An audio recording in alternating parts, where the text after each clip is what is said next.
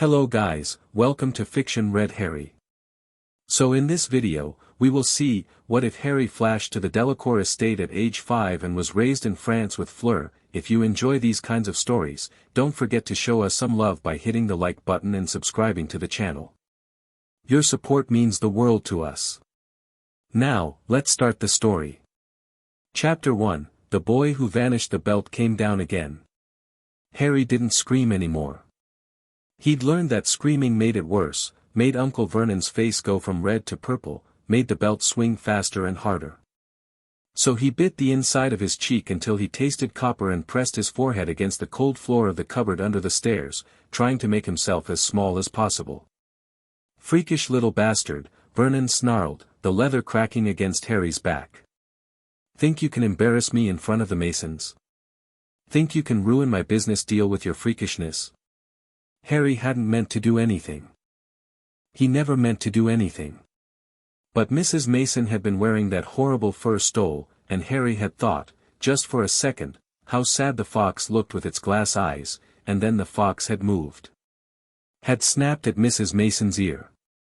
Had sent her screaming from the dinner table while the roast went cold and Uncle Vernon's face went through every shade of red Harry had ever seen. The belt came down again. I want to go away, Harry thought desperately. I want to be anywhere but here. Please. Please. I'll be good. I'll never do anything freakish again. Just let me go somewhere safe. Somewhere warm. Somewhere, the pain was building in his chest, that strange pressure he'd felt before when bad things happened, when Vernon's hands closed around his throat or Dudley's fists connected with his ribs. It felt like swallowing a thunderstorm. Like his bones were filling with lightning. Please, Harry begged, something, anything, everything. Please take me away. The belt came down. And Harry Potter burned. 7-year-old Fleur Delacour was supposed to be asleep. This was what her mother had said, quite firmly, 2 hours ago. To bed, little flame. Your father and I have guests, and you've already shown off quite enough for one evening. Fleur had nodded dutifully, kissed both her parents good night, and retreated to her room in the east wing of the estate. She had changed into her nightgown. She had brushed her hair the requisite 100 strokes. She had even climbed into bed and pulled the covers up to her chin. But she hadn't slept. The summer air was too warm, too heavy with the scent of lavender and wild rosemary from the gardens below. The moon was too bright, streaming through her windows like liquid silver, painting patterns on her floor that shifted and danced when the breeze stirred the curtains. And the magic in her blood was too restless, fizzing beneath her skin like champagne bubbles, whispering of adventure and mischief and the vast, mysterious world beyond her bedroom walls. So Fleur had waited until the sounds of conversation drifted up from the drawing room, until she was certain her parents were thoroughly distracted by their guests from the ministry, and then she had slipped out of bed, out of her room, down the servants' staircase, and into the garden. The Delacour estate sprawled across nearly 100 acres of southern French countryside, a maze of formal gardens and wild meadows, of ancient olive groves and hidden grottos, of fountains that sang and hedges that whispered. Fleur knew every inch of it. She had spent her childhood exploring its secrets, cataloguing its wonders, claiming its shadows as her own. Tonight, she was hunting moonflowers. They only bloomed when the moon was full, her grandmother had told her, and only in the wild corners of the garden where the magic ran thick and untamed. Their petals were silver white, their centers gold as sunrise, and if you picked them at exactly midnight, they would grant you a single wish. Fleur was reasonably certain this was nonsense. Grandmere was very old and sometimes confused fairy tales with reality. But the moonflowers were real. Fleur had seen them once, years ago, glowing like fallen stars in the darkness, and tonight the moon was full and she couldn't sleep, and she was 7, which was practically grown up, certainly old enough to explore the gardens alone at night. She was picking her way through the untamed section near the eastern wall, her bare feet silent on the cool grass, when the world tore. That was the only way to describe it. One moment, the night was peaceful, painted in shades of silver and shadow. The next, a wound ripped through the air itself, a gash of white-hot light that screamed with the sound of reality being violated. Heat blasted across Fleur's face, not painful but present, alive, tasting of lightning and desperation and something else, something that made her Vila blood sing in recognition. Fire. But not ordinary fire. This was magic, raw and wild and terrified. The light died as quickly as it had appeared. The screaming faded. And in the grass where the wound had been, something lay crumpled and still. Fleur should have run. Should have screamed for her parents, for the house elves, for anyone. She was 7 years old, alone in the dark, faced with something impossible and unknown. Instead, she stepped closer. It was a boy. He was small, smaller than her, though Fleur couldn't tell if that was age or starvation. His clothes hung off him in rags, a shirt that might once have been white now gray and torn, shorts that were 3 sizes too large, held up by what looked like a piece of rope. His feet were bare and dirty. His hair was black and wild, sticking up in all directions. And his back, Fleur's breath caught. Even in the moonlight, she could see the welts. The blood, fresh and wet, soaking through his ruined shirt. The bruises layered over bruises, yellow-green over purple over black, a map of pain that spoke of weeks and months and years. The boy stirred. Whimpered. And Fleur saw his face for the first time, thin and pale, dominated by huge green eyes that were blinking open, glazed with pain and confusion and something that made Fleur's chest hurt. Fear. He was afraid. Even barely conscious, even clearly dying, his first instinct was terror. "Please," he whispered, his voice cracked and broken. "Please don't hurt me. I'll be good. I didn't mean to, I never mean to." His eyes rolled back, and he went limp. Fleur stood frozen for exactly 3 seconds. Then her chin came up, her shoulders squared, and something settled in her chest like a key turning in a lock. She didn't understand what had happened, didn't know who this boy was or where he had come from or how he had torn through the sky itself to land in her garden. But she knew, with the unshakable certainty of childhood, that he was hers now. Hers to protect. Hers to keep safe. Hers to heal. "Maman!" Fleur screamed, her voice carrying across the entire estate with a power that rattled windows. "Papa! Come quickly!" And then she knelt beside the broken boy, pulled off her silk nightgown without hesitation or shame, and pressed it against his bleeding back to try to staunch the wounds. "It's all right," she told him, even though he couldn't hear her, even though she was shaking with fear and fury and something fiercer than both. "You're safe now. No one is going to hurt you ever again. I won't let them." She was 7 years old, and she had never meant anything more in her entire life. Apollon Delacour was 300 years old, though she looked no more than 30. This was the way of Vila, they aged slowly, gracefully, holding on to their beauty and power long past the span of mortal lives. Apollon had seen empires rise and fall, had watched revolutions remake the world, had loved and lost and learned that very little could truly surprise her anymore.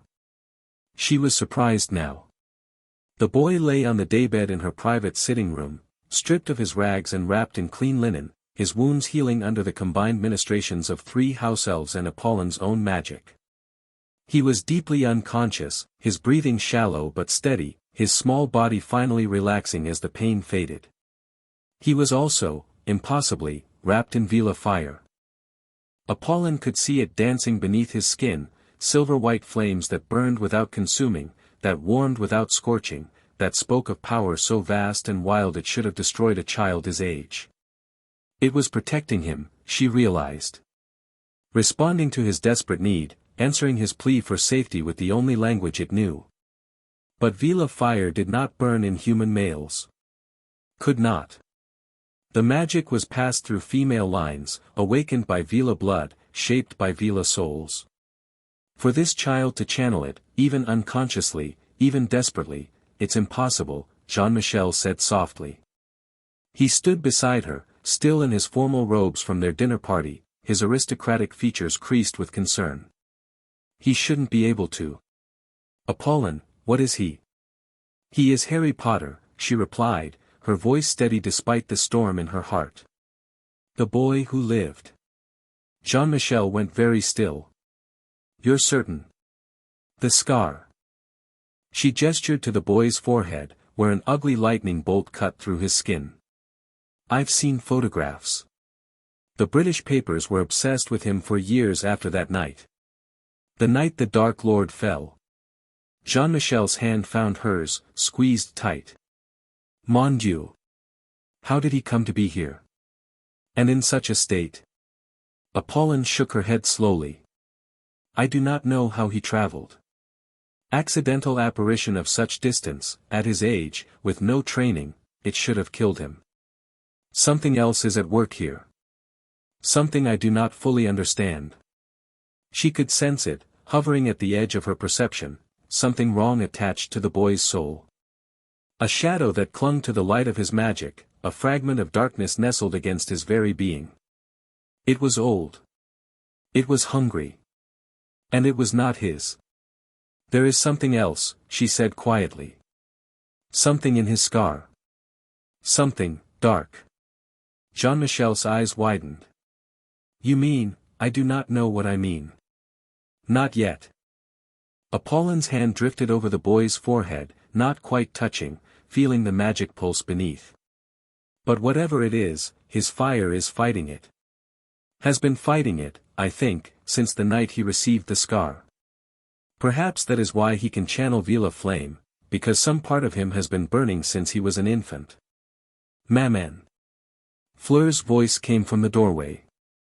She had been bathed and dressed in a new nightgown, her silver blonde hair damp and clinging to her shoulders, but she had refused to go to her room. Had refused, with a ferocity that surprised even Apollon, to leave the boy's side. He's going to live, isn't he? Fleur demanded. Not asking. Requiring. Apollon turned to her daughter, saw the fierce determination in those two old eyes, and felt something shift in her chest. Fleur was 7. She should be concerned with moonflowers and hair ribbons and whether she would get a new broomstick for her birthday. Instead, she was standing guard over a broken stranger, her chin raised and her fists clenched, ready to fight the world for his sake. Yes, little flame, Apollon said softly. He is going to live. Good. Fleur crossed the room and climbed onto the daybed beside the boy, careful not to jostle his healing back. Then I'm staying with him. He shouldn't be alone when he wakes up.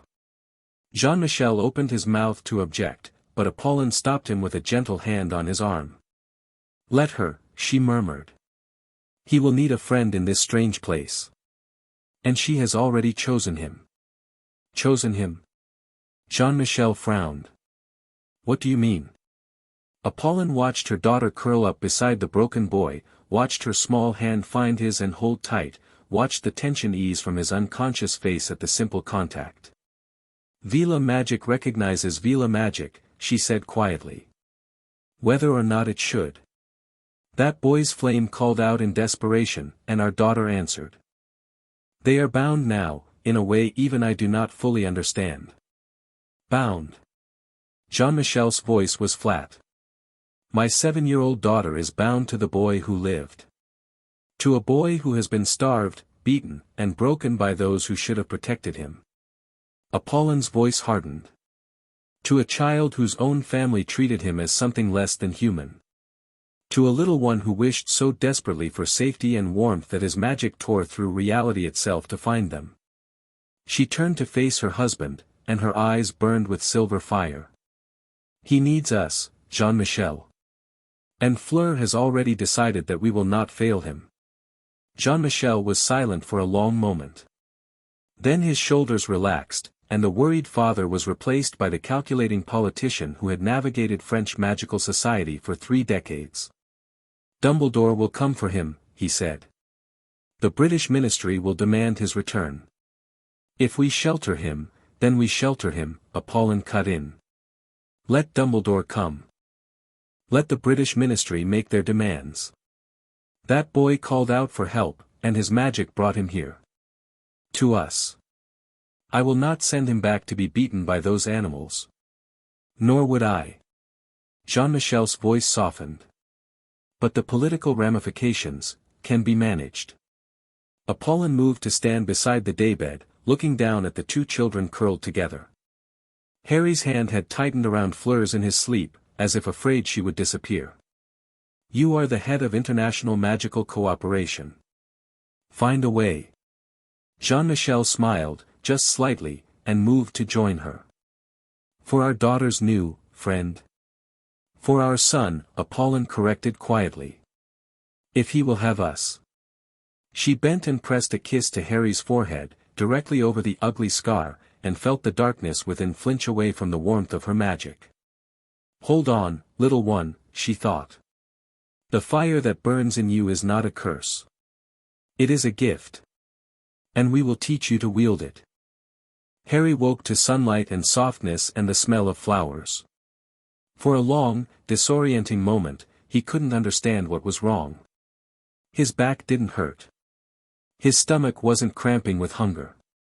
The cupboard, but this wasn't the cupboard. The cupboard was small and dark and smelled of cleaning supplies and old shoes. This was.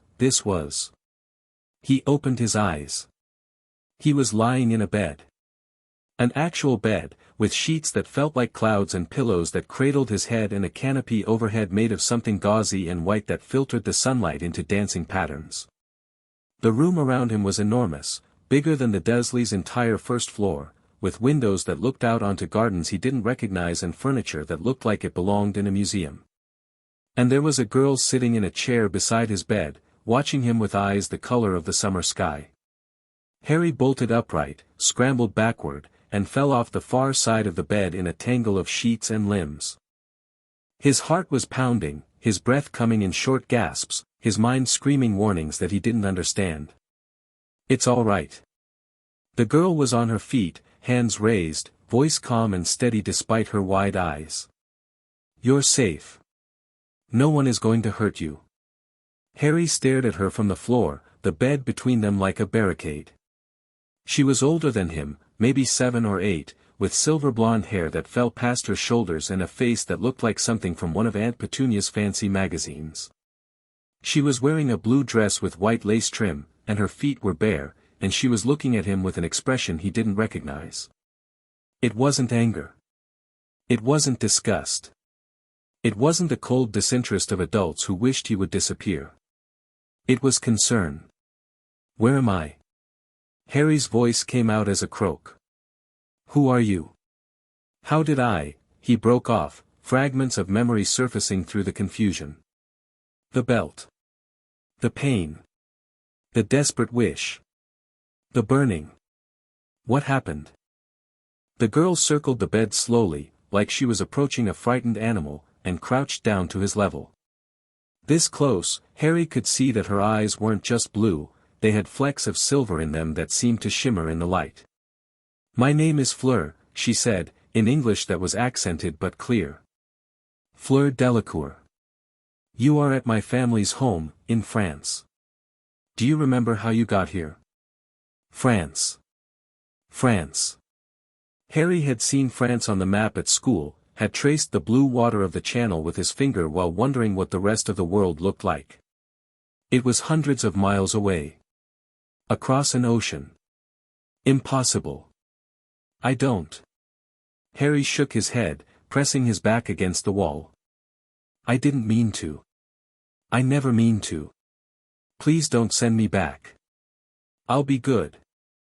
I'll send you back. Fleur's voice sharpened, and for a moment, something fierce flashed in her eyes.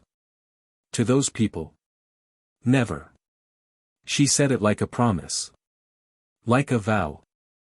Like she had personally declared war on the Dursleys and everyone who had ever hurt him. Harry didn't know how to respond to that. The door opened, and Harry flinched so hard he cracked his head against the wall. A woman swept into the room, tall, impossibly beautiful, with hair the same silver blonde as Fleur's and eyes that burned with silver fire. Ah, she said, her voice warm and melodious. He is awake. Good. She crossed to where Harry cowered and knelt beside him, ignoring the way he pressed himself against the wall, ignoring his flinch when she reached out her hand. But she didn't grab him. Didn't hit him. She just let her hand hover in the air between them, palm up, an offering rather than a threat. "Hello, Harry," she said gently. "My name is Apollon. I am Fleur's mother. We've been very worried about you." Harry stared at her hand like it was a snake. "How do you know my name?" "Your scar." Apollon's smile was sad. "You are quite famous, in the magical world. Though I suspect no one ever told you that." Magical world. Harry's head was spinning. "I'm not, there's no such thing as magic." Apollon's eyes sparkled. She murmured something under her breath, and silver flames burst to life above her palm, dancing, flickering, warm but not painful, casting light across Harry's face without burning anything. "Then what is this?" Harry stared at the fire. It was the same color as the light he remembered, the light that had torn through the world when he wished so desperately to escape. "I did that," he whispered. "When Uncle Vernon was. I wanted to get away and the fire." "You operat," Apollon said. "Teleported, in terms you might understand. Moved yourself from England to France in an instant, fueled by nothing but desperate magic and an extraordinary will to survive." She let the flames die, and her hand remained extended between them. "You are a wizard, Harry. A very powerful one. And I suspect that the people who raised you knew this, and hated you for it." Harry thought about the cupboard. The half portions of food. The belt and the broom closet and the endless, grinding cruelty of being treated as something less than human. "They said I was a freak," he whispered. "They said my parents were freaks too. That they died in a car crash because they were drunk and worthless and lies." Fleur's voice cut through his words like a blade. She had moved to sit beside her mother, her small face fierce with outrage. "Your parents were heroes. They died fighting a dark wizard, protecting you. Everyone in our world knows the story." Harry's throat was tight. "What story?" Apollon and Fleur exchanged a look. Then Apollon reached out, very slowly, and let her fingers brush against Harry's forehead, against the scar that had always marked him as different. "There was a dark wizard," she said softly. "The most terrible dark wizard in centuries. His name was Voldemort, and he sought to rule over the magical world through fear and death. Your parents, James and Lily Potter, stood against him. They were part of a group fighting to stop his reign of terror." Harry couldn't breathe. Parents who were heroes. Parents who fought evil. Parents who, "He came for you one night," Apollon continued. "Why, no one knows for certain. But he came to your home, and he killed your father when he tried to protect your mother, and he killed your mother when she tried to protect you. And then he turned his wand on you, a baby, barely a year old, and cast the worst curse known to magic. But you didn't die," Fleur whispered, her eyes bright. "No one knows why, but you didn't die. The curse rebounded. It destroyed the dark wizard instead. And you lived, with nothing but that scar to show for it." Harry's hand drifted up to touch his forehead, tracing the lightning bolt shape he had carried for as long as he could remember. "Voldemort is gone because of you," Apollon said. "You are the boy who lived, Harry Potter. You saved the magical world when you were an infant. And the people who should have celebrated you, should have loved you, should have raised you as the hero you are, instead they locked you in a cupboard and beat you with a belt."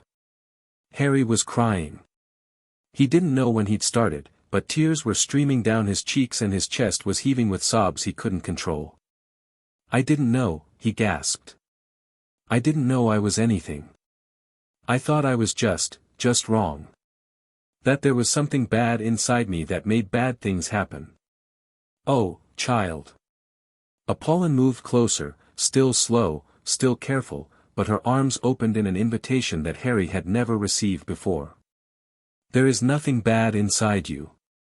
You are full of light and fire and extraordinary magic. The only wrong was done to you, by people too small and cruel to recognize what a gift you are. Harry stared at her open arms. He thought about all the times he'd seen Dudley wrapped in Aunt Petunia's embrace, all the times he'd watched from the shadows as a family loved each other and wished, so desperately, that someone would hold him like that. He threw himself into Apollin's arms and cried. She held him. She held him tight and warm and safe, and she murmured soft words in a language he didn't understand, and she rocked him gently while he sobbed out years of pain and loneliness and desperation. And Fleur, small fierce Fleur, pressed against his side and wrapped her arms around him too, and whispered, "It's all right. You're safe now. We've got you. We've got you." Harry cried until he couldn't cry anymore. And when he finally lifted his head, his eyes swollen and his throat raw, he saw something he had never seen before. He saw a family looking at him like he mattered. The Delacour estate was a world unto itself. Harry spent his first week exploring it in a daze, trailing after Fleur like a lost puppy, marveling at wonders that she took for granted. The portraits that moved and talked and offered commentary on his messy hair. The gardens that seemed to go on forever, filled with flowers in colors that shouldn't exist and trees that whispered secrets to anyone who stopped to listen. The fountain at the center of the rose garden that actually granted small wishes, nothing world-changing, but it had given Harry a sugar quill when he wished for candy and he'd nearly cried again from the simple, absurd kindness of it. "It only works for small things," Fleur explained, watching him suck on the sugar quill with a satisfaction that seemed entirely out of proportion to its importance. "Papa says the magic is old and tired and can't manage much anymore. But it likes making people happy." "It made me very happy," Harry said seriously, and Fleur smiled at him in a way that made his chest feel warm. The house elves were terrifying at first, small creatures with huge eyes and ears that flapped when they were excited, but they quickly became some of Harry's favorite people. Mimi, the head elf, had taken one look at Harry's skinny frame and declared personal war on his malnutrition. She appeared at his elbow with food every hour on the hour, pressing pastries and fruit and sandwiches into his hands with a ferocity that brooked no argument. "Young master must eat," she insisted, her enormous eyes filling with tears when he tried to refuse. "Young master is so thin, so small, so sad. Mimi will fix. Mimi will make young master strong." Harry ate. It was easier than dealing with a weeping house elf. Jean-Michel Delacour was an imposing figure, tall and broad-shouldered, with iron-gray hair and sharp blue eyes that seemed to see everything. He worked for the French Ministry of Magic in something called the Department of International Magical Cooperation, which as far as Harry could tell meant he spent a lot of time arguing with people from other countries about boring political things. But he was kind. He spoke to Harry like he was a person, not a freak or a burden. He asked questions about what Harry liked and didn't like, what subjects he found interesting, what dreams he had for the future. He listened to the answers like they mattered. "You may stay with us as long as you wish," Jean-Michel told Harry one evening, after a dinner where Harry had eaten more than he'd ever eaten in his life and still been encouraged to have seconds. "You are not a prisoner here, Harry. If you wish to return to England, no." Harry's voice came out sharper than he intended, edged with panic. "Please. I don't want to go back. I'll do anything. I'll work. I'll clean. Harry." Jean-Michel's hand landed on his shoulder, firm but gentle. "You do not need to earn your place here. You are a child, not a servant.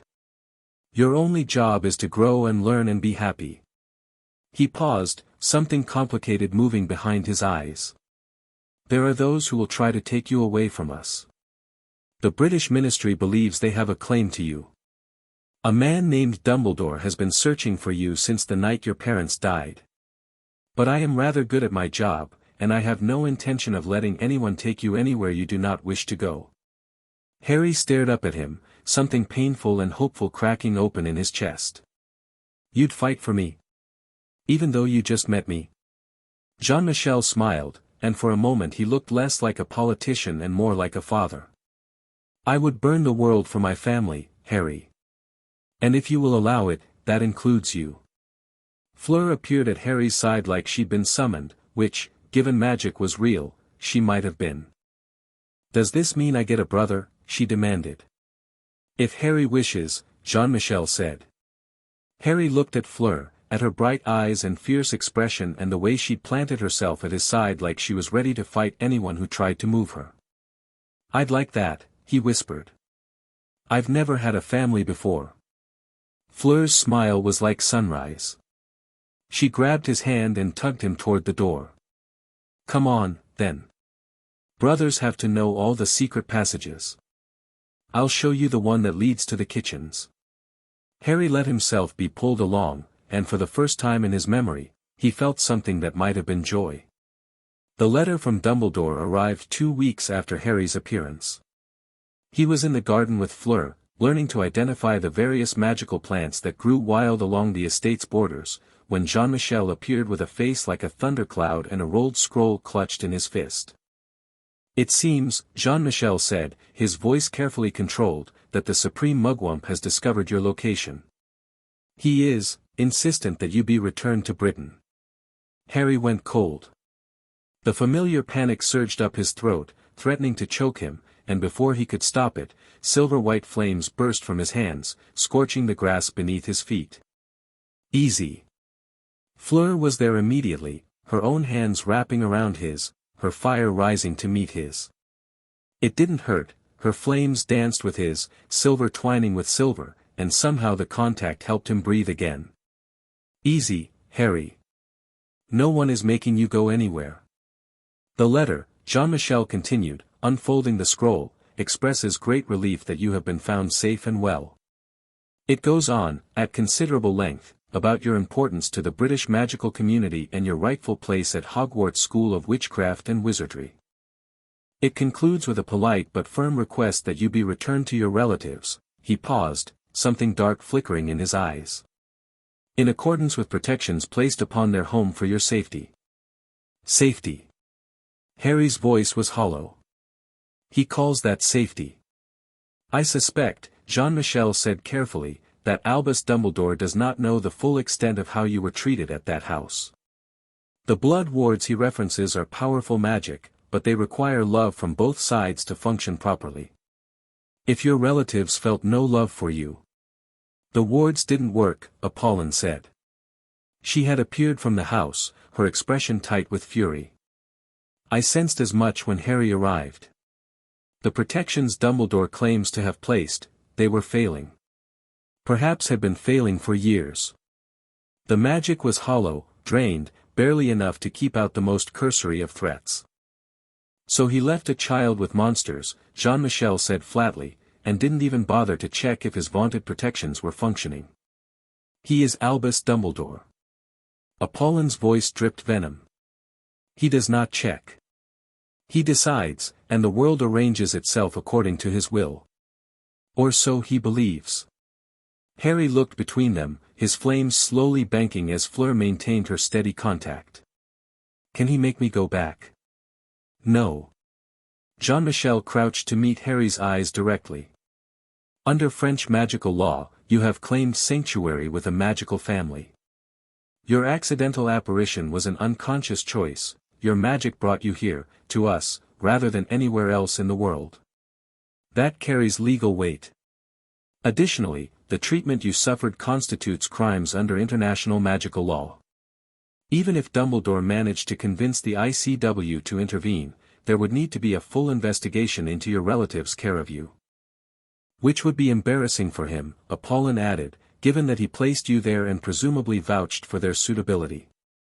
Dumbledore is a politician, whatever else he may be." Jean-Michel straightened. "He will push, and he will maneuver, but he will not want the scandal of a public custody battle revealing that the boy who lived was being abused under his watch. So I can stay." Harry's voice was small. Hopeful. Terrified. Jean-Michel smiled and rested a hand on Harry's shoulder. "You can stay. And in 6 months, when the waiting period is complete, Apollon and I would very much like to formally adopt you into our family. If you would have us." Harry's flames went out entirely. He stared up at Jean-Michel, then at Apollon, then at Fleur still holding his hands with her silver fire dancing between their fingers. "Adopt me," he repeated. Like I would really be your son. Your brother." "You already are," Fleur said fiercely. "The paper is just for the stupid adults who need everything written down." Harry laughed. It came out wet and cracked, and then he was crying again, but it was different this time. Better. He threw himself at Jean-Michel the way he'd thrown himself at Apollon 2 weeks ago, and Jean-Michel caught him like he'd been waiting his whole life for the chance. "Welcome to the family, Harry," Jean-Michel murmured into his hair. "Welcome home." The adoption was finalized on Christmas Day. It had taken longer than expected. Dumbledore had indeed pushed, and maneuvered, and sent a series of increasingly urgent letters that Jean-Michel had taken great pleasure in responding to with impeccably polite bureaucratic stonewalling. The British ministry had filed formal complaints. The ICW had held meetings. Newspapers on both sides of the channel had run stories speculating about the boy who lived's mysterious disappearance and rumored asylum in France. Through it all, Harry lived at the Delacour estate, growing stronger and healthier and happier with each passing day. Mimi's campaign against his malnutrition was succeeding spectacularly. He'd gained nearly 2 stone in 6 months, and the hollow look was finally fading from his cheeks. He was learning French from Fleur, who insisted on speaking it exclusively to him despite his constant butchering of the pronunciation. He was learning magic from Apollon, who had discovered that his ability to channel Vila fire was not a fluke but a consistent, trainable talent. "It shouldn't be possible," Apollon told Jean-Michel one evening, after a training session that had left Harry exhausted but exhilarated. "The fire is in his very blood now, as much a part of him as it is of Fleur or myself. But he is human. Male.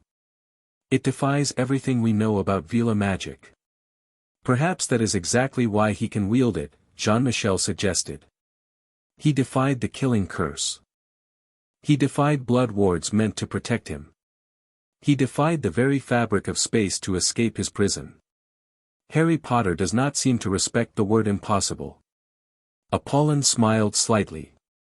No, he does not.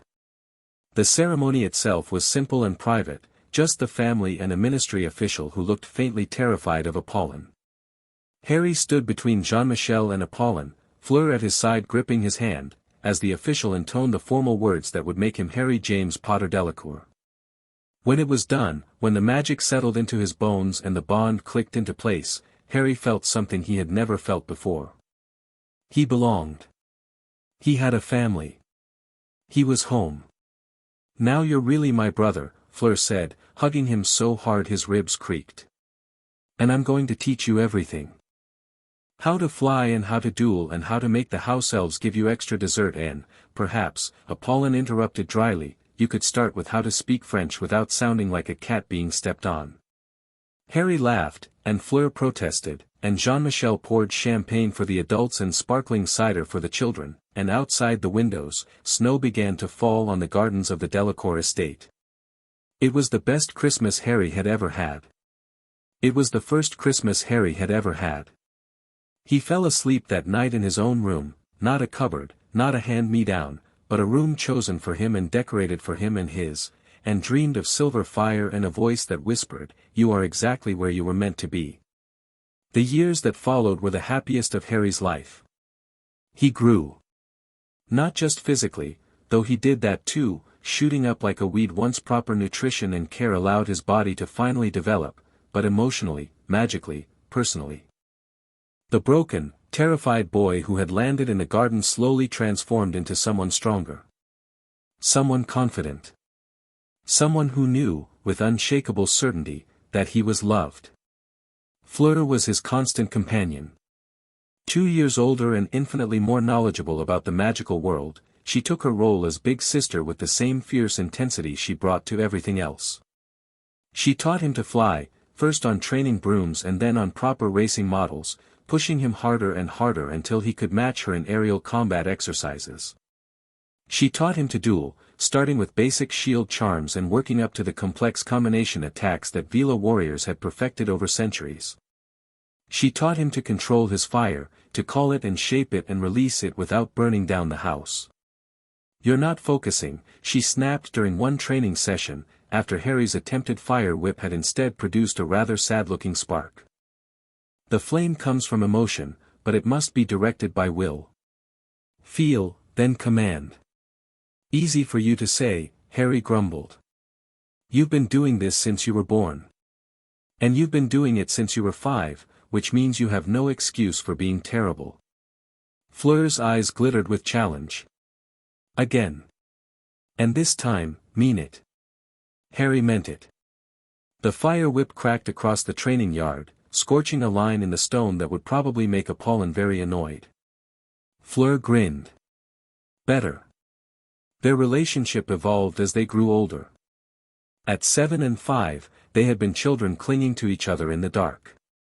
At 9 and 7, they were siblings, squabbling over breakfast and conspiring against their parents. At 11 and 9, they were training partners, pushing each other to excel, competing fiercely even as they supported each other absolutely. By the time Harry was 11 and Fleur was 13, they were something more complicated. Something neither of them had words for yet. Best friends, certainly. Partners, absolutely. But there were moments, a look held too long, a touch that lingered, a conversation that suddenly felt more significant than it should, that hinted at depths neither was ready to explore. "You'll be starting at Beauxbatons next year," Fleur said one evening. They were lying in the grass of the East Garden, watching the stars emerge above them. "I'll finally have someone worth talking to in class." "I thought you had friends," Harry said, genuinely surprised. Fleur was brilliant and beautiful and powerful, the idea that she might be lonely hadn't occurred to him. Fleur made a dismissive sound. "I have people who want to be seen with me. Who want to claim connection to the Delacour name, or who are interested in my allure." She said the word like it tasted bitter. "They don't see me. They see what they want to see." Harry rolled onto his side to face her. In the starlight, her silver hair seemed to glow. "What do you want them to see?" Fleur was silent for a long moment. Then she turned to meet his gaze, and her eyes were unguarded in a way they rarely were with anyone else. "Me," she said simply. "Just me. Not the villa. Not the Delacour heiress. Not the perfect face. Just Fleur. The person who laughs too loud and studies too hard and gets unreasonably angry when people underestimate her." "I see you," Harry said quietly. "I've always seen you." Fleur's breath caught. Something shifted in the air between them, heavy with potential, charged with emotion neither of them was old enough to fully understand. "I know," she whispered. "That's why you matter." They lay there in silence, hands inches apart in the grass, and watched the stars whirl overhead until Apollon called them in for dinner. When Harry was 8 years old, he manifested Vila fire for the first time. It happened during a thunderstorm. He'd always been nervous during storms, the noise reminded him of Uncle Vernon's rages, the flashes of light of the moments just before pain, and this one was particularly vicious, rattling the windows and making the portraits mutter anxiously to each other. Harry was in his room, curled under his blankets with his hands over his ears, trying not to shake. He kept telling himself he was safe. The Desleys couldn't reach him here. No one was going to hurt him. But his body didn't believe it, and every crack of thunder sent him flinching back to the cupboard. The door opened. Fleur slipped through, barefoot and still in her nightgown, her hair loose around her shoulders.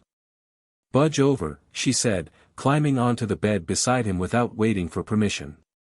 "This storm is dreadful." "I couldn't sleep either." Harry knew she was lying. Fleur loved storms. She'd told him once that they reminded her of her grandmother, who could call lightning with her voice. But he was too grateful for the company to call her on it. "Thank you," he whispered instead. Fleur settled beside him, shoulder to shoulder, and took his hand in hers. "You know," she said conversationally, "when I was little and storms scared me, Maman would tell me to imagine my fire as a shield. Nothing could touch me as long as I was burning. I can't call fire on purpose yet, Harry reminded her. Just when I'm scared or angry. Then imagine it, Fleur said. Close your eyes. Feel the heat in your chest, you know it's there, you've felt it before. Now imagine it spreading. Filling your whole body. Making you warm and safe and untouchable. Harry closed his eyes. He did know the feeling she was describing, that pressure in his chest that came before the impossible things happened. The heat that had torn him across the world. The burn that had felt like dying and salvation all at once. He reached for it. Not with his hands, but with something deeper. Something in the very core of his being. Please, he thought, the way he had that night in the cupboard. Please help me. Please keep me safe. And the fire answered. It erupted from him like a sunrise, silver-white flames that danced across his skin and wreathed his hands and reflected in Fleur's startled eyes. It was warm but not painful, bright but not blinding, and it felt right in a way nothing had ever felt before. Harry, Fleur breathed.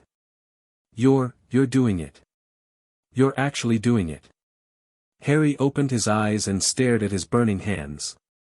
The flames responded to his attention, flickering higher for a moment before settling back to a gentle glow. I am, he said wonderingly. I really am. The thunder cracked overhead, and for the first time, Harry didn't flinch. How could he be afraid of a storm when he was holding his own fire in his palms? The door burst open. Apollon rushed in, her own flames alight around her, her expression wild with shock. She stopped in the doorway, staring at Harry, at the silver fire that matched her own, at the impossible thing her adopted son had just done. Maman, Fleur said calmly, still holding Harry's other hand, Harry just learned to call his fire.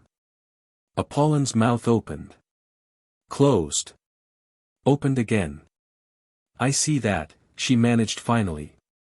Her flames banked, and she crossed the room to sit on Harry's other side, her hand coming up to cup his face gently. Harry, do you understand what you've just done? I made fire. Harry offered uncertainly. You made Vila fire. Apollon's voice was hushed. Sacred flame that has been passed down through Vila bloodlines for millennia. Flame that no human should be able to wield, that no male should be able to wield, even among our kind. She shook her head slowly. And you've called it like breathing. Is that bad? Harry's flames flickered nervously. No, little flame. Apollon smiled, and there were tears in her eyes. It is extraordinary. You are extraordinary. And I suspect the magical world has no idea what to do with you. Harry looked at his burning hands, at Fleur's fierce pride, at Apollon's tearful joy, and felt something settle in his chest. He was different. He had always been different. But here, with his family, different wasn't a curse. It was a gift. The Covenant of Ash learned of Harry Potter Delacour 3 days later. Apollon never discovered how they knew. Vila magic was closely guarded, its practitioners hidden behind layers of wards and secrecy. The Covenant had been dormant for generations, reduced to a handful of true believers who met in secret and nursed their hatred of the demon-touched. But something had alerted them. Something had made them sit up and take notice. A male wielding Vila flame. An abomination. A violation of everything they believed. The first sign was a letter, delivered not by owl but by a sparrow that burst into ash the moment its message was received. The words were written in an old French dialect, formal and cold. We know what burns in the boy. We will see it extinguished. Apollon burned the letter and said nothing to Harry. But she increased the wards on the estate. She contacted old allies among the Vila clans. She began, quietly, to prepare for war. Jean-Michel noticed, of course. He noticed everything. The Covenant? He asked one evening, after the children were in bed. Apollon nodded, her face grim. They've found us. Or at least, they've found Harry. I thought they were finished. A few old fanatics clinging to medieval prejudices. So did I. Apollone's flames danced in her eyes. It seems we were wrong. Jean-Michel was silent for a long moment. Then his jaw set, and the politician disappeared behind something older and more dangerous. Then we remind them, he said quietly, why the Delacour family is not to be trifled with. The Covenant sent no more letters. But they watched. And they waited. And in the shadows, they planned. Harry turned 11 on a warm July morning. The Delacour estate was decorated for the occasion, streamers that changed color in the sunlight, floating lanterns that sang birthday songs, a cake that Mimi had labored over for 3 days and that was nearly as tall as Harry himself. Presents were piled on the garden table, books on advanced fire magic from Apollon, a custom-made training wand from Jean-Michel, not for official spellwork, but for practice, a beautiful silver pocket watch from Fleur that she'd saved up for all year. And then the owl arrived. It was a magnificent bird, tawny and proud, carrying a letter sealed with a crest Harry had seen in books, a lion, an eagle, a badger, and a snake surrounding a large letter H. Hogwarts, Jean-Michel said, taking the letter before Harry could touch it. It seems Dumbledore has not given up. He found me again. Harry felt the familiar cold fear creep into his chest. But the wards cannot stop magical mail addressed by name, Apollon said quietly. The Hogwarts Book of Names records every magical child born in Britain. You were born there, Harry. The letter would have found you eventually. Harry stared at the envelope. His name, Harry Potter, not Harry Potter Delacour, was written in emerald green ink. An invitation. A summons. A reminder that no matter how hard he tried, Britain still considered him theirs. Open it, Fleur said. Her voice was carefully neutral, but Harry could hear the tension underneath. You should at least see what it says. Harry took the letter from Jean-Michel's hands. Broke the seal. Unfolded the parchment. Dear Mr. Potter, we are pleased to inform you that you have been accepted at Hogwarts School of Witchcraft and Wizardry. The words blurred. Harry wasn't really reading them anymore. He was thinking about everything he'd heard over the years, the stories of Hogwarts, the castle and its ghosts and its moving staircases, the wonder of British magical education that his parents had experienced. And he was thinking about what going there would mean. Leaving France. Leaving his family. Returning to the country that had abandoned him to monsters. Harry. Apollon's voice was gentle. The choice is yours. You are a British citizen by birth, but a French citizen by adoption. You can attend Beauxbatons, as Fleur does, and no one can force you otherwise. Harry looked at the letter. Looked at his family. Looked at Fleur, who was watching him with an expression she was trying very hard to keep neutral. If I went to Hogwarts, he said slowly, I would be alone. In a country where people think they own me. With a headmaster who tried to send me back to. He couldn't finish the sentence. Yes, Jean-Michel said simply. That is precisely what you would be. Harry nodded. He folded the letter carefully, set it on the table, and called his fire. The letter burned in an instant, silver-white flame consuming parchment and ink and seal until nothing remained but ash that scattered on the summer breeze. I'm going to Beauxbatons, Harry said. I'm staying with my family. Fleur's neutral expression cracked into a grin so wide it nearly split her face. She threw herself at Harry, knocking them both into the grass, her laughter ringing across the garden. Idiot, she said, hugging him fiercely. Of course you're staying. As if I would let you go anywhere without me. Harry hugged her back, her silver hair tickling his nose, the warmth of her embrace better than any present. Wouldn't dream of it, he mumbled into her shoulder. Apollon and Jean-Michel watched their children with identical expressions of fond amusement. Another letter will come, Jean-Michel said quietly. Dumbledore is persistent. Let it come. Apollon's eyes gleamed. Harry has made his choice. And we will defend it. The next letter arrived a week later. Harry burned it without opening it. The third came a month after that, delivered by a different owl, as if changing the messenger might change the response. It too became ash. The fourth letter was hand-delivered by Professor Minerva McGonagall, deputy headmistress of Hogwarts, who appeared at the estate's front gate with pursed lips and steely determination. "I must speak with Mr. Potter," she said when Jean-Michel greeted her. "The headmaster is most concerned." "Then the headmaster may write to me," Jean-Michel interrupted smoothly. "Through official channels. Using my son's legal name. Which, I remind you, is Potter Delacour. He is a British citizen, he is a French citizen by adoption. A fact recognized by the ICW 18 months ago. I have the documentation, if you wish to review it." Jean-Michel's smile was pleasant and completely unyielding. "Unless you have a warrant issued by the ICW itself, Professor, I must ask you to leave." McGonagall's lips thinned further. "This is not over, Monsieur Delacour. I never imagined it would be." Jean-Michel's smile didn't waver. "Good day, Professor. Do give Dumbledore my regards." McGonagall turned on her heel and vanished with a crack of displaced air. Jean-Michel returned to the house to find Harry lurking in the hallway, his face pale. "She's gone," Jean-Michel said gently. "And she won't be back. Not without going through the ICW, which would take years and draw attention to questions Dumbledore doesn't want asked." Harry nodded slowly. "He won't stop, though. Will he?" "No," Jean-Michel admitted. "Men like Dumbledore never truly stop. They simply wait. And maneuver. And try again from different angles. Then I'll just have to be ready for him."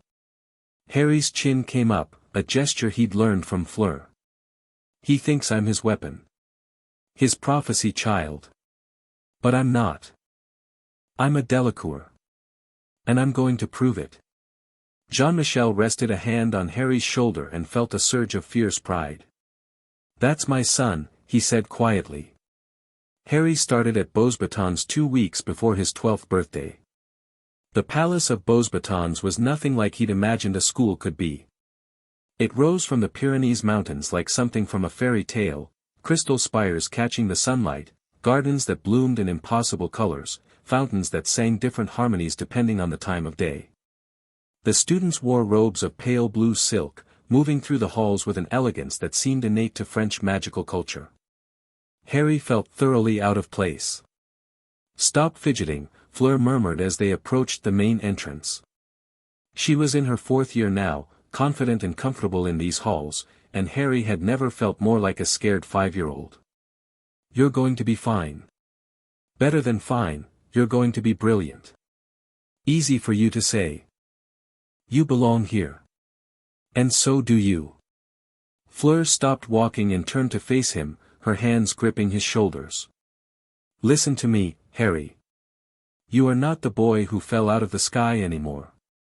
You are Harry Potter Delacour, adopted son of one of the oldest families in magical France, wielder of Vila fire, survivor of the killing curse.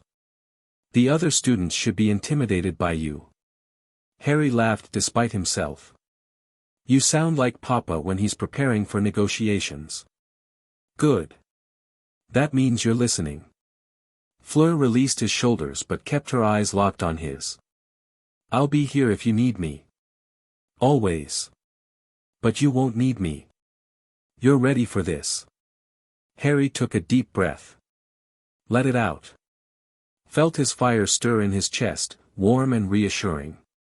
"All right," he said. "Let's do this."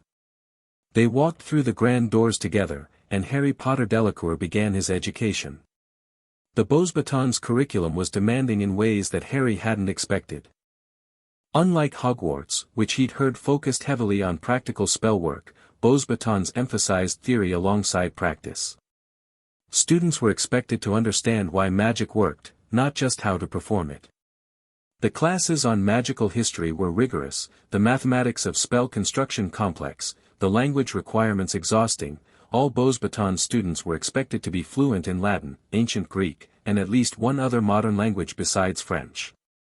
Harry threw himself into his studies with a fervor that surprised everyone, including himself. "You don't have to prove anything," Fleur told him after finding him in the library at midnight for the third night in a row. "You're already at the top of your year. It's not about proving anything." Harry didn't look up from his textbook. "It's about being ready. Dumbledore is out there. The people who hurt me are out there.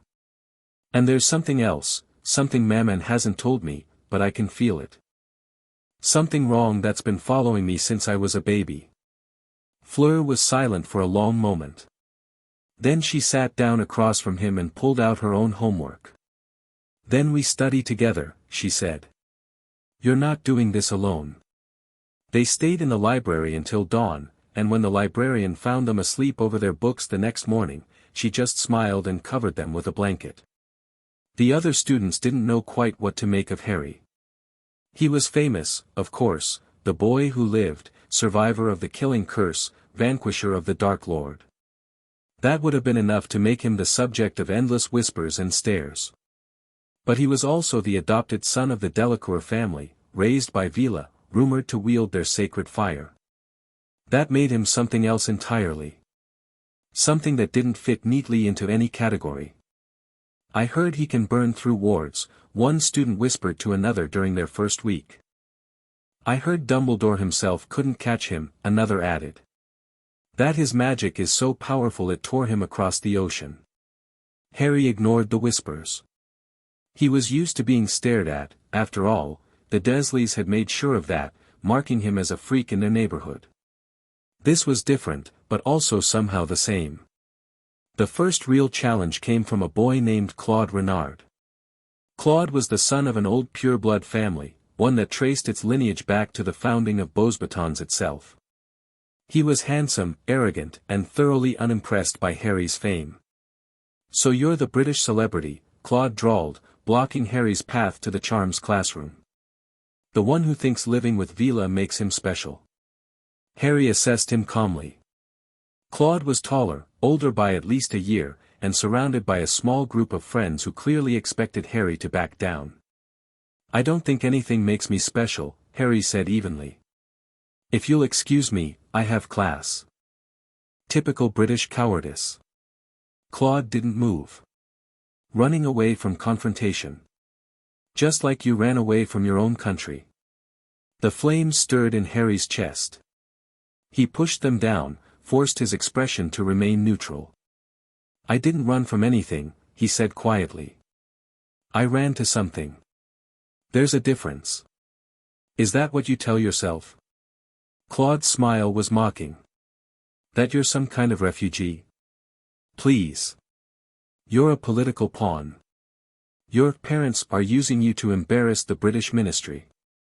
Once they've gotten what they want, you'll be discarded like the street urchin you really are." The fire surged. Harry let it. Silver-white flames erupted around him, swirling like a living thing, casting dancing shadows across the hallway. The students around them gasped and stumbled backward. Claude's smile froze, his eyes going wide as real heat washed over him. "My parents," Harry said softly, and his voice carried the crackle of flames, "saved my life. They took in a broken, beaten child and gave him a family. And if you ever speak of them that way again, I will demonstrate exactly what Vila fire can do to an arrogant fool who doesn't know when to shut up." The flames died. Harry stepped past Claude's frozen form and walked into his classroom without looking back. Behind him, he heard Claude's friends muttering nervously. Heard the whispers already starting, spreading the story of what had just happened. Good, Harry thought. Let them talk. Let them know I'm not someone to be trifled with. He was done being underestimated. The duel happened a week later. Beauxbatons had formal dueling tournaments, structured events where students could settle disputes and prove their skills under controlled conditions. Claude had challenged Harry almost immediately after the hallway incident, pride demanding satisfaction for his public humiliation. Harry had accepted without hesitation. The dueling hall was packed. Word had spread about the confrontation, about the silver fire, about the British celebrity and the pure-blood heir. Everyone wanted to see what would happen. Fleur found Harry in the preparation room, helping him fasten his dueling robes. "You don't have to do this," she said quietly. "Claude is a third year. He's had 2 more years of training than you." "I know. He's also been dueling competitively since he was 9. His family prizes combat magic." "I know." Fleur grabbed his arm, forcing him to meet her eyes. "Harry. This isn't about proving anything. You have nothing to prove." "Yes, I do." Harry's voice was calm, certain. "I have to prove that I belong here. That I'm not just some refugee clinging to a famous family. That the fire inside me is real, and I know how to use it." Fleur held his gaze for a long moment. Then she sighed and released his arm. "Just don't lose," she said. "I refuse to have a brother who can't beat a smug pureblood." Harry grinned. "Wouldn't dream of it." The duel was brutal. Claude was everything Harry had been warned about: fast, precise, trained in combat magic from childhood. His hexes came in rapid combinations, flowing from one to the next without pause, designed to overwhelm defenses and create openings for killing blows. Harry countered with fire. He'd learned, over years of training with Fleur and Apollon, that his Vela flame wasn't just a weapon. It was a shield, a tool, an extension of his very will. Where Claude threw spells, Harry threw fire, waves of silver white that incinerated incoming magic, that forced Claude to dodge and weave rather than press his advantage. The hall was silent except for the crack of spells and the roar of flames. Claude was breathing hard, sweat beading on his forehead. "That's all you can do?" he gasped. "Hide behind fire." Harry didn't respond. He was watching, waiting, analyzing Claude's patterns the way Fleur had taught him. "He always goes left after a retreat," Harry noticed. "And his shield is slower on his wand hand side." Claude launched another combination, jinxes flowing into hexes flowing into a cutting curse that would have taken Harry's arm off if it had connected. Harry didn't block. He moved. His body flowed like water, a dodge, a spin, a roll that brought him inside Claude's guard.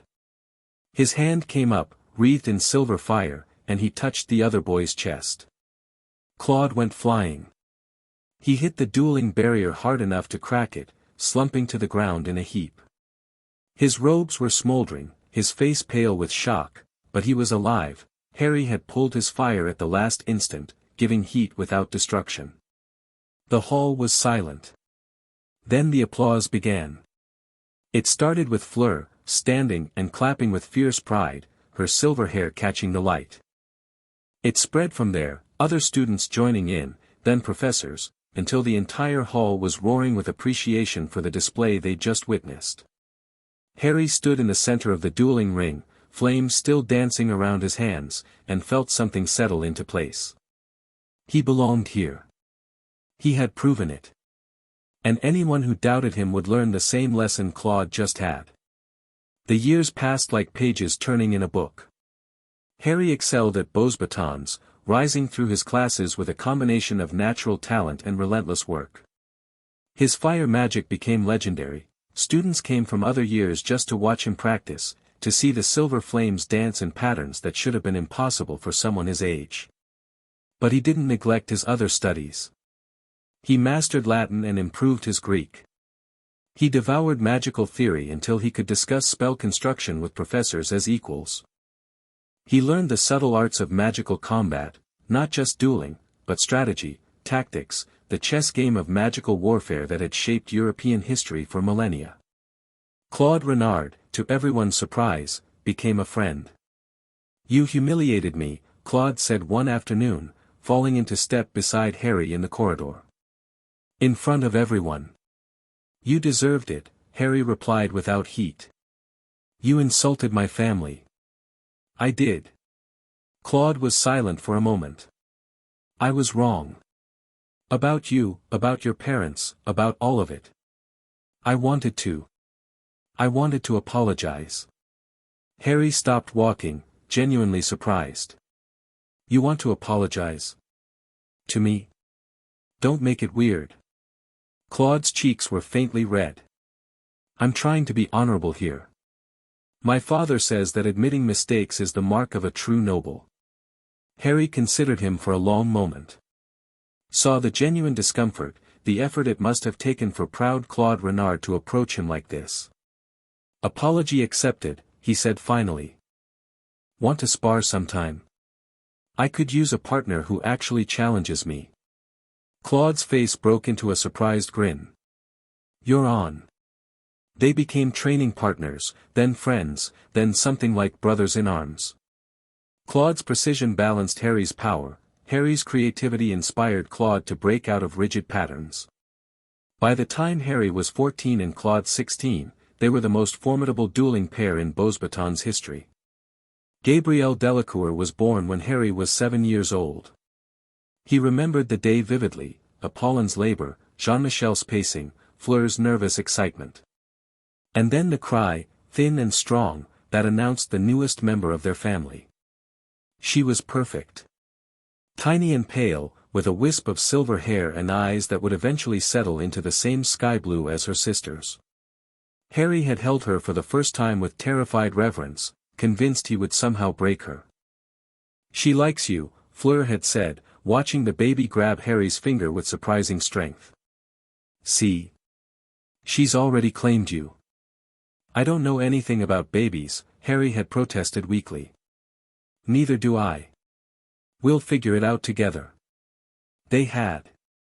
As Gabrielle grew, Harry and Fleur became her constants, the older siblings who played with her, read to her, chased away the monsters under her bed with stories of silver fire and brave heroes. Gabrielle adored them both with the fierce, uncomplicated love of childhood, and they adored her right back. When I grow up, Gabrielle announced at age 6, I'm going to be just like Harry and Fleur. I'm going to have fire magic and defeat bad guys and everyone will be scared of me.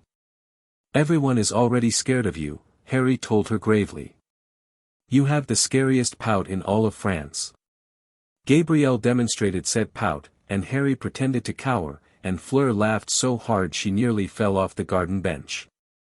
It was moments like these that reminded Harry what he was fighting for. Not fame, not power, not proving himself to anyone. Family. Love. The warmth of belonging that he had spent his first 5 years believing was impossible. He would burn the world to ashes before he let anyone take it from him. The summer before Harry's 5th year at Beauxbatons, Apollon called him into her private study. Sit down, Harry, she said, her voice carrying an unusual weight. There are things we need to discuss. Things I should have told you years ago. Harry sat, his stomach tight with sudden anxiety. What things? Apollon was silent for a long moment, staring at her hands. Then she looked up, and her eyes were filled with a sorrow that made Harry's chest ache. The night your parents died, she began slowly, the Dark Lord came for you specifically. Do you know why? No one knows why, Harry said. That's what all the books say. It's a mystery. Not quite. Apollon's voice was heavy. There was a prophecy, Harry. A prophecy that spoke of a child born at the end of July, born to parents who had defied the Dark Lord 3 times, who would have the power to vanquish him. Harry felt the world tilt beneath him. A prophecy? About me? The Dark Lord believed it to be about you. That is why he came that night, to eliminate the threat before it could grow. But the prophecy. Apollon hesitated. The prophecy is not the only thing I need to tell you. She stood and crossed to him, kneeling before his chair so their eyes were level. The night I first touched you, she said softly, I sensed something. A shadow attached to your soul, a fragment of darkness that did not belong to you. I have studied it for years, consulted the oldest texts, spoken to masters of soul magic across the continent. Harry's hands were shaking. What is it? I believe, Apollon said, that when the Dark Lord's curse rebounded, a piece of his soul was torn away. And that piece attached itself to you. The words hung in the air like a death sentence. I have his soul in me. Harry's voice was barely a whisper. Voldemort's soul is inside me. A fragment. A splinter. Apollon gripped his hands tightly. Listen to me, Harry. This does not define you. You are not him, and you never will be. The darkness I sense is weak, it has been dying slowly for years, burned away by the fire that lives in your heart. My fire is, killing it. Vila flame burns spiritual corruption. It is why we were once hunted by dark wizards, why the Covenant fears us so deeply. Apollon's eyes were fierce. Your flame has been fighting this parasite since you were an infant. Every time you call your fire, every time you feel love and warmth and the joy of family, the shadow grows weaker. Harry stared at her, his mind racing. But it's still there. It's still inside me. Yes. And it may always be, unless. She hesitated. Unless what? Unless you learn to burn it out completely. To turn your flame inward and purify your very soul. Apollon's voice was grave. It would be dangerous. Agonizing. And I do not know if it is even possible, no one has ever tried such a thing. Harry was silent for a long moment. Then, slowly, he nodded. Tell me everything, he said. Everything about the Horcrux, the prophecy, all of it. If there's darkness inside me, I need to understand it. Harry, I'm not running from this. His voice was steady now, the initial shock hardening into determination. I've spent my whole life running from what I am. From being the boy who lived, from being the freak, from being different. I'm done running. If Voldemort put a piece of himself in me, then I'm going to burn it out. And when he comes back, because we both know he will, I'll be ready. Apollon studied him for a long moment. Then she smiled, and there was pride in her eyes alongside the worry. When did you grow up? She murmured. I had good teachers. She pulled him into an embrace, holding him tight the way she had that first morning when he'd cried out years of pain in her arms. I love you, Harry Potter Delacour, she whispered. Never doubt that. Never forget it. Whatever darkness was put inside you, it cannot survive the light you carry. Harry closed his eyes and let himself be held. The shadow in his scar pulsed weakly, as if sensing the threat. He smiled. Your days are numbered, he thought at it. I'm going to burn you away. And when I'm done, I'm going to find the monster who put you there.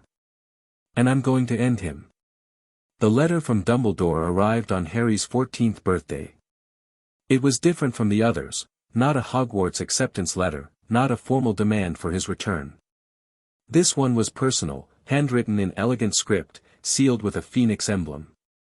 Dear Harry, I hope this letter finds you well. I have watched your progress at Beauxbatons from afar, and I must confess myself impressed. You have become everything I hoped you might be, powerful, principled, devoted to those you love. I know our relationship has been complicated. I know you have reason to distrust me. But I believe the time is coming when we must work together, whether we wish to or not. Dark forces are stirring. The shadow that touched you as an infant is growing stronger. And there are those who would use you, as a weapon, as a symbol, as a pawn in games you do not yet fully understand. I am not your enemy, Harry. I never was. I am simply an old man who has made too many mistakes and wishes desperately to prevent more. When you are ready to talk, I will be here. With great respect, Albus Dumbledore. Harry read the letter 3 times. Then he set it aside and went to find Fleur. She was in the training yard, practicing fire whips against a series of moving targets. Her form was perfect, her flames precise, her focus absolute. Dumbledore wrote to me, Harry said when she paused. Fleur lowered her hands, her fire banking. What does he want? To talk. To warn me about dark forces. To tell me he's not my enemy. Do you believe him? Harry considered the question carefully. I believe he thinks he's not my enemy. I believe he genuinely wants to help. But I also believe he sees me as a piece on his chessboard, even if he doesn't realize it. Fleur nodded slowly. So what will you do? Eventually, I'll have to meet with him. There are things he knows that I need to understand, about the prophecy, about Voldemort, about whatever is coming. Harry's jaw tightened. But it will be on my terms. When I'm ready. Not because he summoned me. Good. Fleur's smile was sharp. Let him wait. Let him understand that you are not his to command. Harry smiled back, and his fire rose to match hers. Want to spar? He asked. I need to burn off some frustration. Always, Fleur said, and her eyes glinted with challenge. Try not to lose too badly. They clashed in a storm of silver flame, and for a while, Harry forgot about prophecies and horcruxes and manipulative old wizards. There was only the fire, and the fight, and a sister who would never let him face the darkness alone. The night before the new school year began, Harry stood in the garden where Fleur had found him 9 years ago. The moonflowers were blooming, their silver-white petals glowing softly in the darkness. Harry had never wished on them, had never believed the fairy tale about midnight wishes, but tonight, for some reason, he felt drawn to try. I wish, he said softly, for the strength to protect the people I love. For the wisdom to know when to fight and when to wait. And for the courage to face whatever is coming, no matter how dark it gets. The flowers seemed to pulse, just for a moment, their light intensifying before fading back to normal. Probably just his imagination. You're up late. Harry turned to find Fleur walking toward him, her silver hair loose around her shoulders, her feet bare on the cool grass. Couldn't sleep, he said. Thinking about everything. Fleur came to stand beside him, close enough that their shoulders touched. About Dumbledore? The prophecy? About all of it? About what's coming? Harry shook his head slowly. I thought, once I got away from the Dursleys, that I could just be normal. Have a family, go to school, grow up like everyone else. But I was never going to be normal, was I? No, Fleur agreed quietly. But normal is overrated. Normal people don't save the world. I don't want to save the world. I just want to protect what's mine. Fleur's hand found his in the darkness. That's the same thing, Harry. The world is full of people like you, like us, people who just want to protect what they love. When enough of them stand together, they become unstoppable. Harry looked at her, at the moonlight reflecting off her hair and the silver sparks that danced in her eyes when she was passionate about something. When did you get so wise? He asked. Fleur smirked. I was always wise. You were just too young to notice. Harry laughed, the tension in his chest finally easing. I'm glad I came here, he said softly. I'm glad my magic brought me to you. Fleur's expression softened. She squeezed his hand and leaned her head against his shoulder. I'm glad too, she murmured. You're annoying and stubborn and you snore, I do not snore. But you're mine. My brother. My partner. My best friend. She lifted her head to meet his eyes. Whatever comes, we face it together. Agreed? Agreed, Harry said, and the word felt like a promise. They stood together in the garden, hand in hand, watching the moonflowers glow. And far away, in a hidden place where shadows gathered and darkness whispered, something ancient began to stir. The peace would not last forever. But for now, in this moment, Harry Potter Delacour was home. Chapter 1 and Chapter 2, Silver and Steel. The crystal spires of Beauxbatons caught the September sunrise like 1,000 scattered diamonds, throwing prisms of light across the mountain peaks that cradled the palace. Harry stood at the edge of the eastern courtyard, watching the colors dance across ancient stone, and tried to convince himself that his stomach wasn't twisted into knots. Today was different. Today, everything changed. You look like you're about to face a firing squad, Claude observed, appearing at his shoulder with 2 cups of coffee. He pressed one into Harry's hands. It's just 4th year. You've done this before.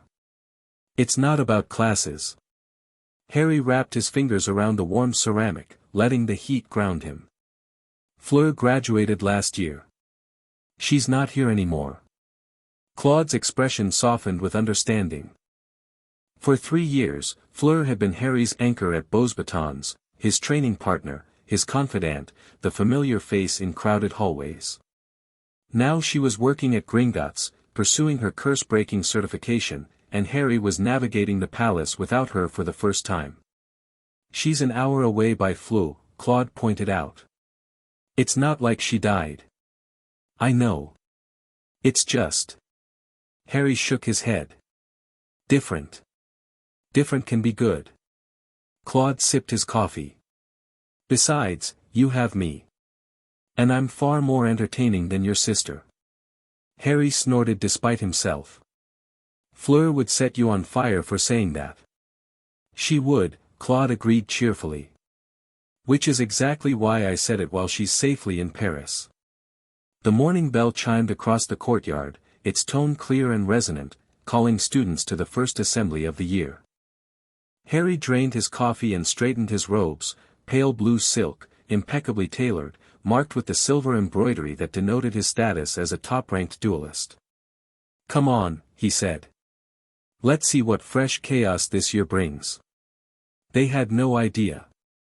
The Great Hall of Beauxbatons was a masterpiece of magical architecture, vaulted ceilings that showed an ever-changing sky, walls of crystal that filtered light into soft rainbows, long tables of polished oak where students gathered according to year rather than house.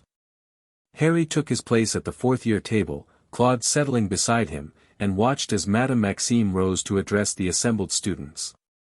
She was magnificent, as always, nearly 12 feet tall, elegant despite her size, her black hair swept up in an elaborate arrangement that added another foot to her height.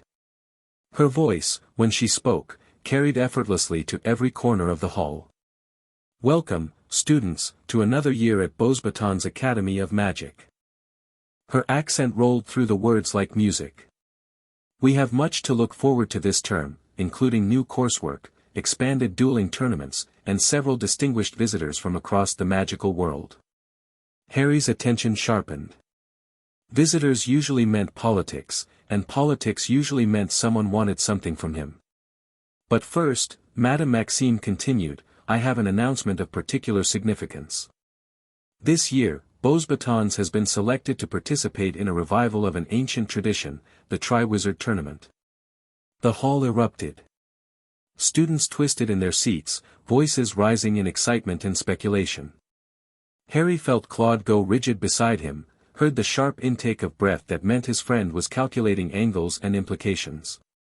The Triwizard Tournament, Madame Maxime said, raising a hand for silence, has not been held for over a century, due to the tragic death toll it once demanded. However, the International Confederation of Wizards has approved a revised format with additional safety measures.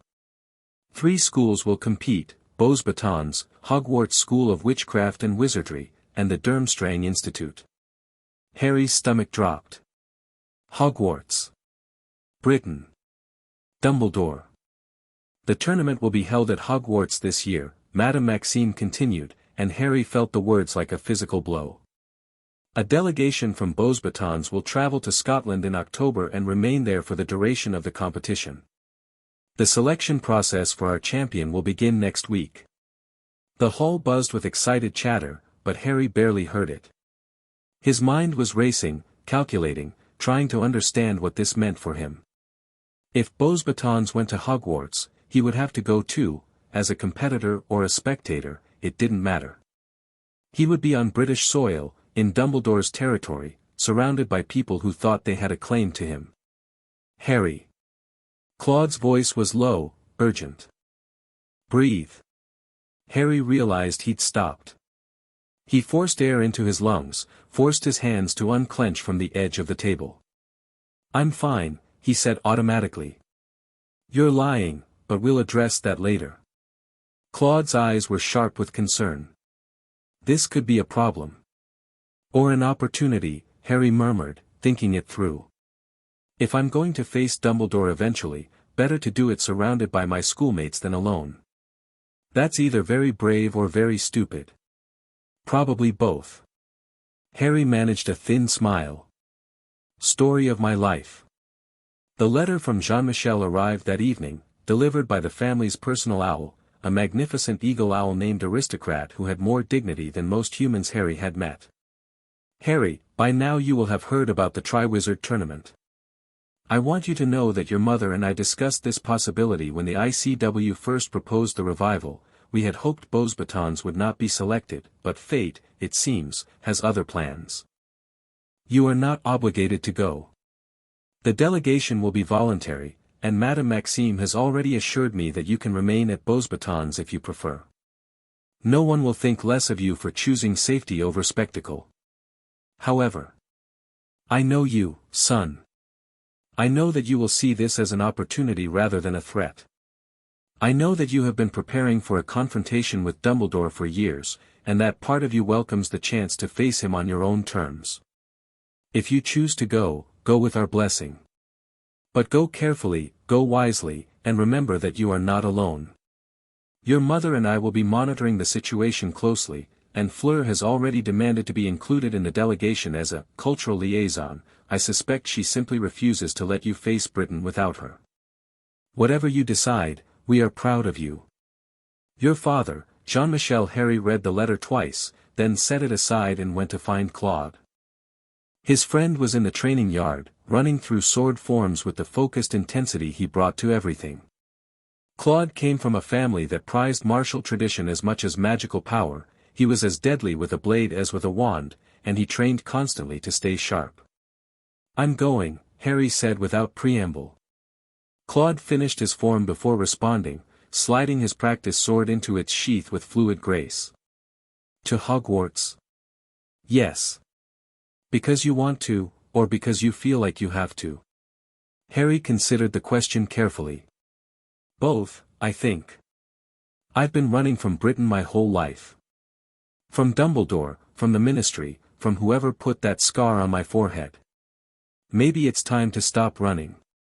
Running kept you alive, Claude pointed out. Running kept me hidden. There's a difference. Harry moved to the weapons rack and selected a practice sword of his own. He'd been training with Claude for 2 years now, and while he'd never match his friend's skill, he could hold his own. I can't hide forever. Whatever's coming, the prophecy, Voldemort, all of it, I have to face it eventually. Better to do it while I'm young and strong than wait until I'm old and desperate. Claude studied him for a long moment. Then he nodded and raised his blade. Then we'd better make sure you're ready, he said. Again. From the top. They trained until the stars came out, steel ringing against steel in the mountain air. The selection process for the Beauxbatons delegation was, in theory, simple. Students who wished to travel to Hogwarts submitted their names to Madame Maxime, who would choose a group of approximately 30 to represent the school. The actual champion would be selected by the Goblet of Fire, an ancient artifact that would judge the worthiness of all who entered. In practice, it was chaos. Half the school wanted to go, drawn by the promise of glory and adventure.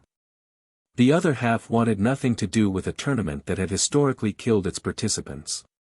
Arguments broke out in corridors, alliances formed and fractured, and Harry found himself at the center of a political storm he hadn't anticipated. You have to enter, a seventh-year named Margot insisted, cornering him after Transfiguration. You're the best duelist Beauxbatons has seen in decades. If anyone can win this tournament, it's you. I'm 14, Harry pointed out. The age limit is 17. Details. Margot waved a dismissive hand. You could pass for 17 easily. And the goblet doesn't check identification, it judges magical power and worthiness. You'd be selected in an instant. That's assuming I want to be selected. Margot stared at him like he'd grown a second head. Why wouldn't you? This is the Triwizard Tournament.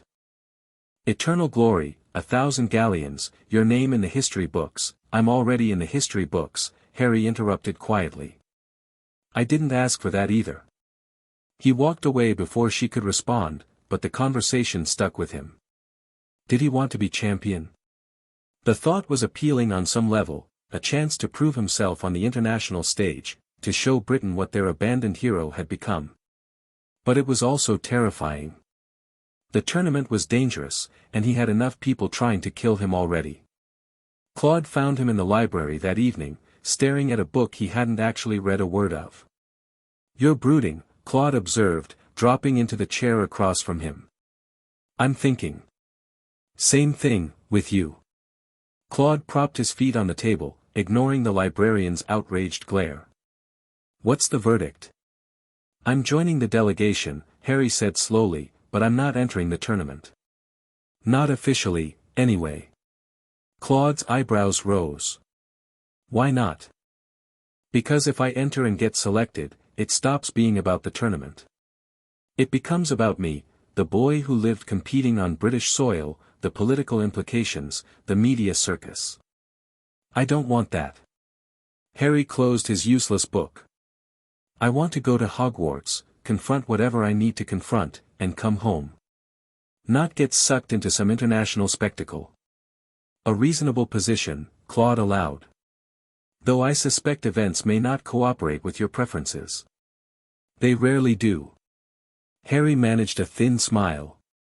"But I can at least try to control the chaos instead of just reacting to it." "Very mature." Claude's tone was mocking, but his eyes were warm. "You're growing up, Potter Delacour." "Don't call me that. It makes me sound like a hyphenated aristocrat." "You are a hyphenated aristocrat." "Shut up, Claude." Fleur arrived at the estate the weekend before the delegation was set to depart, sweeping through the front doors like a force of nature.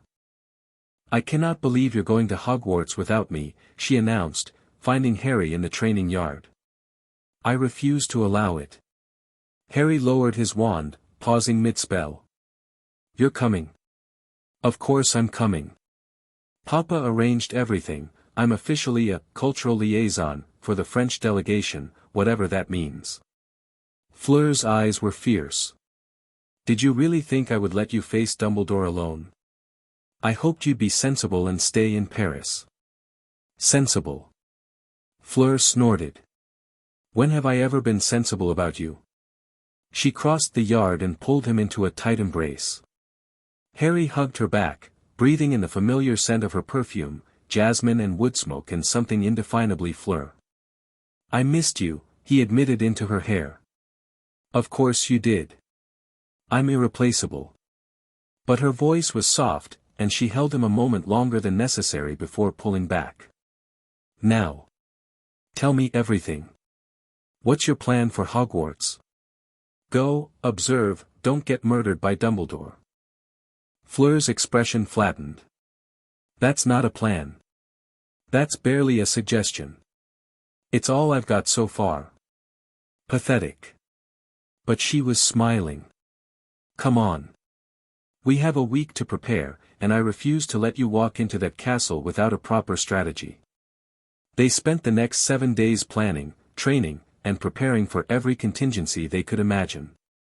Apollon contributed intelligence about Hogwarts and its inhabitants, Jean-Michel provided political briefings on the British ministry and its current state of dysfunction, Claude insisted on additional combat drills, convinced that someone would try to kill Harry the moment he set foot on British soil.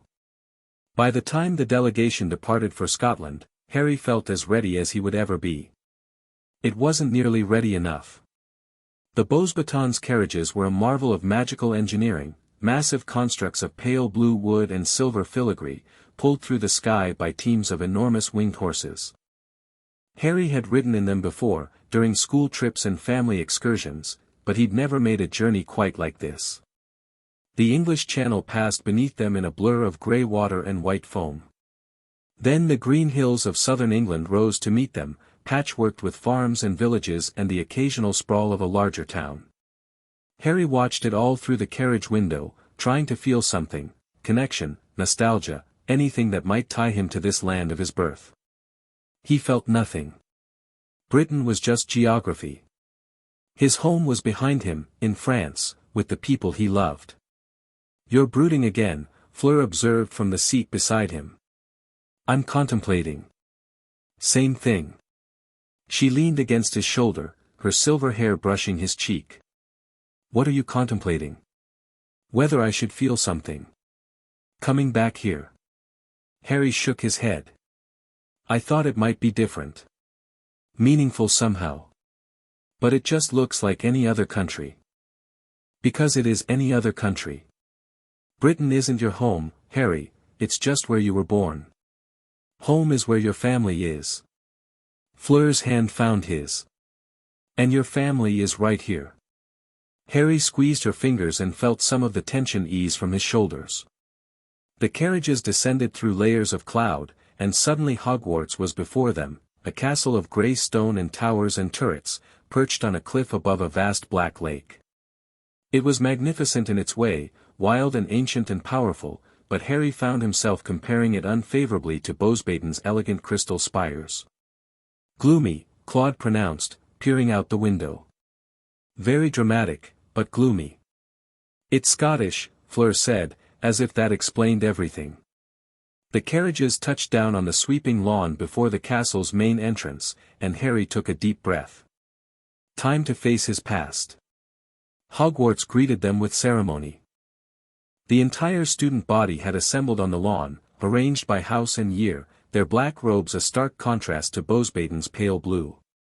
Banners fluttered from every tower, the Hogwarts crest, the flags of Britain and Scotland, and smaller pennants representing each of the 4 houses.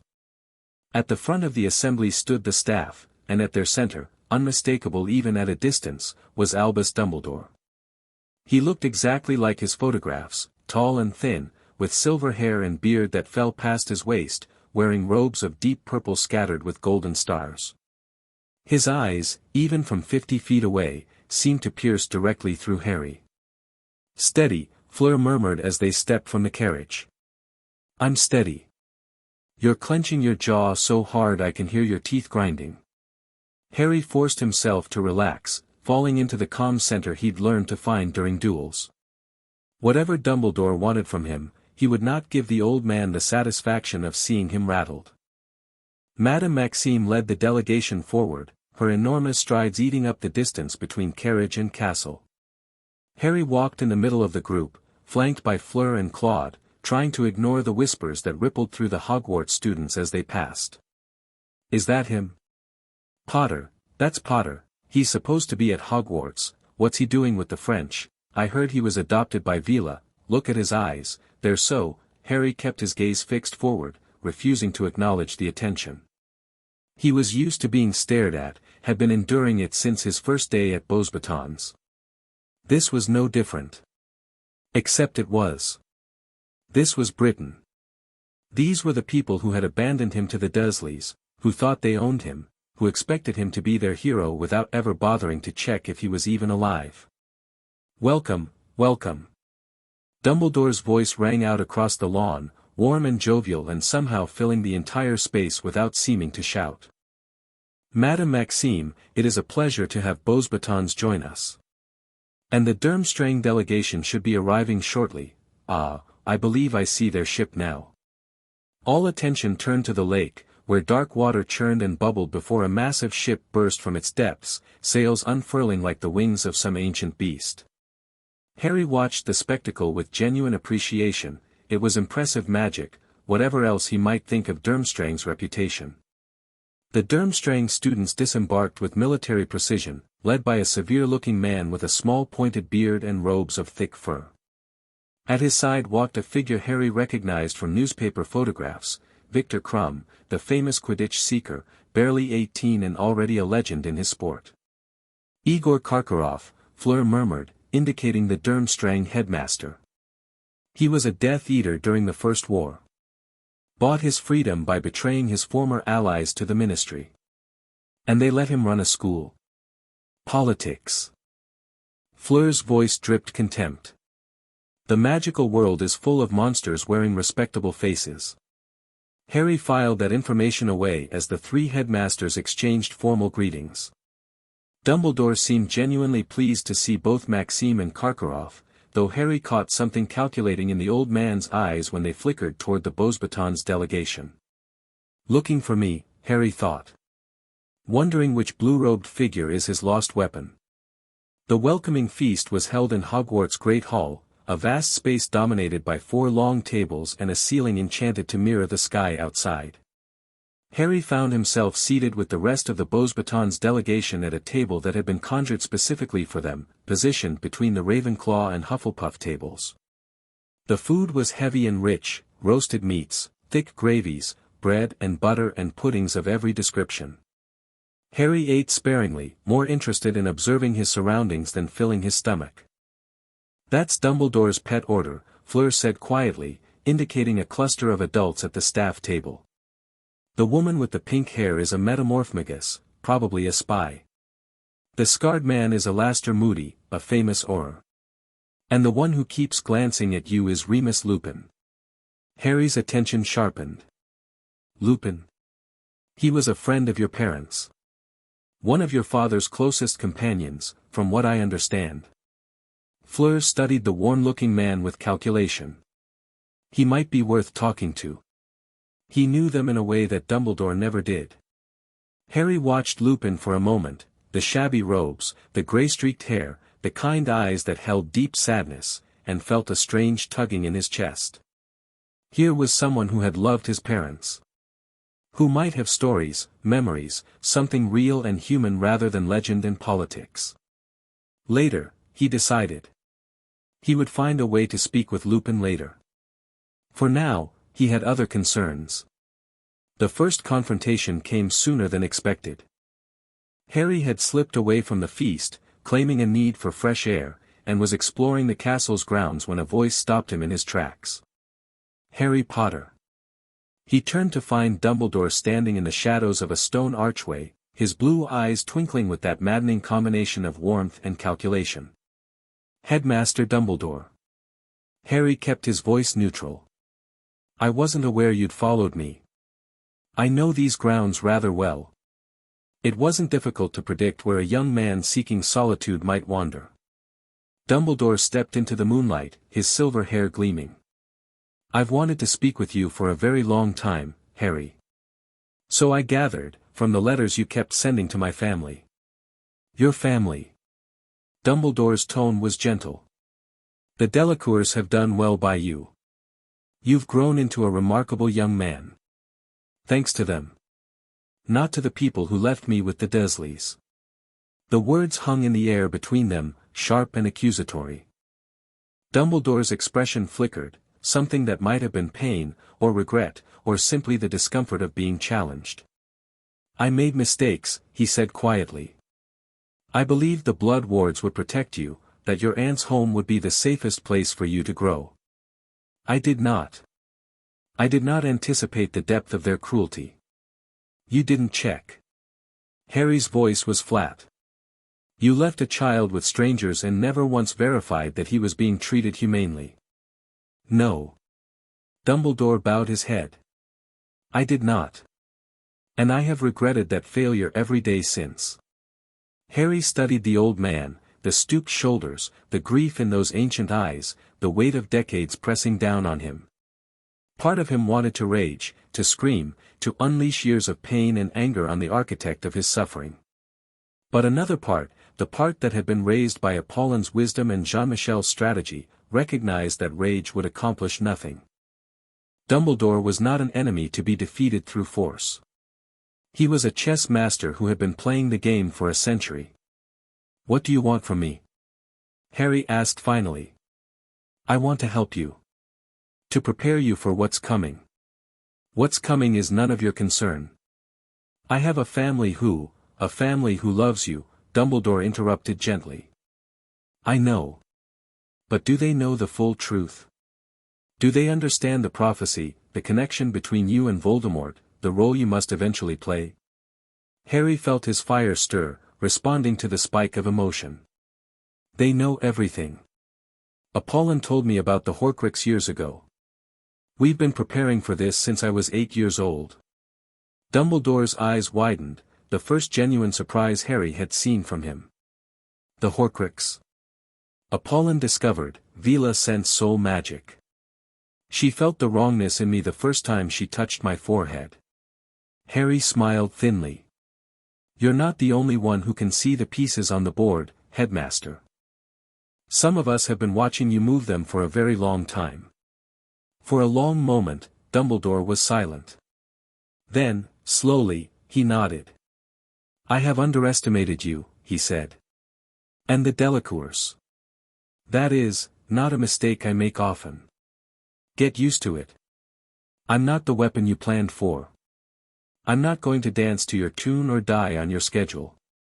Harry turned to leave, then paused. But I'm also not stupid enough to ignore an enemy just because I don't like his methods. When the time comes, we may need to work together. Until then, stay away from my family. He walked back toward the castle, leaving Dumbledore alone in the moonlight. It wasn't a victory. But it was a start. The Goblet of Fire was revealed the following morning. It stood in the entrance hall, a rough-hewn wooden cup filled with dancing blue flames, surrounded by an age line that Dumbledore himself had drawn. Students could submit their names until Halloween night, at which point the goblet would select one champion from each school. Harry watched from a distance as eager competitors approached the artifact, dropping scraps of parchment into its flames. He had no intention of entering. He'd meant what he told Claude about not wanting to become the center of a political circus, but he couldn't help studying the magic that pulsed from the goblet. It was old. Older than Hogwarts, older perhaps than any other artifact he'd encountered. And it was hungry, somehow, reaching out with invisible tendrils, tasting the magic of everyone who passed. Impressive, isn't it? A voice at his elbow made Harry turn. Cedric Diggory was tall and handsome, with a friendly smile and the build of someone who spent a lot of time on a broomstick. He wore the yellow and black of Hufflepuff, and his eyes held genuine warmth rather than the calculating interest Harry had learned to expect. The goblet, Cedric continued. They say it was created by the founders of all three schools, back when they were still friends. Before politics and prejudice tore them apart. I've read about it, Harry said cautiously. The magic is fascinating. Dangerous, but fascinating. You're Potter, aren't you? Harry Potter. Cedric didn't wait for confirmation. I saw you at the feast last night. You looked like you were planning an escape route. Harry's lips twitched despite himself. Occupational hazard. I've found that planning escape routes is generally wise. Fair enough. Cedric extended a hand. Cedric Diggory. I'm planning to enter the tournament, assuming the goblet finds me worthy. Harry shook the offered hand, noting the firm grip and easy confidence. Good luck. From what I've heard, the tasks can be brutal. That's rather the point, isn't it? Proving yourself against impossible odds. Cedric's smile widened. You're not entering. I'm 14. There's an age limit. I heard rumors that you could pass for 17 easily. That you're some kind of prodigy. Rumors exaggerate. Harry shrugged. I'm just a student, same as anyone else. Cedric studied him for a moment, something shrewd flickering behind the friendly exterior. Somehow I doubt that. But I appreciate the modesty. He clapped Harry on the shoulder. Good meeting you, Potter. Maybe we can talk more during your stay here. I'd love to hear about Beauxbatons. Exchange programs never tell you the really interesting things. He wandered off toward a group of fellow Hufflepuffs, and Harry found himself oddly grateful for the interaction. Cedric seemed genuine, which was rare enough in Harry's experience to be notable. Making friends with the enemy? Claude appeared at his side, having materialized from somewhere. He's not the enemy. He's competition, at most. Harry watched Cedric laugh at something his friend said. And I think he might actually be a decent person. I didn't know Britain produced those. Wonders never cease, Claude drawled. Come on. Fleur wants to review the castle's security arrangements. She's convinced someone is going to try to murder you before the week is out. Fleur knows me well. She knows you're a trouble magnet. There's a difference. The weeks passed with surprising normalcy. The Beauxbatons delegation settled into a routine, attending some Hogwarts classes as guests, participating in cultural exchanges, exploring the castle and its grounds. Harry found himself genuinely enjoying parts of it. The Hogwarts library was magnificent, the Forbidden Forest was genuinely forbidden in a way that made it irresistible, and the castle itself was a maze of secrets that appealed to his explorer's instinct. But he also noticed things. The way certain staff members watched him too closely. The whispered conversations that stopped when he approached. The occasional flash of recognition in older students' eyes, quickly hidden behind careful neutrality. Britain hadn't forgotten the boy who lived. They were just waiting to see what he would do. "You're being paranoid," Claude said one evening as they walked the grounds. "I'm being observant." "There's a difference." "You keep saying that." "Because it keeps being true." Harry paused at the edge of the lake, watching the giant squid's tentacles break the surface in the distance. "Something is wrong here. I can feel it." "Wrong how?" "I don't know. Just, wrong." Harry shook his head in frustration. "Like there's a pattern I'm not seeing. Pieces moving in the shadows." Claude was quiet for a moment. "You think it's connected to you specifically?" "I think everything is connected to me specifically, at this point. I'm starting to understand why Apollon drinks so much wine at dinner. She drinks wine because she's French. It's cultural." Harry snorted, and the tension broke slightly. But the unease remained, coiling in his gut like a waiting snake. He was right to be uneasy. He just didn't know it yet. Halloween arrived with a chill in the air and excitement crackling through the castle. Tonight, the Goblet of Fire would select the champions. The Great Hall was packed beyond capacity, students from all three schools crammed together in anticipation, their voices a constant buzz of speculation and excitement. Harry sat with the Beauxbatons delegation, Fleur on one side and Claude on the other, watching as Dumbledore approached the goblet. The blue flames had turned red, indicating that the selection was about to begin. "The goblet is ready to make its decision," Dumbledore announced, his voice cutting through the noise. "When I call your name, please come to the front of the hall and proceed to the chamber behind the staff table." The hall fell silent. Every eye was fixed on the wooden cup. The flames surged, turning brilliant white, and a scrap of charred parchment shot from their depths. Dumbledore caught it with practiced ease. "The champion for Durmstrang is Victor Krum." Applause erupted as Krum rose from the Slytherin table, his expression stoic but his eyes burning with determination. He stalked to the front of the hall and disappeared through the indicated door. The goblet flared again. "The champion for Beauxbatons is Fleur Delacour."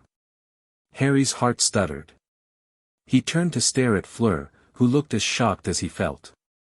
"I didn't enter," she whispered, her face pale. "Harry, I swear I didn't. Go," he said urgently. "We'll figure it out later. Go." Fleur rose on unsteady legs, her composure cracking for just a moment before she pulled it back together. She walked to the front of the hall with her head high, the perfect image of Delacour pride, but Harry could see the confusion and fear beneath the mask. Someone had entered her name without her knowledge. Someone was manipulating the tournament. The goblet flared a third time. "The champion for Hogwarts is Cedric Diggory." More applause, more celebration. Cedric grinned broadly as he made his way forward, clearly delighted by his selection. Harry barely registered it, his mind was racing, trying to understand what was happening. Fleur hadn't entered. But she'd been chosen. Which meant, the goblet flared again. Dumbledore's brow furrowed in confusion. This wasn't supposed to happen. 3 champions had been selected, the tournament was set, the goblet should be dormant now. A 4th scrap of parchment shot from the flames. Dumbledore caught it. "Read it." And in the heartbeat of silence that followed, his face went completely white. Harry Potter. The name fell into the quiet like a stone into still water. Harry didn't move. Couldn't move. Around him, the entire hall had turned to stare, 300 faces registering shock, suspicion, anger, excitement. "Harry Potter," Dumbledore repeated, his voice carefully controlled. "Please come forward." Harry didn't enter. Claude's voice was sharp, cutting through the whispers. "He's 14 years old. He never put his name in that goblet." Nevertheless. Dumbledore's eyes found Harry's across the hall, and there was something in them, fear, calculation, a desperate sort of hope. "The goblet has spoken. Mr. Potter, please." Harry rose slowly. His legs felt numb, his mind racing through possibilities even as his body moved on autopilot. Someone had entered his name. Someone had confounded the goblet, or manipulated it, or found some other way to bind him to this tournament. The same someone, presumably, who had entered Fleur's name. This wasn't coincidence. This was a trap. He walked to the front of the hall, past hundreds of staring faces, past Dumbledore's troubled expression, and through the door into the chamber beyond. Fleur was waiting on the other side. She grabbed his arm the moment he entered, her grip tight enough to bruise. "Are you all right?" she demanded. "Harry, what is happening?" "I don't know." He looked at her, at Crumb's suspicious glare, at Cedric's confused frown. "But someone very much wants both of us in this tournament. And I intend to find out why." The aftermath was chaos. The 4 champions were questioned separately, then together, then separately again. Dumbledore argued with Karkaroff and Maxime. Karkaroff accused everyone of cheating, Maxime defended her students with furious passion. Ministry officials arrived by Fleur to investigate, their faces grave and their questions endless. Through it all, one fact remained inescapable: once the goblet selected a champion, the selection was binding. Harry and Fleur were both competitors now, whether they liked it or not. "A magical contract," Fleur said bitterly, late that night in their temporary quarters. "Someone forged magical contracts on our behalf. Bound us to this tournament without our consent. Which requires either incredibly powerful magic or incredibly specific knowledge," Claude observed. He'd refused to leave their side since the selection, his hand never far from his wand. "The goblet is supposed to be protected against exactly this kind of manipulation." "Supposed to be," Harry said quietly. He was staring at his hands, his fire flickering beneath the skin, barely contained. But someone found a way. Someone with access, with power, with a very specific agenda. "You think this is connected to?" Fleur trailed off, but Harry knew what she meant. Voldemort. The prophecy. The shadow that had followed him since infancy. "I don't know," he admitted. "But it feels right. This is exactly the kind of move he would make, forcing me into a dangerous situation, putting me where he can reach me, isolating me from my support." "You're not isolated," Fleur said fiercely. "You have me. You have Claude. You have our whole delegation." "And Dumbledore?" Claude asked carefully. Harry was silent for a long moment. Then he sighed. "And Dumbledore," he agreed reluctantly. "He didn't plan this, I saw his face when my name came out. He was as surprised as anyone. Which means he's not the puppet master here. So we have 2 enemies," Claude summarized. "The one who set this trap, and the one who wants to use you for his own purposes. Welcome to my life." Harry's smile was thin and humorless. "At least the tasks should be interesting." The first task was announced a week later: dragons. Each champion would face a nesting mother, tasked with retrieving a golden egg from among her clutch without being burned, crushed, or eaten. The dragons had been brought from Romania specifically for the occasion: Hungarian horntails, Swedish shortsnouts, Chinese fireballs, and a Welsh green. "They're insane," Claude said flatly when they learned the details. "Nesting mothers are the most dangerous creatures in the wizarding world. This isn't a tournament, it's an execution." "It's a test," Harry corrected. He was studying the dragon breeds, committing their strengths and weaknesses to memory. "They want to see how we handle impossible odds." How we think under pressure. And if you die in the process? Then someone will be very disappointed that I didn't die the way they wanted me to. Harry set aside his notes. I need to practice. He spent the next week training with an intensity that worried everyone around him. Fire magic, evasion techniques, shield construction, he drilled each element until he could perform it in his sleep. Fleur trained alongside him, her own preparations equally intense, and between sessions they strategized together. Dragons are resistant to most magic, Fleur said, but their eyes are vulnerable.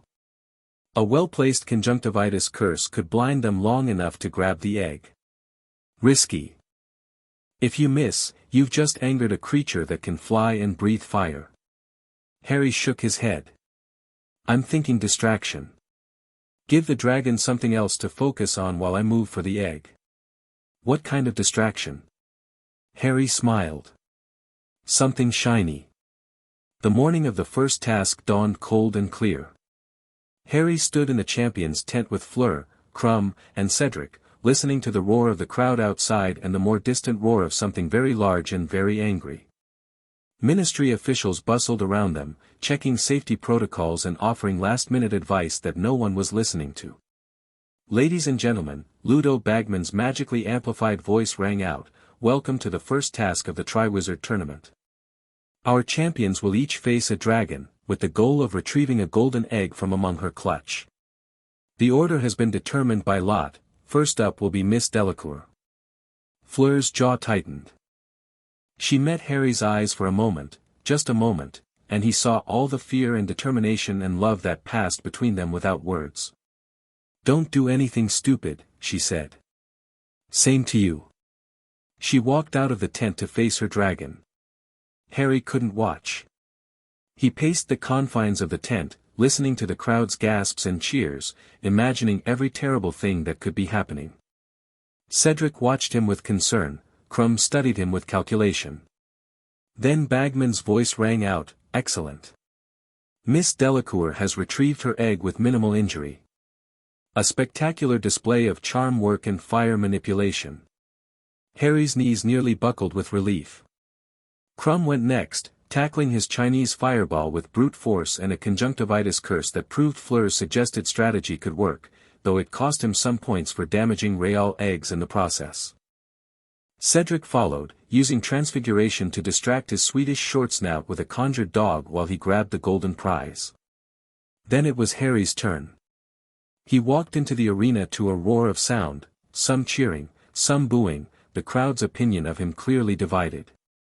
The Hungarian horntail waited at the far end, her black scales gleaming in the autumn sunlight, her yellow eyes fixed on him with deadly intelligence. She was beautiful. Terrible, but beautiful. Harry raised his wand and began. He didn't try to fight the dragon, that would be suicide against a creature this powerful.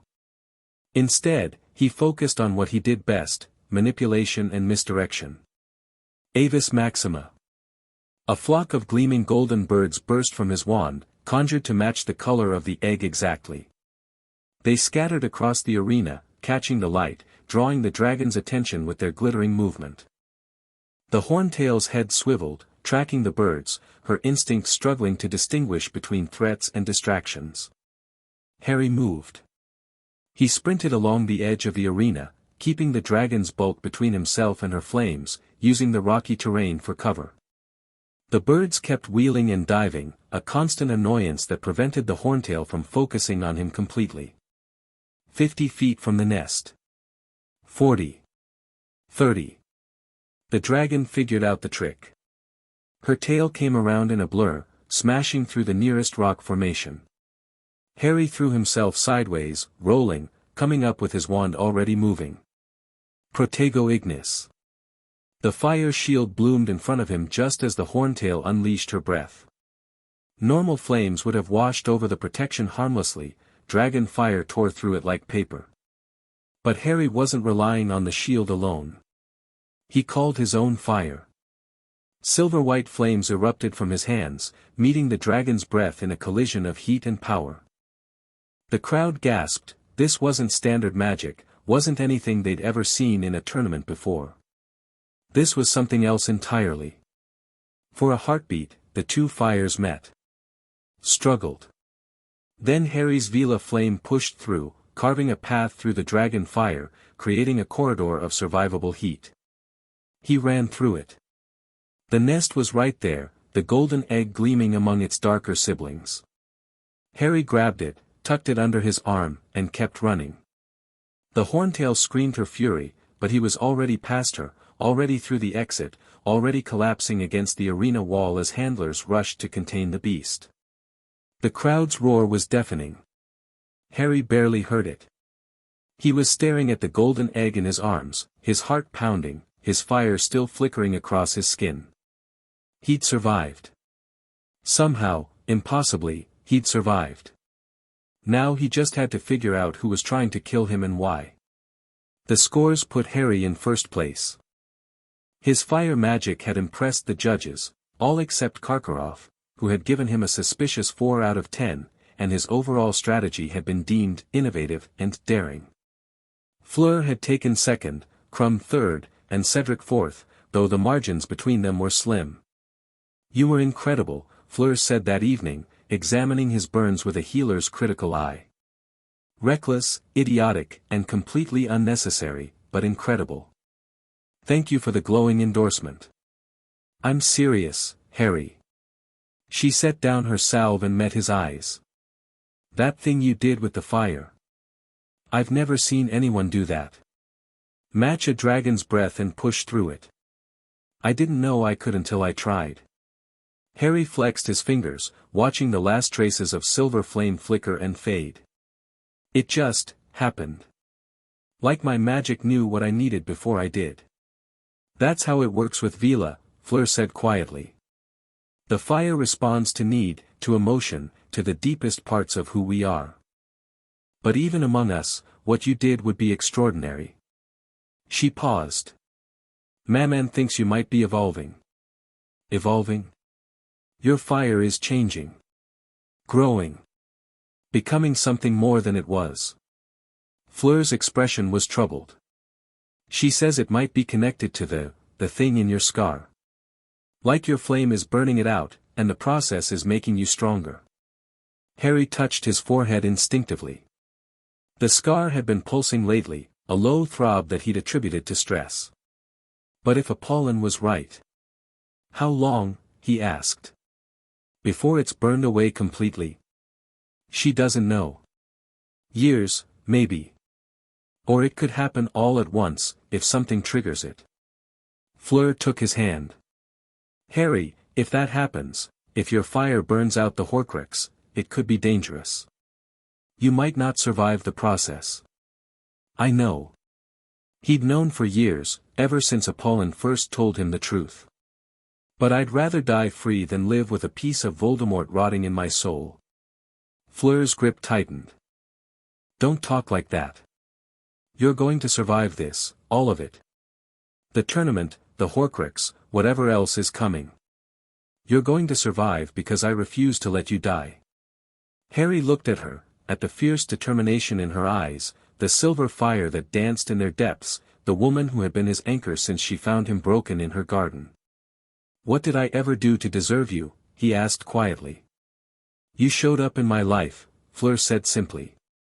Everything else followed from there. The golden egg, they discovered, contained a clue to the second task, a haunting, incomprehensible song that could only be understood underwater.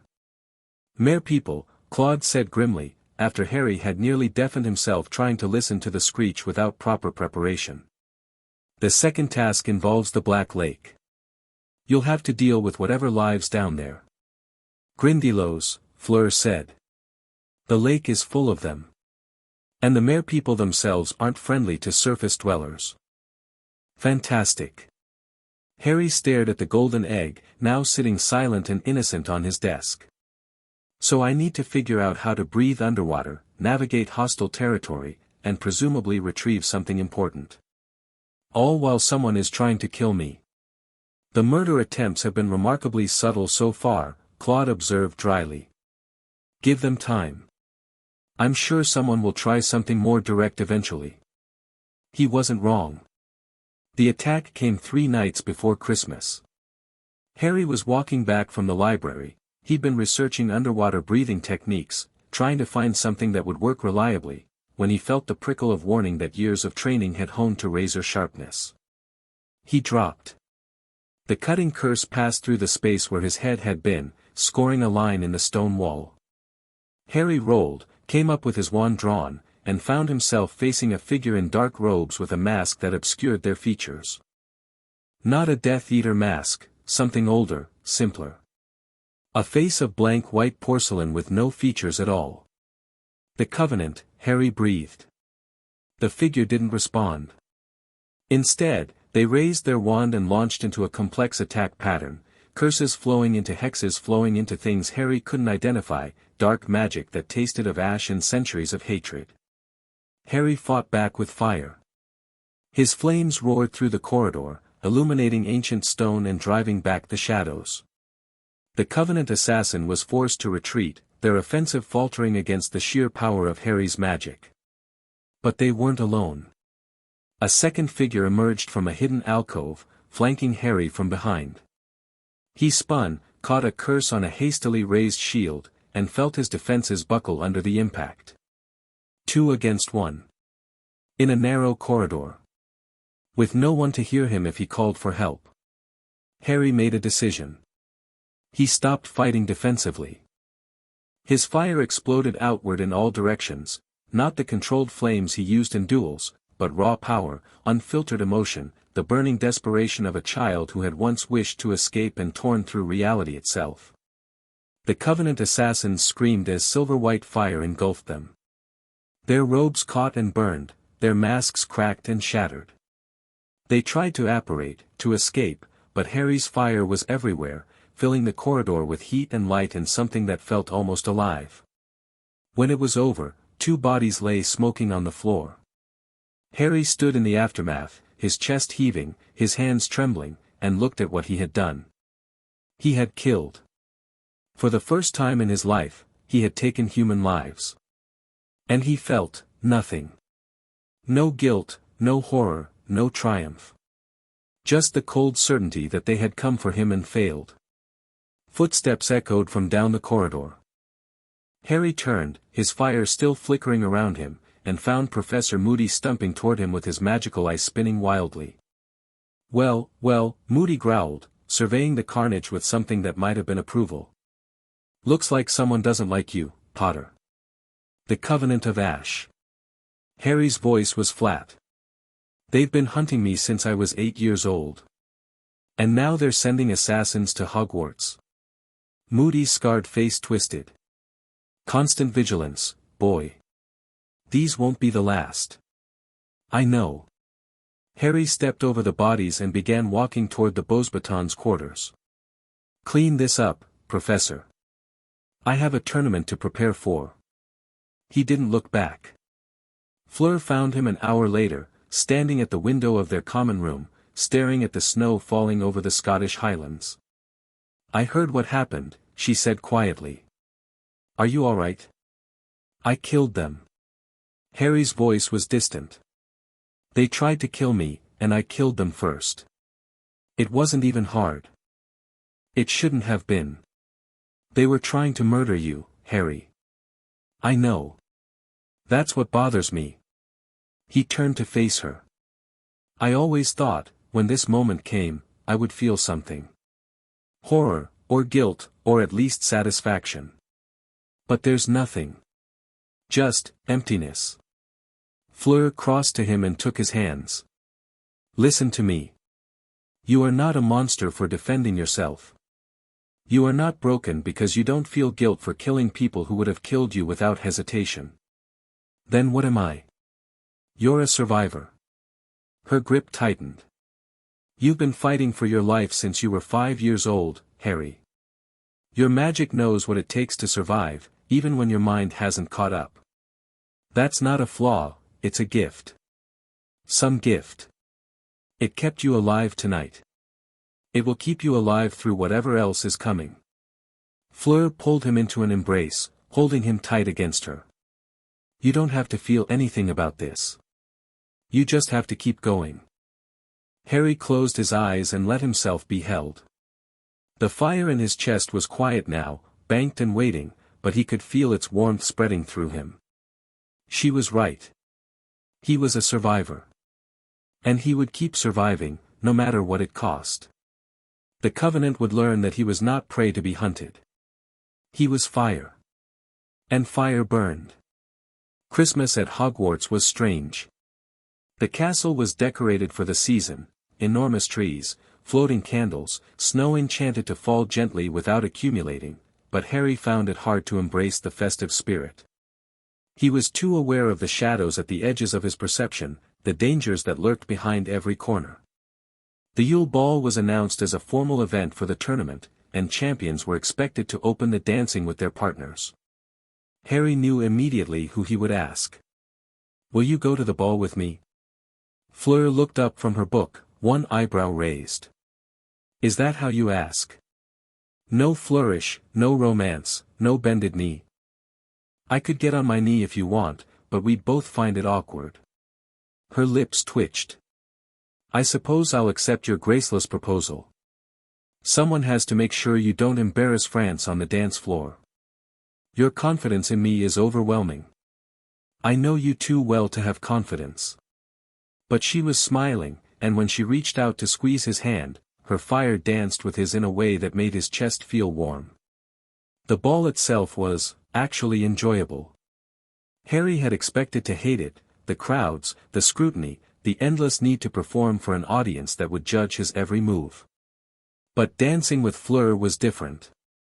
When they moved together, it was like the dueling they'd practiced for years, wordless communication, perfect synchronization, two flames burning in harmony.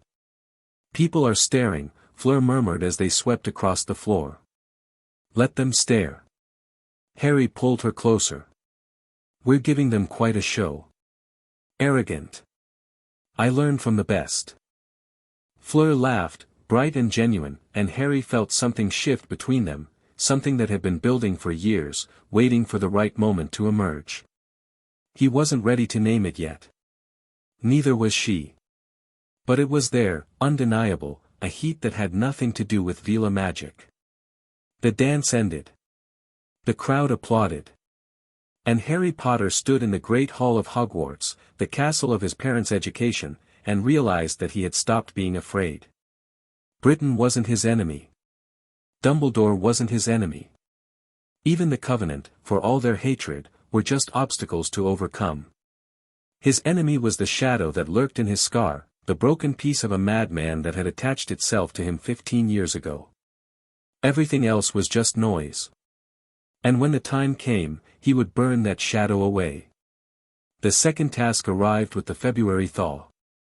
Harry had solved the underwater problem through a combination of Beauxbaton's bubblehead charms and Vila fire magic. It turned out that silver flames, properly controlled, could create a pocket of breathable air even beneath the surface of the Black Lake. But the real challenge wasn't breathing. It was navigating. "Something will be taken from you," the merpeople's song had warned. "Something you treasure most." Harry had a sick feeling he knew what that meant. The morning of the task, he woke to find Fleur's bed empty. Her belongings were still there, her wand was gone. A note from Dumbledore explained, in carefully neutral language, that hostages representing each champion's greatest treasure had been secured for the task. Harry's fire nearly burned down the dormitory. "Calm down," Claude said, dodging a stray flame. "You can't save her if you exhaust yourself before the task even starts." "They took her." Harry's voice was barely recognizable. "They took her. As a hostage. In a controlled environment. With safety measures in place." Claude grabbed Harry's shoulders, forcing him to meet his eyes. "This is what they want, Harry. They want you angry, reckless, making mistakes. Don't give them the satisfaction." Harry closed his eyes. Breathed. Forced his fire down into the core of his being, where it could fuel him without consuming him. "You're right," he said finally. "I'm fine." "You're absolutely not fine, but you're functional. That's good enough." Claude released him. Now go save your sister. The black lake was cold. Dark. Alien. Harry dove beneath the surface with silver fire coiled around him like armor, casting just enough light to see the murky water and the shapes that lurked within it. Grindylows circled at the edge of his illumination, their small faces twisted with malice, but they didn't attack, the fire kept them at bay. He swam deeper. The merpeople's village emerged from the gloom, rough stone buildings covered in algae, lit by phosphorescent plants, populated by creatures that watched Harry with cold, flat eyes. They didn't interfere as he passed, though he could feel their hostility like a physical weight. At the center of the village stood a statue of a great stone merman. And tied to its base, floating unconscious in the water, were 4 figures. Fleur was there, her silver hair drifting around her like a halo. Beside her were a young girl Harry didn't recognize, a fierce-looking young woman, and Ron Weasley. Harry didn't have time to wonder why Weasley was here. He swam to Fleur, cut her bindings with a conjured knife, and pulled her into his arms. She was cold. Too cold. Her heartbeat was slow, sluggish, the artificial sleep keeping her just barely alive. He needed to get her to the surface. Now. But Crumb hadn't arrived yet. Neither had Cedric. And the other hostages. Harry looked at the young girl, couldn't have been more than 8, and made a decision. He cut her free too. The merpeople hissed their displeasure, but Harry ignored them. He had 2 unconscious girls in his arms, precious little air left in his bubble, and a very long way to swim. He kicked toward the surface. The Grindylows attacked. They came in a swarm, dozens of the creatures, their claws and teeth seeking any gap in Harry's defenses. He burned them back, his fire flashing through the water in bursts of silver light, but they just kept coming. One latched onto his leg. Another his arm.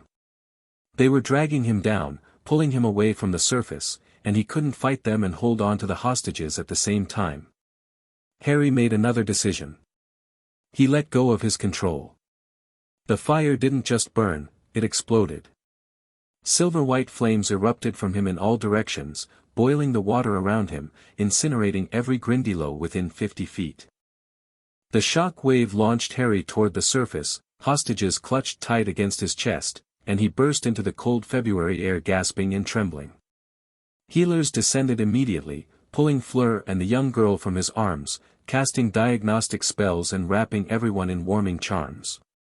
The crowd was cheering, but Harry barely heard them. He'd done it. He'd saved her. And he'd discovered something new about his fire in the process. The scores put Harry in first place again, this time by a significant margin. His decision to rescue an additional hostage, who turned out to be Fleur's younger cousin, somehow brought to Hogwarts for this specific purpose, had been deemed exceptional moral character. The judges had awarded extra points, pushing him well ahead of the other champions. "You're an idiot," Fleur said after she'd been revived and warmed and informed of what had happened. "A noble, reckless, self-sacrificing idiot. I learned from you. I would have killed you myself if you drowned trying to save strangers." But her eyes were bright with tears, and when she hugged him, it was with a desperation that said more than words. They stood there for a long moment, wrapped in each other's arms, while the chaos of the tournament swirled around them. "Harry." Fleur's voice was muffled against his shoulder. "Yes. When this is over, when we're home safe, we need to talk." "I know." She pulled back to meet his eyes. "You do." "I've known for a while." Harry smiled slightly. "I've just been waiting for the right moment." "And when will that be?" "After we survive whatever fresh horror the third task brings." He brushed a strand of silver hair from her face. "I want to do this right, Fleur. You deserve that." Her eyes softened. "You deserve it too, you know. To be happy. To have good things. I'm starting to believe that." He took her hand. "Come on. I hear there's hot chocolate in the medical tent." They walked together into the evening, their fingers intertwined, and for a moment, just a moment, the world felt almost peaceful. The third task was announced the following week, a maze.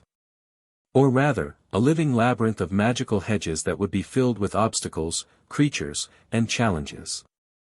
The champions would enter based on their current standings, with Harry going first, and the first to reach the Triwizard Cup at the center would be declared the winner. "It's a trap," Harry said flatly, staring at the announcement. "You keep saying that," Claude observed. "Because it keeps being true."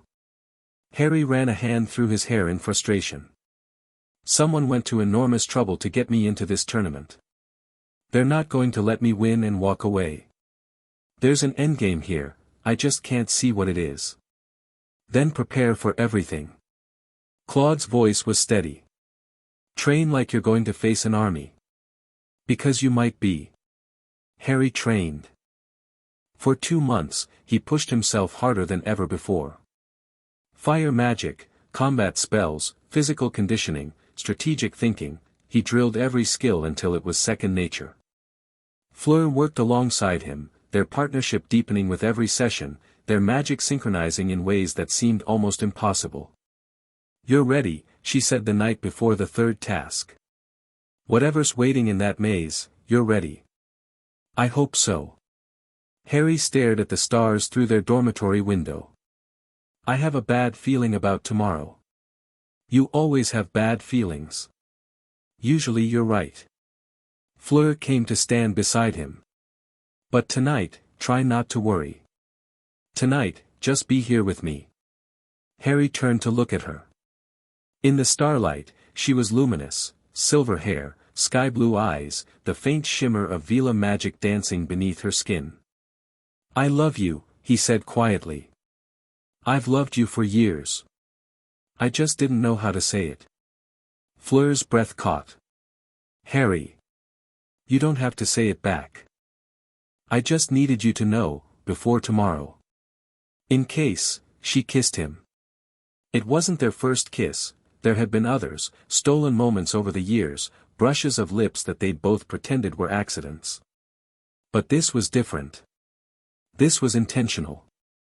This was a declaration. When they finally pulled apart, both breathing hard, Fleur's eyes were bright with tears. "I love you too," she whispered. "You impossible, infuriating, wonderful boy. I've loved you since you were a broken child in my garden, and I will love you until the stars burn out." Harry pulled her close and held her tight. Tomorrow would bring danger. Tomorrow would bring violence. Tomorrow might bring death itself.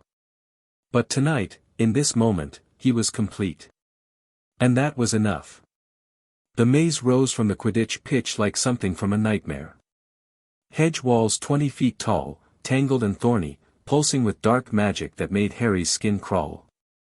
The entrance loomed before him, a dark opening that seemed to swallow the light, and beyond it, unknown horrors waited. "Champions, take your positions." Bagman's voice rang across the pitch. Harry stood at the entrance, his wand in hand, his fire coiled tight in his chest. Behind him, Fleur, Crumb, and Cedric waited at their own starting points, faces grim with determination. "On my signal. Go." Harry ran into the darkness. The maze twisted and turned, paths appearing and disappearing, walls moving to redirect and confuse. Harry kept his fire close, using its light to pierce the shadows, its warmth to ward off the creeping cold of the enchanted hedges. He encountered his first obstacle after 5 minutes, a sphinx.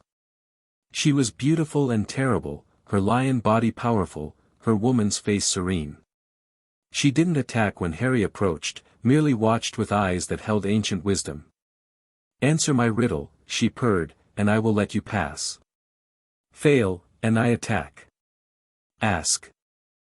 The Sphinx smiled.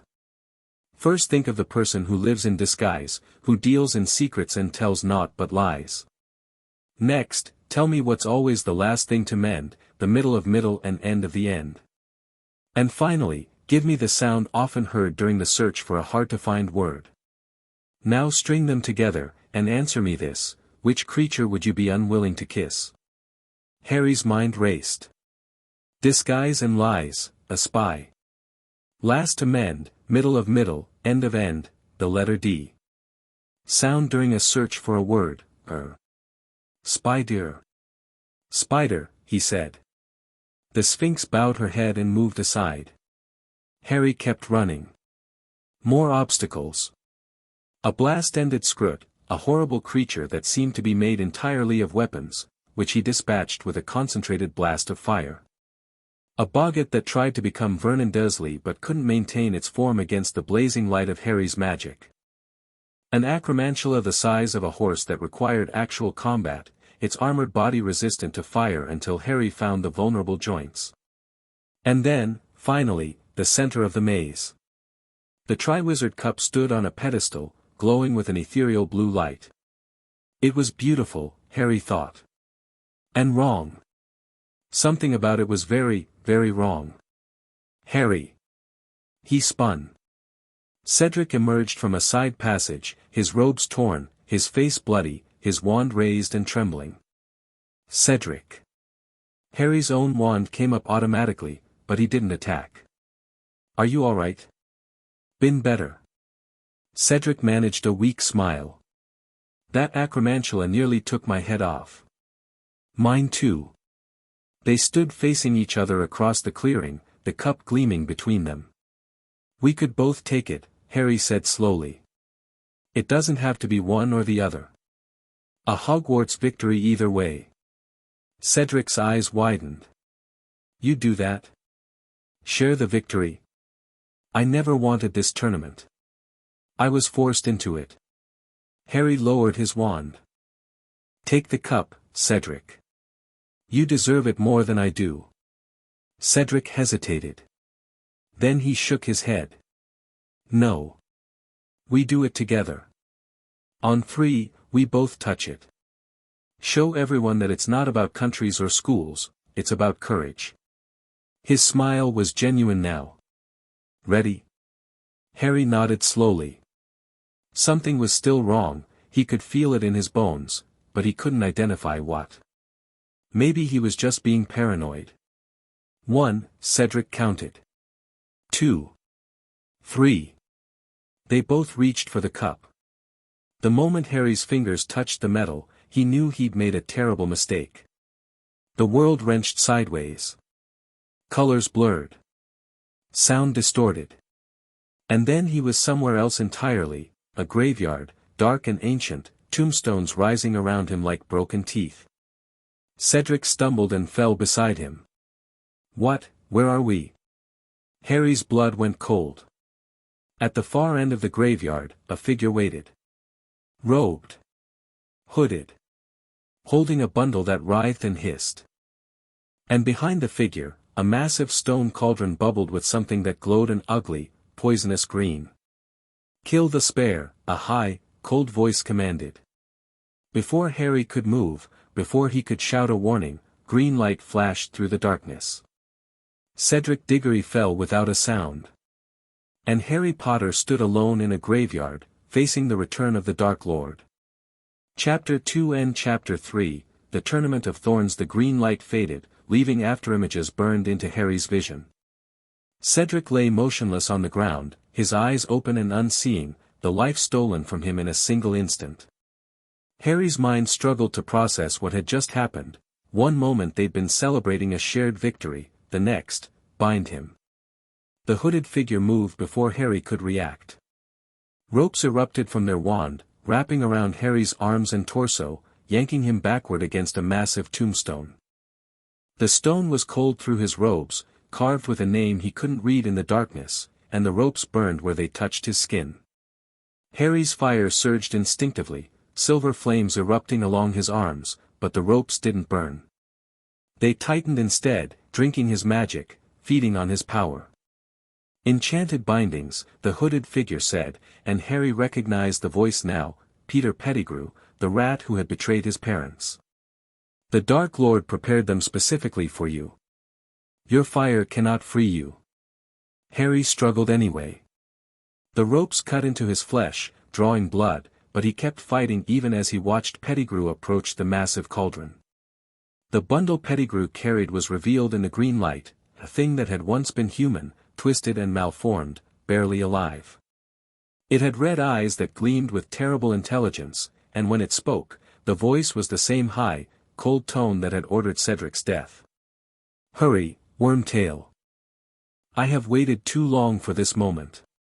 Pettigrew lowered the thing into the cauldron. The liquid bubbled and hissed, steam rising in clouds that smelled of rot and dark magic. "Bone of the father, unknowingly given, you will renew your son." The ground beneath Harry trembled. A grave split open nearby, and something white and gleaming rose from the earth to drop into the cauldron. "Flesh of the servant, willingly given, you will revive your master." Pettigrew raised a silver knife and, with a sob of pain, cut off his own hand. It fell into the cauldron with a horrible splash. "Blood of the enemy, forcibly taken, you will resurrect your foe." Pettigrew approached Harry with the knife. Harry thrashed against his bonds, but they held firm, and he could only watch as the blade cut his arm, as his blood dripped into a vial, as Pettigrew carried it back to the cauldron. The liquid turned blinding white. And from its depths, a figure rose. Lord Voldemort was reborn. He was tall and skeletally thin, his skin pale as bone, his face flat and serpentine with slitted nostrils and eyes that burned crimson. He stepped from the cauldron naked, his body steaming, and Pettigrew rushed forward with robes that he draped over the Dark Lord's shoulders. "My wand," Voldemort said, his voice soft and terrible. Pettigrew handed him a pale wooden wand. Voldemort examined it for a moment, then pointed it at his servant's bleeding stump. Flesh flowed like liquid metal, forming a gleaming silver hand that flexed and moved. "Your reward for your loyalty, Wormtail. Do not disappoint me again." "Never, my lord. Never." Voldemort turned to face Harry. For a long moment, neither spoke. Harry stared at the monster who had killed his parents, who had tried to kill him, who had just murdered Cedric Diggory for the crime of being in the wrong place at the wrong time. His fire burned beneath his skin, straining against the enchanted ropes, desperate to escape. "Harry Potter," Voldemort said finally. "The boy who lived. We meet at last. You murdered my parents." Harry's voice came out steady despite the terror coursing through him.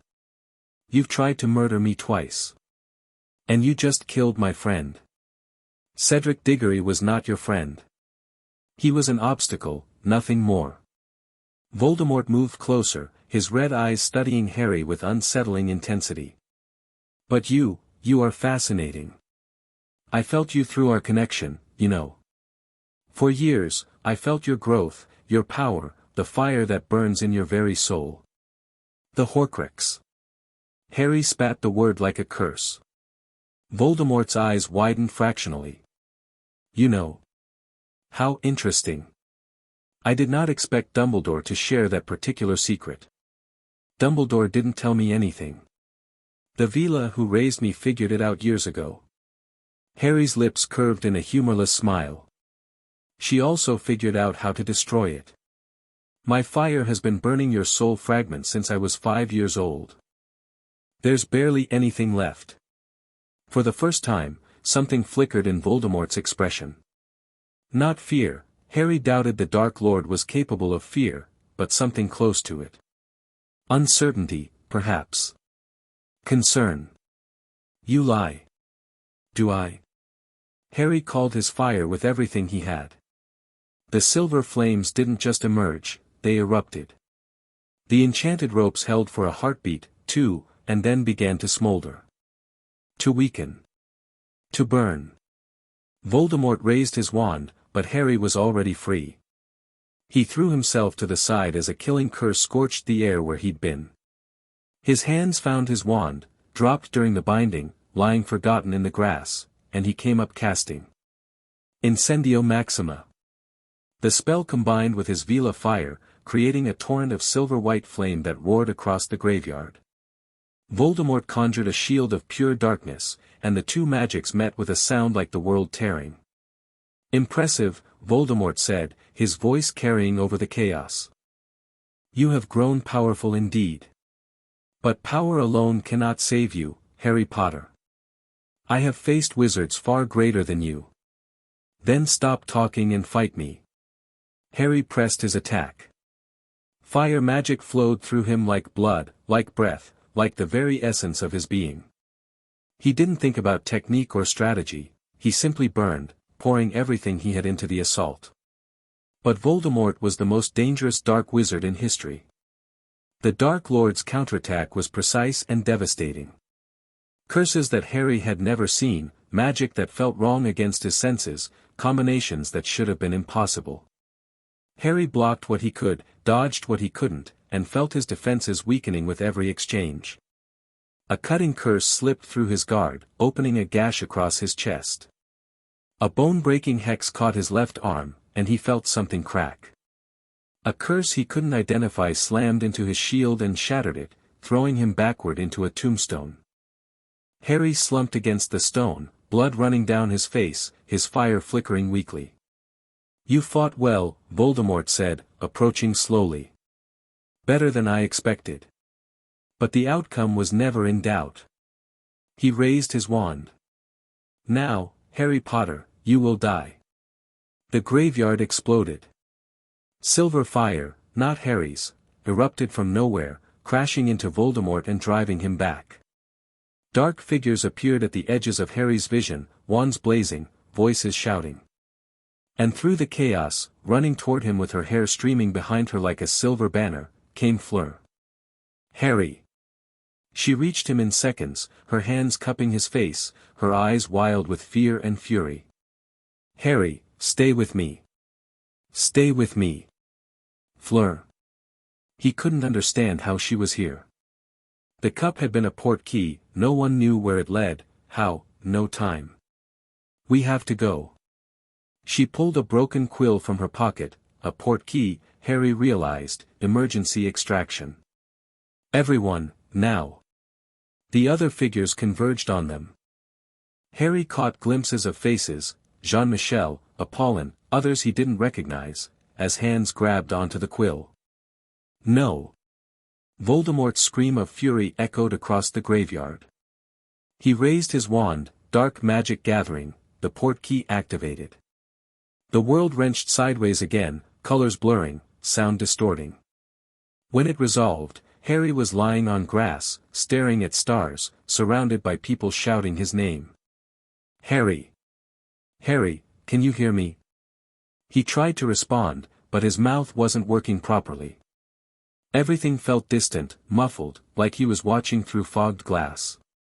The blood loss is severe. That was Apollon's voice, sharp with professional concern.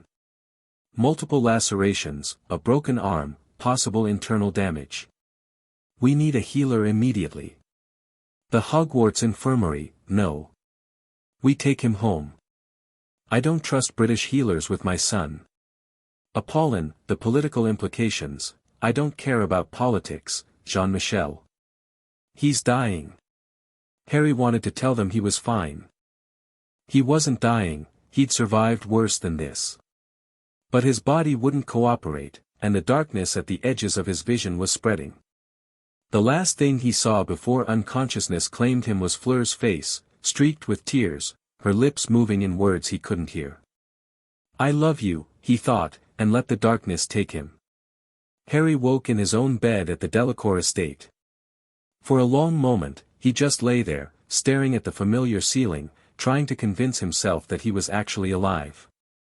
Everything hurt, a deep, throbbing ache that seemed to reach into his bones, but he was breathing, which seemed like a good sign. You're awake. He turned his head to find Fleur sitting in a chair beside his bed, dark circles under her eyes, her silver hair tangled and unkempt. She looked like she hadn't slept in days. How long? He croaked. 3 days. She took his hand, her grip almost painfully tight. You nearly died, Harry. If we'd been even a minute later, how did you find me? Fleur's expression flickered. The bond. Our fire, it's connected, somehow. When the portkey took you, I felt it. Felt you being ripped away. She shuddered. I followed the connection. It led me straight to that graveyard. Harry processed this. Their fire was connected. He'd known they were close, known their magic resonated in unusual ways, but this was something more. Voldemort is back, he said. The words fell like stones. We know. Papa has been in contact with the ministry, the French ministry, not the British. They're mobilizing. Fleur's voice was tight. The British are in denial. Fudge is claiming the whole thing was a tragic accident, that you were confounded, that Cedric's death was, Cedric. Harry closed his eyes. He's really dead. His body was recovered. His family is devastated. Fleur squeezed his hand. There was nothing you could have done, Harry. Pettigrew cast the curse before you could move. I know. But the knowledge didn't help. Cedric had been a good person, kind, honorable, everything Harry aspired to be. And now he was dead because someone had wanted Harry Potter at that graveyard. The Covenant, Harry said suddenly.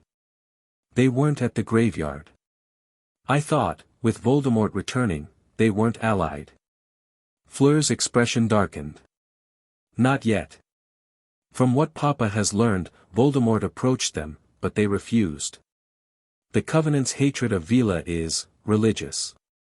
Absolute. They won't work with dark wizards who don't share their specific obsession.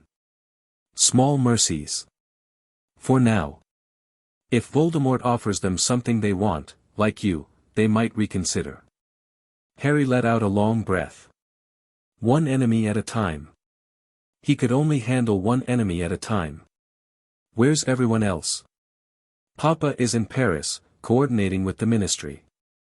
Maman is brewing healing potions, you'll need several more rounds before you're fully recovered.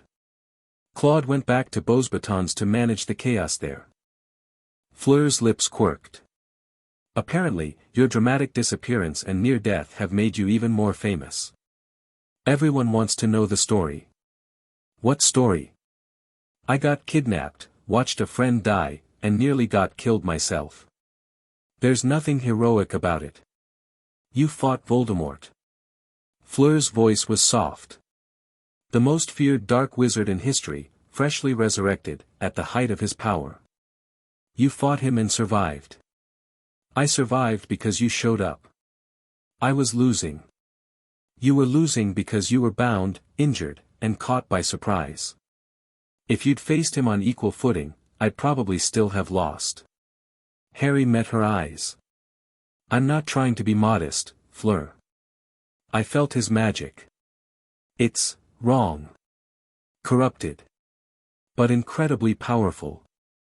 I'm not ready to face him. Not yet. Fleur was quiet for a moment. Then she nodded. Then we make you ready, she said simply. Whatever it takes, however long it takes. When you face him again, you'll win. Harry wanted to believe her. Wanted to believe that training and preparation could bridge the gap between his power and Voldemort's. But he'd seen the red eyes. Felt the dark magic.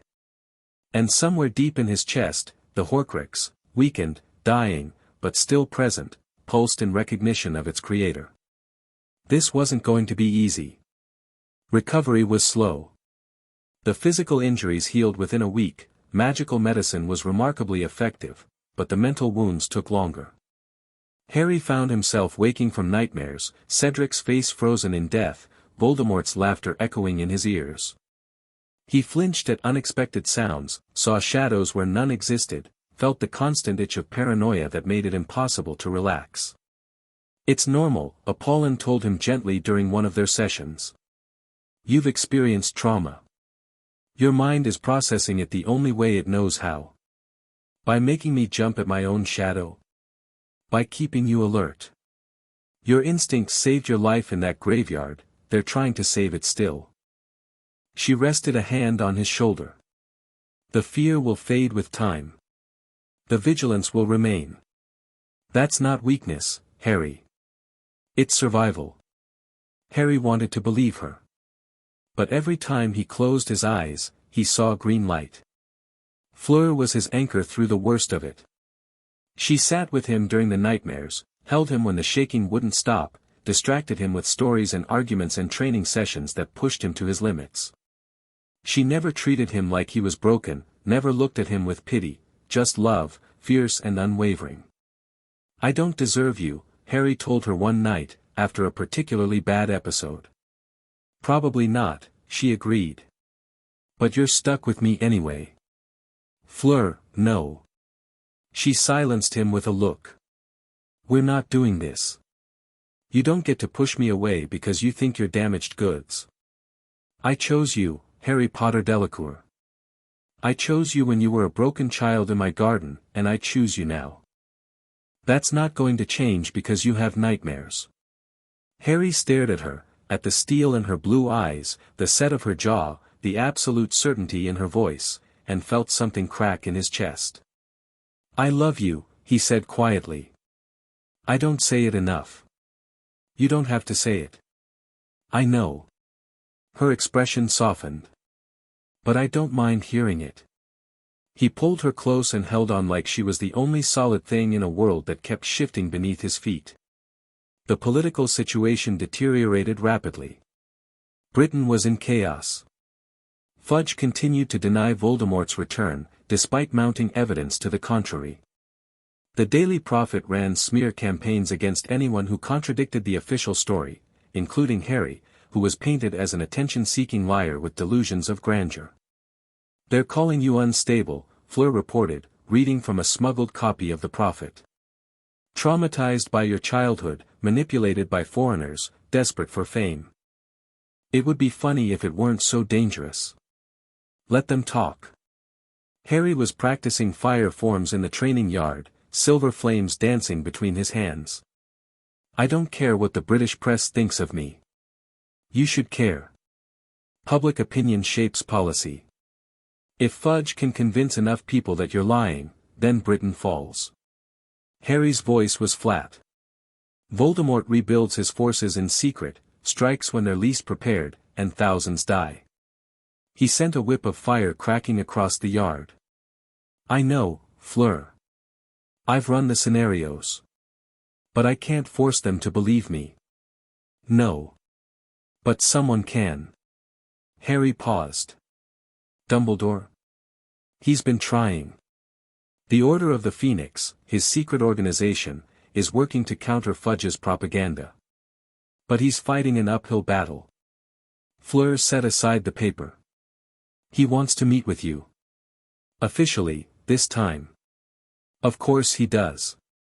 Harry, I know." He let his fire die and turned to face her. "I know we need allies. I know Dumbledore has resources and knowledge that could help. But every time I look at him, I see the man who left me with the Dursleys. The man who would have used me as a weapon without my consent. And if he's changed." "Has he?" Harry shook his head. "I'll meet with him. But I won't trust him. Not until he proves he deserves it." The meeting was arranged for a neutral location, a private room in the French Ministry of Magic, warded against eavesdropping and interference. Harry arrived with Jean-Michel, Apollon, and Fleur, presenting a united family front. Dumbledore came alone. He looked older than Harry remembered. The twinkle in his eyes was dimmer, the lines on his face deeper. His robes were subdued, dark blue rather than his usual garish colors, and his demeanor was that of a man carrying heavy burdens. "Thank you for agreeing to meet," Dumbledore said as they settled into chairs. "I know this is not easy for you." "It's not," Harry agreed. "But circumstances demand it." "What do you want?" "Direct as always." Dumbledore managed a slight smile. "I want to help you, Harry. To prepare you for what's coming. And yes, before you ask, I want to atone for my mistakes." "Mistakes?" Jean-Michel's voice was cold. "You call leaving a child with abusers a mistake? I call it my greatest failure." Dumbledore met Jean-Michel's eyes without flinching. "I was arrogant. I believed I knew best, that my protections would keep Harry safe, that the blood wards would overcome any deficiencies in his relatives' care." His voice cracked slightly. I was wrong. I failed Harry in ways that cannot be undone. I can only try to make amends. Pretty words. Apollin's tone was sharp. We've heard pretty words before. Then let me offer actions. Dumbledore leaned forward. I have spent the past months gathering information about Voldemort's plans, his followers, his weaknesses. I have resources, contacts, intelligence, allies, that could significantly aid your efforts.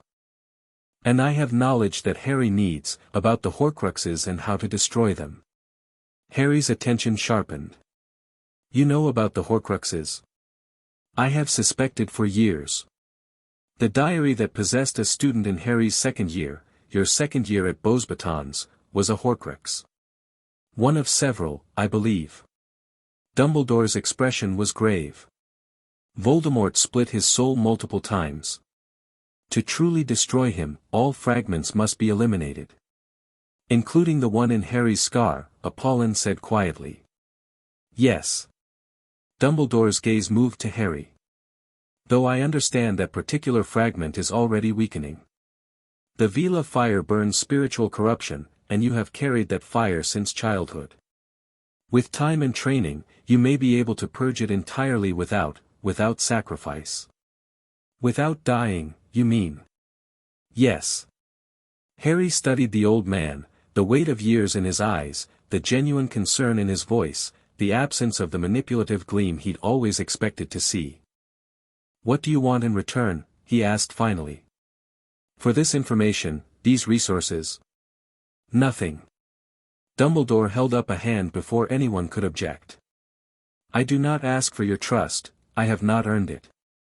I do not ask for your obedience, you are not a tool to be wielded. I ask only that you allow me to help, in whatever capacity you deem appropriate. And if I say no, then I will respect your decision. I will continue fighting Voldemort through my own means, and I will pray that you succeed where I might fail. Dumbledore's smile was sad. I have learned, Harry, that trying to control events leads only to tragedy. I will not make that mistake again. Silence stretched across the room. Finally, Harry spoke. The diary. Tell me about the diary. Dumbledore's eyes lit with cautious hope. Of course. It was found in the possession of a student named Ginny Weasley. The conversation continued for hours. By the end, Harry had more questions than answers, but he also had something he hadn't expected. A tentative alliance. And the beginning of a plan. Summer faded into autumn, and autumn into winter. Harry trained with an intensity that bordered on obsession. Fire magic, combat techniques, mental defenses against dark magic, he pushed himself to exhaustion and then pushed further. Fleur worked alongside him, their partnership deepening with every session, their magic synchronizing in ways that made them nearly unstoppable as a pair. But Harry also studied. The Horcrux research became his focus. Dumbledore's information combined with Apollin's expertise in soul magic, and slowly, a picture emerged. 7 Horcruxes, that was Voldemort's plan. The diary had been one. The ring that Dumbledore had destroyed was another. The locket, the cup, the diadem, the snake, and Harry himself. 6 objects and 1 living vessel, Harry said, staring at the list he'd compiled. He really was insane, wasn't he? Splitting your soul even once requires murder and dark ritual, Apollon replied. Doing it 7 times, yes, I would say insanity is involved. Can the objects be destroyed without finding them first? No. The containers must be physically damaged beyond repair while the soul fragment is still anchored to them. Apollon's expression was grim. Basilisk venom works, as does fiend fire. And, theoretically, sufficiently powerful Vila flame. Harry looked at his hands. You think I could burn them? I think your fire burns spiritual corruption more effectively than any I've ever seen. If you can channel it properly, yes, you might be able to destroy a Horcrux without exotic materials. What about the one in my head? Apollon hesitated. That's more complicated. The fragment is attached to your soul, not a physical object. To burn it away, you would need to turn your fire inward, to scour your very being of the corruption. And that could kill me. It could. The line between burning the Horcrux and burning yourself is razor thin. She reached out to cup his face. But I believe you can do it, Harry. Your fire has been fighting that darkness your whole life. When the moment comes, you will know what to do. Harry wished he shared her confidence. The Christmas holidays brought unexpected visitors. Harry was in the library, reviewing tactical documents from Jean-Michel's intelligence network, when the Fleur flared and a familiar figure stumbled through. Claude. Harry was on his feet instantly. What's wrong? Claude's face was pale, his robes singed, a cut bleeding freely across his cheek. The Covenant, he gasped. They hit Beau's batons. Full assault, 50 operatives at least. They were looking for you. Harry's blood ran cold. Casualties? Dozen students injured, 3 staff members dead. Madame Maxime drove them off, but, Claude swayed. They'll come here next, Harry. They know where you are. Then we prepare for them. Fleur had appeared from somewhere, her wand already in hand. Papa. Maman. We need to mobilize. The next hours were controlled chaos. The Delacour estate's wards were reinforced. Messages went out to allies. Jean-Michel called in favors from the French ministry, securing Aurore support. Apollon reached out to the Villa clans, calling for assistance from her own people. And Harry trained. You're going to exhaust yourself, Fleur said, watching him demolish training dummies with increasingly savage fire attacks. Better exhausted than dead. Harry, they attacked a school looking for me. His voice was raw. Students were hurt. Teachers died. Because of me. Because of the Covenant's hatred. Not because of you. Same thing. Harry let his fire die and turned to face her. Everywhere I go, people suffer. My parents, the Dursleys' neighbors, Cedric, now Beau's batons. Maybe the Covenant has the right idea. Maybe I am a monster. Fleur crossed the distance between them and slapped him. The sound echoed across the training yard. Harry stared at her, shocked. Don't you dare, she said, her voice shaking with fury. Don't you dare take their hatred onto yourself. You are not responsible for the actions of fanatics. You are not a monster because monsters want you dead. She grabbed his face in both hands, forcing him to meet her eyes. You are Harry Potter Delacour. My brother. My partner. The man I love. And I will not let you believe their lies. Harry's throat was tight. Fleur, no. You listen to me. Her grip tightened. When the Covenant comes, we will fight them together. We will burn them to ashes if we have to. But you will not give up. Not on yourself, not on us, not on anything. Do you understand?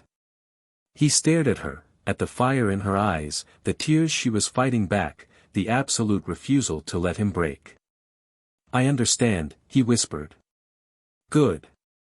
She released him and stepped back. Now rest. You're going to need your strength. The Covenant attacked on New Year's Eve. They came at midnight, when the fireworks were lighting the sky and the wards were weakest. 50 Ash Knights, masked and robed in white, their magic crackling with centuries of hatred. Harry met them at the gates. Harry Potter, their leader called, a tall figure with a voice that resonated with power. The abomination. We have come to cleanse your corruption from this world. Then come and try. Harry's fire blazed to life around him, silver-white flames that turned the night into day. But I warn you, I've killed your kind before. I'll kill you again. The battle that followed was unlike anything Harry had experienced. The Covenant's magic was old, ritualistic, powered by faith as much as skill. They fought with coordinated precision, their attacks designed to counter Vila fire specifically. Harry's flames were met with shields of blessed silver, his curses deflected by wards that hummed with holy power. But Harry wasn't alone. Fleur fought at his side, her fire combining with his into something greater than either could produce alone. Apollon led the Vila auxiliaries, their combined flames creating barriers that the Covenant couldn't pierce. Jean-Michel coordinated the Aura defenders, turning the grounds into a killing field of overlapping fire zones. And Claude, battered but unbowed, proved that his sword was just as deadly as any wand. "Push them back!" Harry shouted, unleashing a torrent of fire that scattered the Covenant's formation. "Don't let them regroup." The battle raged for hours. By the time it was over, the grounds were scorched and smoking, and nearly 30 Ash Knights lay dead or captured. But the Delacour estate still stood. And Harry was still alive. The aftermath was measured in bodies and broken wards. 3 defenders had died, 2 Aurors and 1 of Apollon's Vila cousins. A dozen more were injured. The gardens that Harry loved were burned and blackened, the fountains shattered, the peaceful beauty transformed into a wasteland. "We won," Jean-Michel said, surveying the damage. "Did we?" Harry looked at the bodies being carried away. "We survived." "That's not the same thing." "It's enough. For now." Harry turned away from the destruction. His fire was quiet, banked deep in his chest, exhausted from the night's exertion. But beneath the exhaustion, something else burned, a cold, bright flame of resolution. The Covenant would never stop. They would keep coming, keep killing, keep trying to destroy everything Harry loved. Unless someone destroyed them first. "I need to end this," Harry said quietly. "Not just defend, attack. Find their leadership, their base, their source of power, and burn it all to the ground. That's a war you're proposing. We're already at war. I'm just suggesting we start winning." Jean-Michel studied his son for a long moment. Then, slowly, he nodded. "I'll make some calls. The Vila clans have been waiting for an excuse to settle old scores. And with Voldemort's return, the Ministry might be convinced that eliminating the Covenant serves everyone's interests. Do it." Harry turned back to face the ruined gardens. "When they attacked Beauxbatons, they made this personal. When they attacked our home, they made it a matter of survival." His fire flared briefly, silver flames dancing in his eyes. "I'm going to make them regret ever hearing my name." The hunt for the Covenant consumed the next several months. Intelligence networks were activated. Vila scouts spread across Europe, tracking the movement of Ash Knight cells. Jean-Michel's political contacts provided access to Ministry resources, while Dumbledore's order contributed what they could spare from their own war against Voldemort. Harry led strike teams himself. "This isn't necessary," Fleur argued before the first mission. "You don't have to be on the front lines." "Yes, I do." Harry checked his wand, verified his port key, ensured his fire was ready. "They're hunting me specifically. The least I can do is hunt them back." "Harry, I'm not being reckless." He met her eyes. "I'm being strategic. The Covenant fears me, they called me an abomination, built their whole mythology around destroying me. If I'm the one leading the attacks against them, it sends a message. Makes them afraid. And afraid enemies make mistakes." Fleur was silent for a long moment. Then she nodded. "I'm coming with you." Fleur, non-negotiable. Her chin came up in that familiar stubborn set. "You don't face this alone. You never face anything alone." They went together. The Covenant stronghold in the Swiss Alps fell first. Harry and Fleur led a team of 12, Vila warriors, French Aurors, and Claude, who had proven himself invaluable in close combat. They struck at dawn, breaching the wards with combined fire that burned through centuries of protection. The fight was brutal but brief. The Ash Knights inside were prepared for a siege, not an assault. Harry's fire carved through their defenses like a blade through silk, and within the hour, the stronghold was theirs. Documents, Harry ordered, sorting through the captured materials. Reports, correspondence, anything that tells us where the others are. Here. Claude handed over a sealed chest. This was in the commander's quarters. Enchanted locks, probably warded. Harry burned through the wards without hesitation. Inside were letters, maps, and something that made his blood run cold. A photograph of the Delacour estate, annotated with ward positions and guard schedules. "They've been watching us for months," Fleur said, looking over his shoulder. "Preparing another attack. They won't get the chance." Harry set the photograph aside and continued searching. "This one mentions a Magistrate Theron Ashworth. The name mean anything to you?" "Ashworth." Claude's voice was grim. "Old blood. One of the founding families of the Covenant. If there's a Magistrate Ashworth leading them, then we found their high command." Harry smiled, but there was no warmth in it. "Let's pay him a visit." Magistrate Theron Ashworth was not what Harry expected. They tracked him to a cathedral in northern France, ancient, crumbling, abandoned by the Muggle Church centuries ago but maintained by the Covenant as a holy site. Harry went in alone, over Fleur's furious objections, approaching the altar where the magistrate waited. Ashworth was old. Ancient, really, with white hair and pale eyes and hands that trembled with age. He wore robes of pure white, marked with the Covenant symbol, an ash tree wreathed in flames, and he watched Harry approach without fear. "The abomination." His voice was soft but clear. "I have waited a long time for this meeting. You've been trying to kill me since I was 8 years old. I thought we should finally talk face to face." "Talk?" Ashworth laughed, a dry, rattling sound. "What is there to discuss? You are a violation of the natural order, a male who wields the demon fire. Your existence is an affront to everything my order holds sacred. Your order has been killing innocent people for centuries. Women whose only crime was being born with magic you didn't understand." Harry's fire flickered around his hands. "You're not holy warriors. You're murderers. We are purifiers." Ashworth's eyes blazed with conviction. "The Vila are creatures of chaos and temptation. Their fire is not magic, it is corruption made manifest. And you, boy, are the ultimate proof of that corruption." He stood, his old body straightening with surprising strength. "A human male, touched by demon flame, raised by the creatures we have sworn to destroy. You represent everything we must eliminate. Then eliminate me." Harry spread his arms. "I'm right here. Take your shot." Ashworth studied him for a long moment. Then, slowly, he shook his head. "You came alone. That means you want something other than my death. What is it?"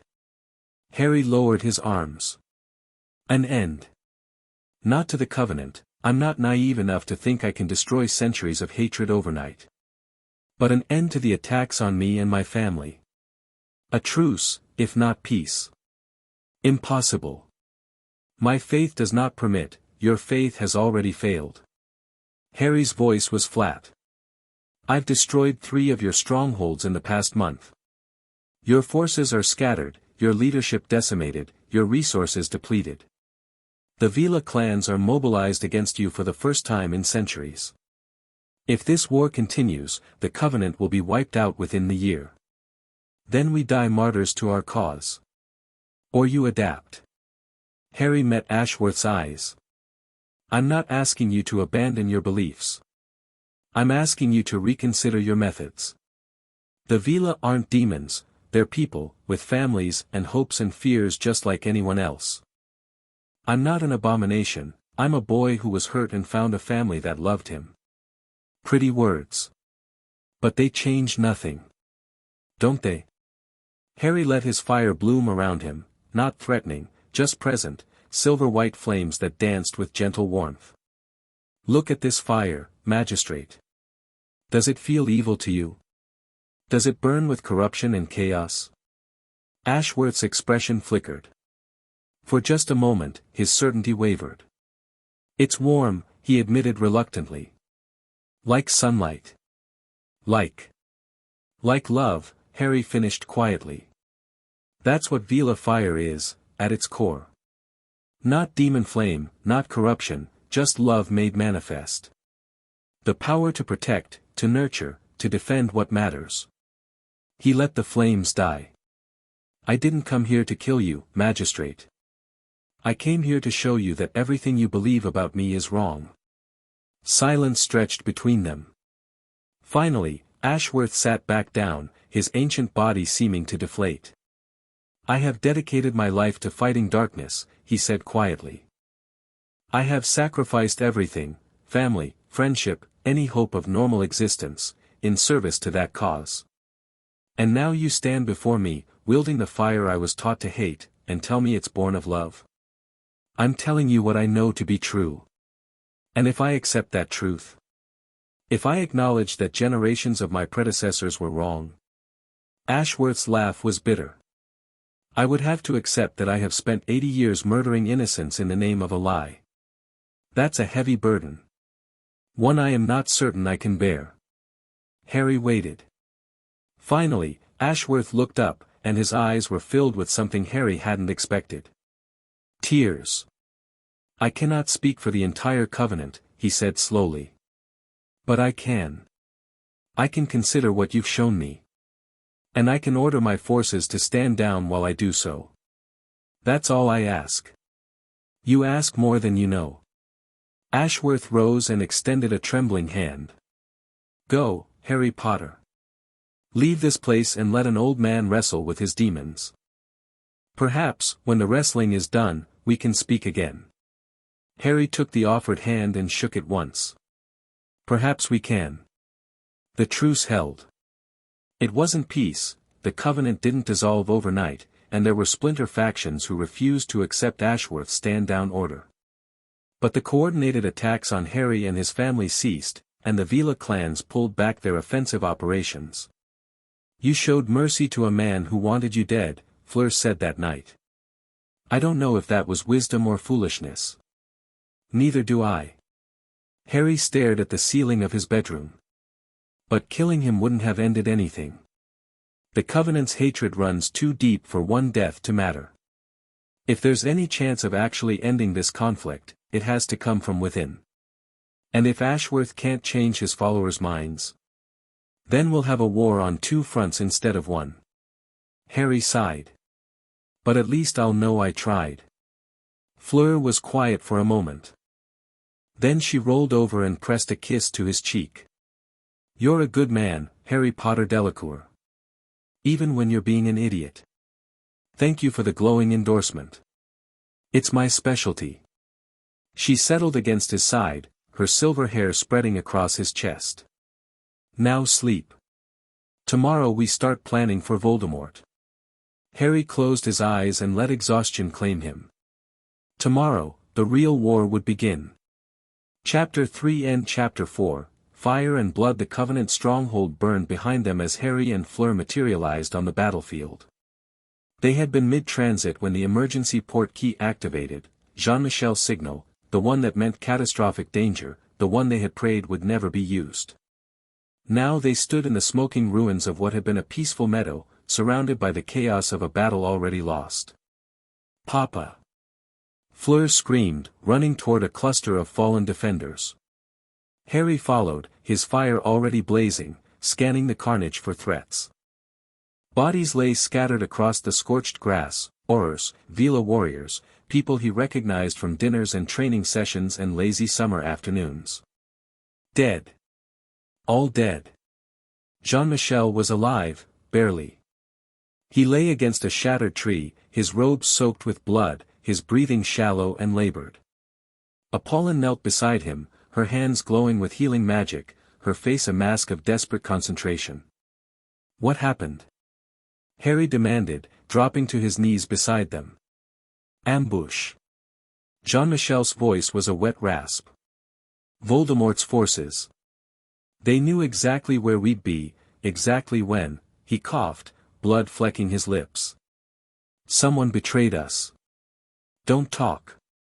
Apollin's voice was sharp with fear. Save your strength. No time. Jean-Michel reached out and grabbed Harry's hand with surprising strength. Listen to me, son. The attack was a diversion. The real target, they're going for the estate. Gabrielle, Harry's blood turned to ice. Gabrielle. 8 years old. Home alone except for the house elves and a skeleton guard. Go, Jean-Michel gasped. Save your sister. We'll manage here. Harry was already moving. The Delacour estate was burning when he arrived. Flames, not the silver white of Vila fire but the angry orange of dark magic, consumed the east wing, spreading rapidly despite the wards that should have contained them. The gardens were trampled, the fountains shattered, and in the center of the devastation stood a circle of Death Eaters surrounding a single, small figure. Gabrielle. She was on her knees, her silver hair tangled and dirty, her face streaked with tears. A Death Eater had his wand pressed against her throat, and she was trembling with terror. Harry didn't think. He acted. His fire erupted in a wave that swept across the grounds, incinerating 2 Death Eaters before they could react. The survivors scattered, shields rising, curses flying toward him, but Harry was already among them, a whirlwind of silver flame and killing intent. Harry! Gabrielle screamed. The Death Eater holding her tightened his grip, wand digging into her neck. One more step, Potter, and the girl dies. Harry froze. His fire burned around him, hungry for destruction, but he forced it down. Forced himself to focus. Let her go, he said, his voice deadly calm. She's a child. She has nothing to do with this. She's leverage. The Death Eater's mask couldn't hide the glee in his voice. The Dark Lord wants you, Potter. Come quietly, and the girl lives. And if I refuse? Then she dies screaming, and we take you anyway. The wand pressed harder. Choose. Harry looked at Gabrielle, at her wide, terrified eyes, at the tears streaming down her face, at the absolute trust that somehow still lived beneath the fear. Harry will save me, those eyes said. Harry always saves me. He couldn't fail her. All right, Harry said, raising his hands. I'll come. Just let her go first.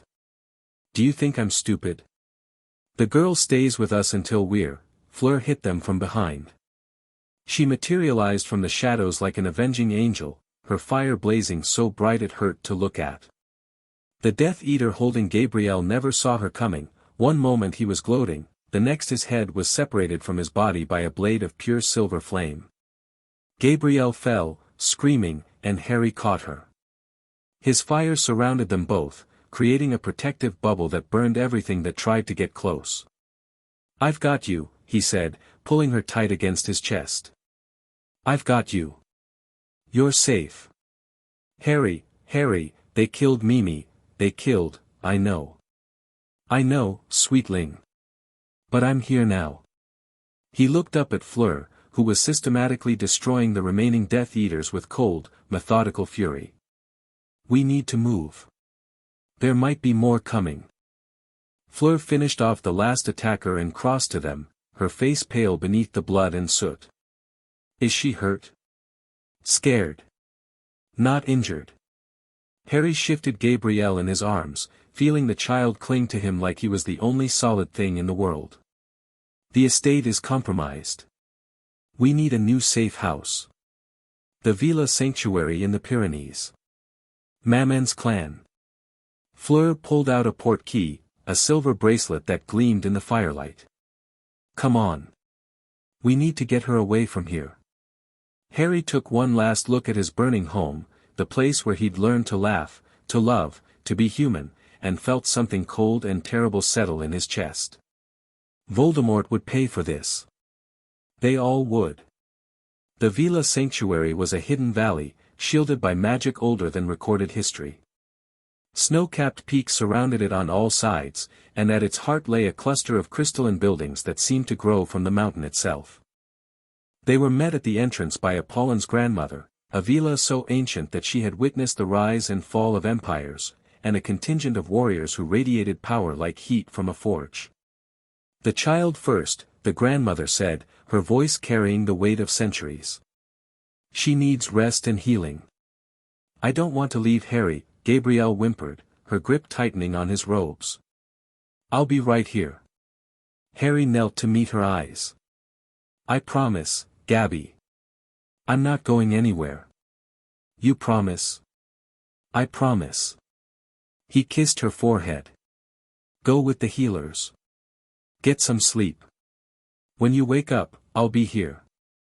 Gabrielle studied him for a long moment, searching for any sign of deception. Then, slowly, she nodded and allowed herself to be led away. Harry watched her go, his heart aching. "She'll be safe here," the grandmother said. "No Death Eater has ever breached these wards. That's what we thought about our estate. Your estate was designed to welcome visitors. This sanctuary is designed to kill them." The old villa's smile was sharp. "There is a difference." Harry supposed there was. Jean-Michel survived, barely. The healers worked through the night, pouring magic and potions into his broken body, fighting to repair damage that would have killed a lesser wizard. By dawn, he was stable but unconscious, and the prognosis was uncertain. "He may never fully recover," the head healer told them, her voice gentle but honest. "The dark magic that hit him was designed to resist healing. Even if he wakes, there may be permanent effects." Apollon said nothing. She simply sat beside her husband's bed, holding his hand, her face carved from stone. Harry left her to her vigil. He found Fleur on a balcony overlooking the valley, staring at the stars with an expression he'd never seen before. She looked broken. Like something fundamental had shattered inside her. "Hey," he said softly, coming to stand beside her. "They destroyed our home." Her voice was hollow. "They killed our people. They nearly killed Papa and Gabrielle. And we were off playing hero against the Covenant while, we couldn't have known. Couldn't we?" Fleur turned to face him, and her eyes were bright with tears. "We knew Voldemort was planning something. We knew he was gathering forces. We should have what? Stayed home and waited for them to come to us." Harry shook his head. "This isn't our fault, Fleur. It's theirs. Voldemort's, the Death Eaters, whoever betrayed us. And what good does assigning blame do? It doesn't bring back Mimi. It doesn't heal Papa. It doesn't unburn our home. No. But it tells us who to kill." Fleur stared at him. "Harry. I'm done being reactive." His voice was cold, hard, unlike anything she'd heard from him before. "I'm done letting them set the terms of this war. They attacked our family, Fleur. They terrorized our little sister. They nearly killed our father." Silver fire flickered in his eyes.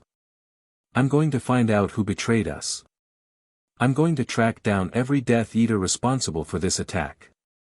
And I'm going to burn them all." "Harry, listen to yourself, I am listening."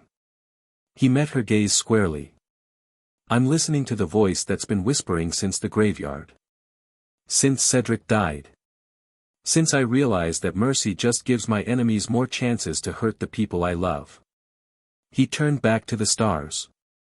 Ashworth I could spare, he was old, tired, ready to question his beliefs. But Voldemort? The Death Eaters? They don't want understanding. They want power. And the only thing people like that understand is force. Fleur was quiet for a long moment. Then she moved closer, pressing against his side, her hand finding his. "If you go to war," she said quietly, "I go with you. I wouldn't expect anything else. And we do it smart. Not reckless. We gather intelligence, build alliances, strike where it hurts most. We don't become what we're fighting. I know where the line is. Do you? Fleur squeezed his hand. Promise me, Harry. Promise me that no matter what happens, you won't lose yourself to the anger. Harry thought about the fire burning in his chest, the cold, terrible flame that wanted nothing more than to consume everything in its path.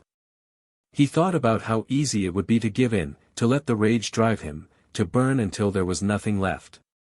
And he thought about Gabrielle's eyes, full of trust.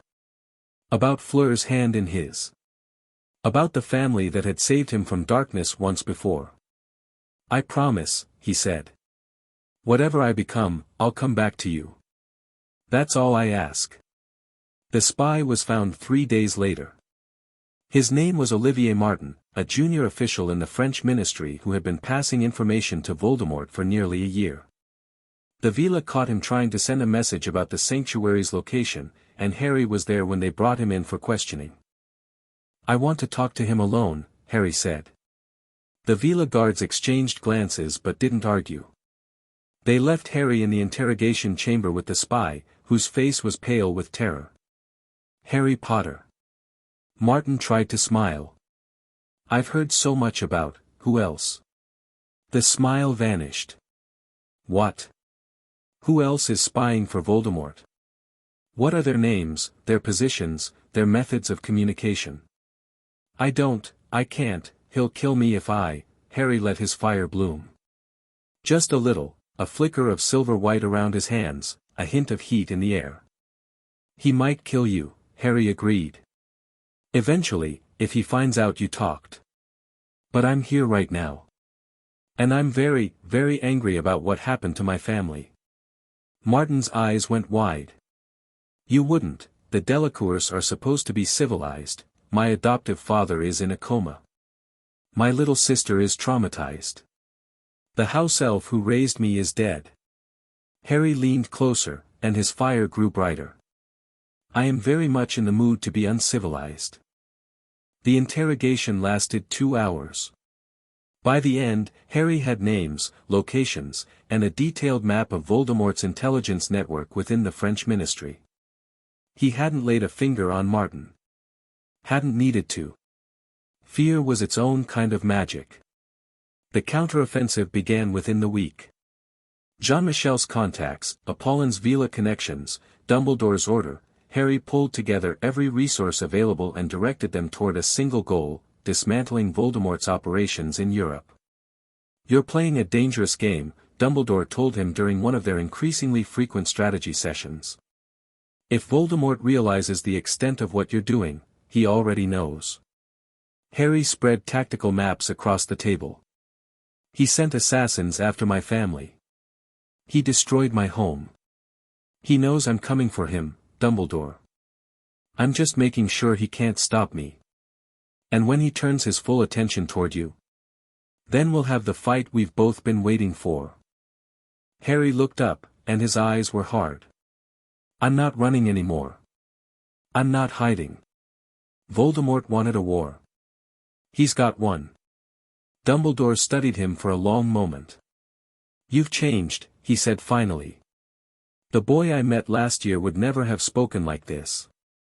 The boy you met last year still had a home. Still believed he could stay out of the conflict if he was clever enough. Harry's smile was thin. I've learned better. Have you? Or have you simply learned a different kind of delusion? Dumbledore leaned forward. Rage is a powerful fuel, Harry, but it burns out quickly. And what's left behind is often nothing worth saving. I'm not just running on rage. I have a plan. Do you? Or do you have a list of targets and a hope that destroying them will make you feel better? Harry's fire flickered, and for a moment, he wanted to lash out, to prove to this meddling old man that he wasn't a child to be lectured. But Fleur's voice echoed in his memory. Promise me you won't lose yourself to the anger. He took a breath. Let it out. Let the fire settle. You're right, he admitted. I am angry.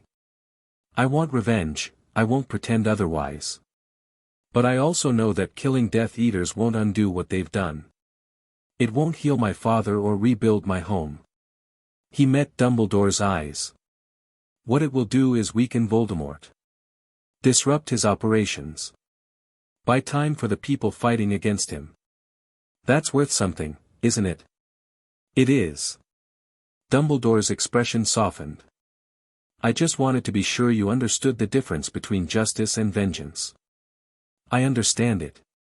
I just don't care which one I'm pursuing, as long as the result is the same. Dumbledore sighed. You really have changed. War does that. The attacks came fast and hard. Safe houses burned. Supply lines were severed.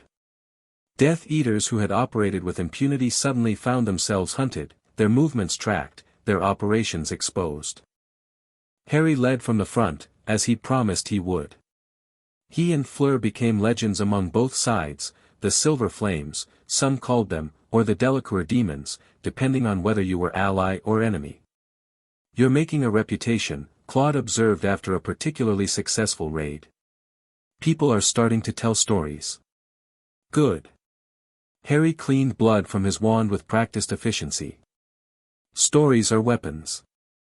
If Death Eaters are afraid to operate because of stories about us, that's as effective as killing them ourselves. Maybe more effective. Dead enemies become martyrs. Afraid enemies make mistakes. Now you're thinking strategically. The operations continued through spring and into summer. Voldemort's European network crumbled piece by piece, forcing him to rely more heavily on his British base. Harry tracked every victory, every setback, every shift in the balance of power. And he watched the Horcrux list, counting down the pieces that still needed to be destroyed. The locket had been retrieved from a hidden cave, Dumbledore's doing, though it had nearly killed him. The cup had been extracted from a Gringotts vault in a heist that would become legend among the goblins. The diadem had been found and destroyed in the Room of Requirement at Hogwarts. That left the snake, the ring, already destroyed, and Harry himself. When this is over, Fleur said one night, lying beside him in their tent after another successful mission, what do you want to do? I don't know. Harry stared at the canvas above them. I've been fighting for so long, I'm not sure I remember what peace feels like. It feels like this. She pressed closer, her warmth a comfort in the cold night. Quiet moments between battles. The people you love, safe and close. A future to look forward to. Do we have a future? We'll make one. Her voice was fierce. When Voldemort is dead and the war is over, we'll rebuild the estate. We'll create a life together. We'll have children who never have to know what it's like to be hunted. Harry closed his eyes. Children. A life. A future beyond the war. It sounded impossible. Like a dream that could never come true. But Fleur believed it. And he had learned, long ago, that what Fleur believed had a way of becoming real. All right, he said softly. When this is over, we'll build that future. Promise?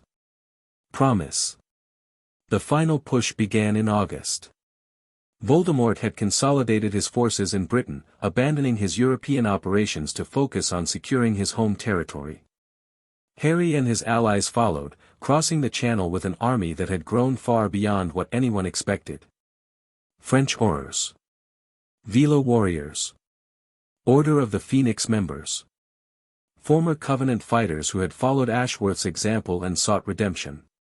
And at the center of it all, Harry and Fleur, their combined fire a beacon that drew allies and terrified enemies. This is it, Harry said, standing before the assembled forces. Voldemort is trapped. His Horcruxes are destroyed, all but 2. If we can kill the snake and end me, not end you, Fleur interrupted sharply. Burn the Horcrux out. There's a difference. Right. Burn it out. Harry smiled slightly. The point is, we have one chance at this. Voldemort knows we're coming. He'll throw everything he has at us. But if we can break through, if we can reach him, then we finish this, Jean-Michel said. He was on his feet, finally recovered enough to fight. He'd lost the use of his left arm and walked with a permanent limp, but his eyes were as sharp as ever, and his tactical mind hadn't dimmed. Together, Harry agreed. We finish this together. The Battle of Britain began at dawn. Voldemort's forces met them at the coast, Death Eaters, giants, Dementors, and darker things that Harry had never seen before. The clash was massive, brutal, and utterly without mercy. Harry burned through the enemy lines like a meteor, his silver fire carving a path toward the center of the battlefield. Fleur fought at his side, their flames combining into something greater than either could produce alone, a conflagration that turned the morning into noon. Nagini. Dumbledore's voice cut through the chaos. Harry, I found the snake. Harry changed direction instantly, pushing through the battle toward Dumbledore's location. The old wizard was locked in combat with Voldemort himself, and between them, the massive serpent coiled and struck, its fangs dripping venom. Cover me! Harry shouted to Fleur. Always! He dove into the melee. A Death Eater rose to block him. Harry killed her without slowing. Another tried to flank him, Fleur's fire took him in the back. The path to Nagini cleared, meter by bloody meter. The snake saw him coming. Its eyes gleamed with unnatural intelligence, the fragment of Voldemort's soul giving it awareness beyond any ordinary animal. It reared back, mouth opening wide, Harry's fire hit it like a lance. Silver-white flames punched through scales and flesh and bone, burning the Horcrux within even as they consumed the physical form. Nagini screamed, a horrible, almost human sound, and then collapsed into ash. Voldemort screamed. It was a sound of pure agony, pure rage, the cry of a soul that had just lost another piece of itself. He turned from Dumbledore, red eyes blazing, wand rising toward Harry, Avada Kedavra. Harry threw himself sideways, the green light passing so close he felt its cold breath on his cheek. He came up casting, fire and curses flowing from his wand, pressing Voldemort back with the sheer ferocity of his assault. But Voldemort was Voldemort. He weathered the attack with contemptuous ease, his shields absorbing everything Harry threw at him. You think you can defeat me? The Dark Lord's voice carried over the chaos of battle. You're a child playing at war. I have spent decades perfecting the dark arts. What can you possibly? Harry hit him with everything he had. Not just fire, emotion. The love he felt for his family, the fury over their suffering, the desperate determination to end this war and build the future Fleur had promised. It all poured through him, converting into silver-white flame that blazed brighter than the sun. Voldemort's shields cracked. Then shattered. The fire hit him full force, and for the first time, the Dark Lord burned. But he didn't die. Even as his flesh charred and his robes caught fire, Voldemort was laughing. Fool! Don't you understand? As long as the Horcrux in your scar exists, I cannot die. You can burn my body 100 times, and I will always return. Harry felt his heart sink. The Horcrux. The one piece he couldn't destroy without destroying himself. Unless. Fleur. His voice was quiet, meant only for her ears. I need you to trust me. Harry, what are you? Whatever happens, don't stop me. He dropped his shields. Opened himself completely. And reached for his fire. Not the outward fire, the weapon he'd used to fight. The inward fire. The flame that had burned in his soul since childhood, the one that had been slowly consuming the Horcrux for 15 years. Burn, he commanded it. Burn it all away. The pain was beyond description. Harry felt his fire turn inward, scouring through his very being, seeking out the corruption that had lived in his scar since infancy. The Horcrux screamed as the flames found it, a piece of Voldemort's soul, writhing and desperate, trying to escape the purification. But there was nowhere to run. Harry's fire was everywhere, filling every corner of his being, burning away everything that didn't belong. The Horcrux fought back, lashing at him with fragments of Voldemort's memory, his rage, his fear, but Harry had something Voldemort never did. He had people who loved him. Harry! Fleur's scream penetrated the agony. Her hands found his, and he felt her fire join his own, silver flames combining, strengthening, pushing back against the darkness. Together, they burned. The Horcrux died screaming.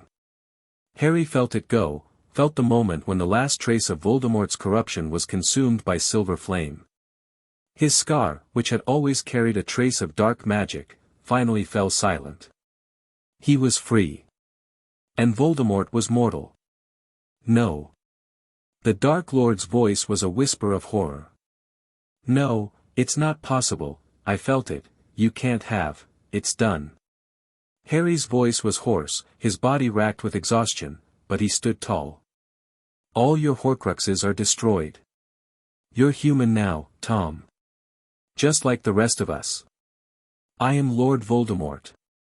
The scream was desperate, panicked, the cry of a man seeing his immortality crumble. I am the greatest wizard who ever lived.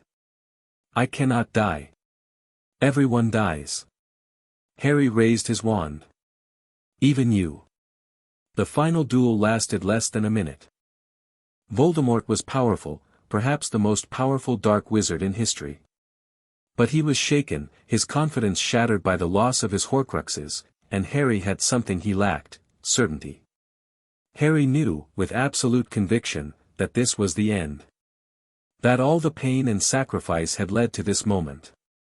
That everything he had lost would be honored by what he was about to do. His fire answered that conviction. Silver-white flames erupted from his wand, from his hands, from his very being. They crashed against Voldemort's defenses like a tidal wave, burning through shields and curses and desperate countermeasures. The Dark Lord fell back, step by step, his power failing against the onslaught.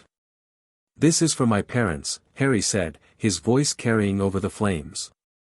For Cedric. For Mimi. For everyone you've ever hurt. The fire intensified. This is for my family. For Fleur and Gabrielle and Maman and Papa. For the future you tried to take from us. Brighter still. And this is for me. For the little boy in the cupboard who wished for escape. For the child who found love and refused to let it go. For the man who chose to be better than what was done to him. The fire reached its peak, a blinding pillar of silver white that seemed to touch the sky itself. When it faded, Voldemort was gone. Not just dead, purified. Harry's flames had burned away the darkness, the corruption, the twisted remnants of Tom Riddle's soul. There was nothing left but ash, scattered on the wind. The battle around them had stopped. Every eye was on Harry, Death Eaters in horror, allies in awe. It's over, Harry said, his voice barely above a whisper. And then he collapsed. He woke to familiar warmth.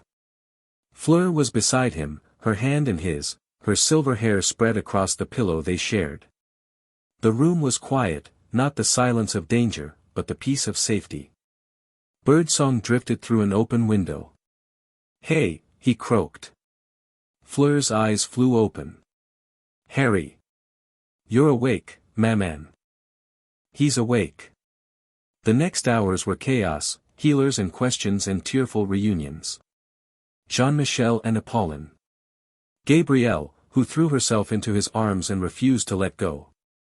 Claude, grinning with relief. Even Dumbledore, looking older than ever but smiling beneath his beard.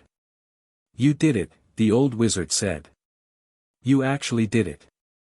We did it, Harry corrected. I couldn't have done any of it alone. No. You couldn't. Dumbledore's eyes twinkled with something like pride. But you understood that, didn't you? That's what made the difference. You never tried to carry the burden alone.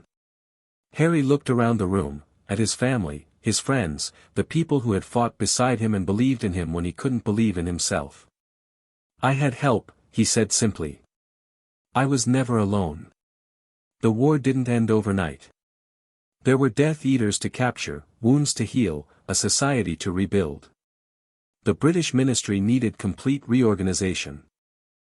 The Covenant required careful management as Ashworth worked to transform it from a hate group into something better. International magical relations had been strained nearly to breaking. But the threat was gone. Voldemort was dead, truly dead, and the world could finally start to heal. Harry spent the first weeks recovering, letting his body and magic repair themselves after the ordeal of burning out the Horcrux. It had nearly killed him, the healers were unanimous on that point.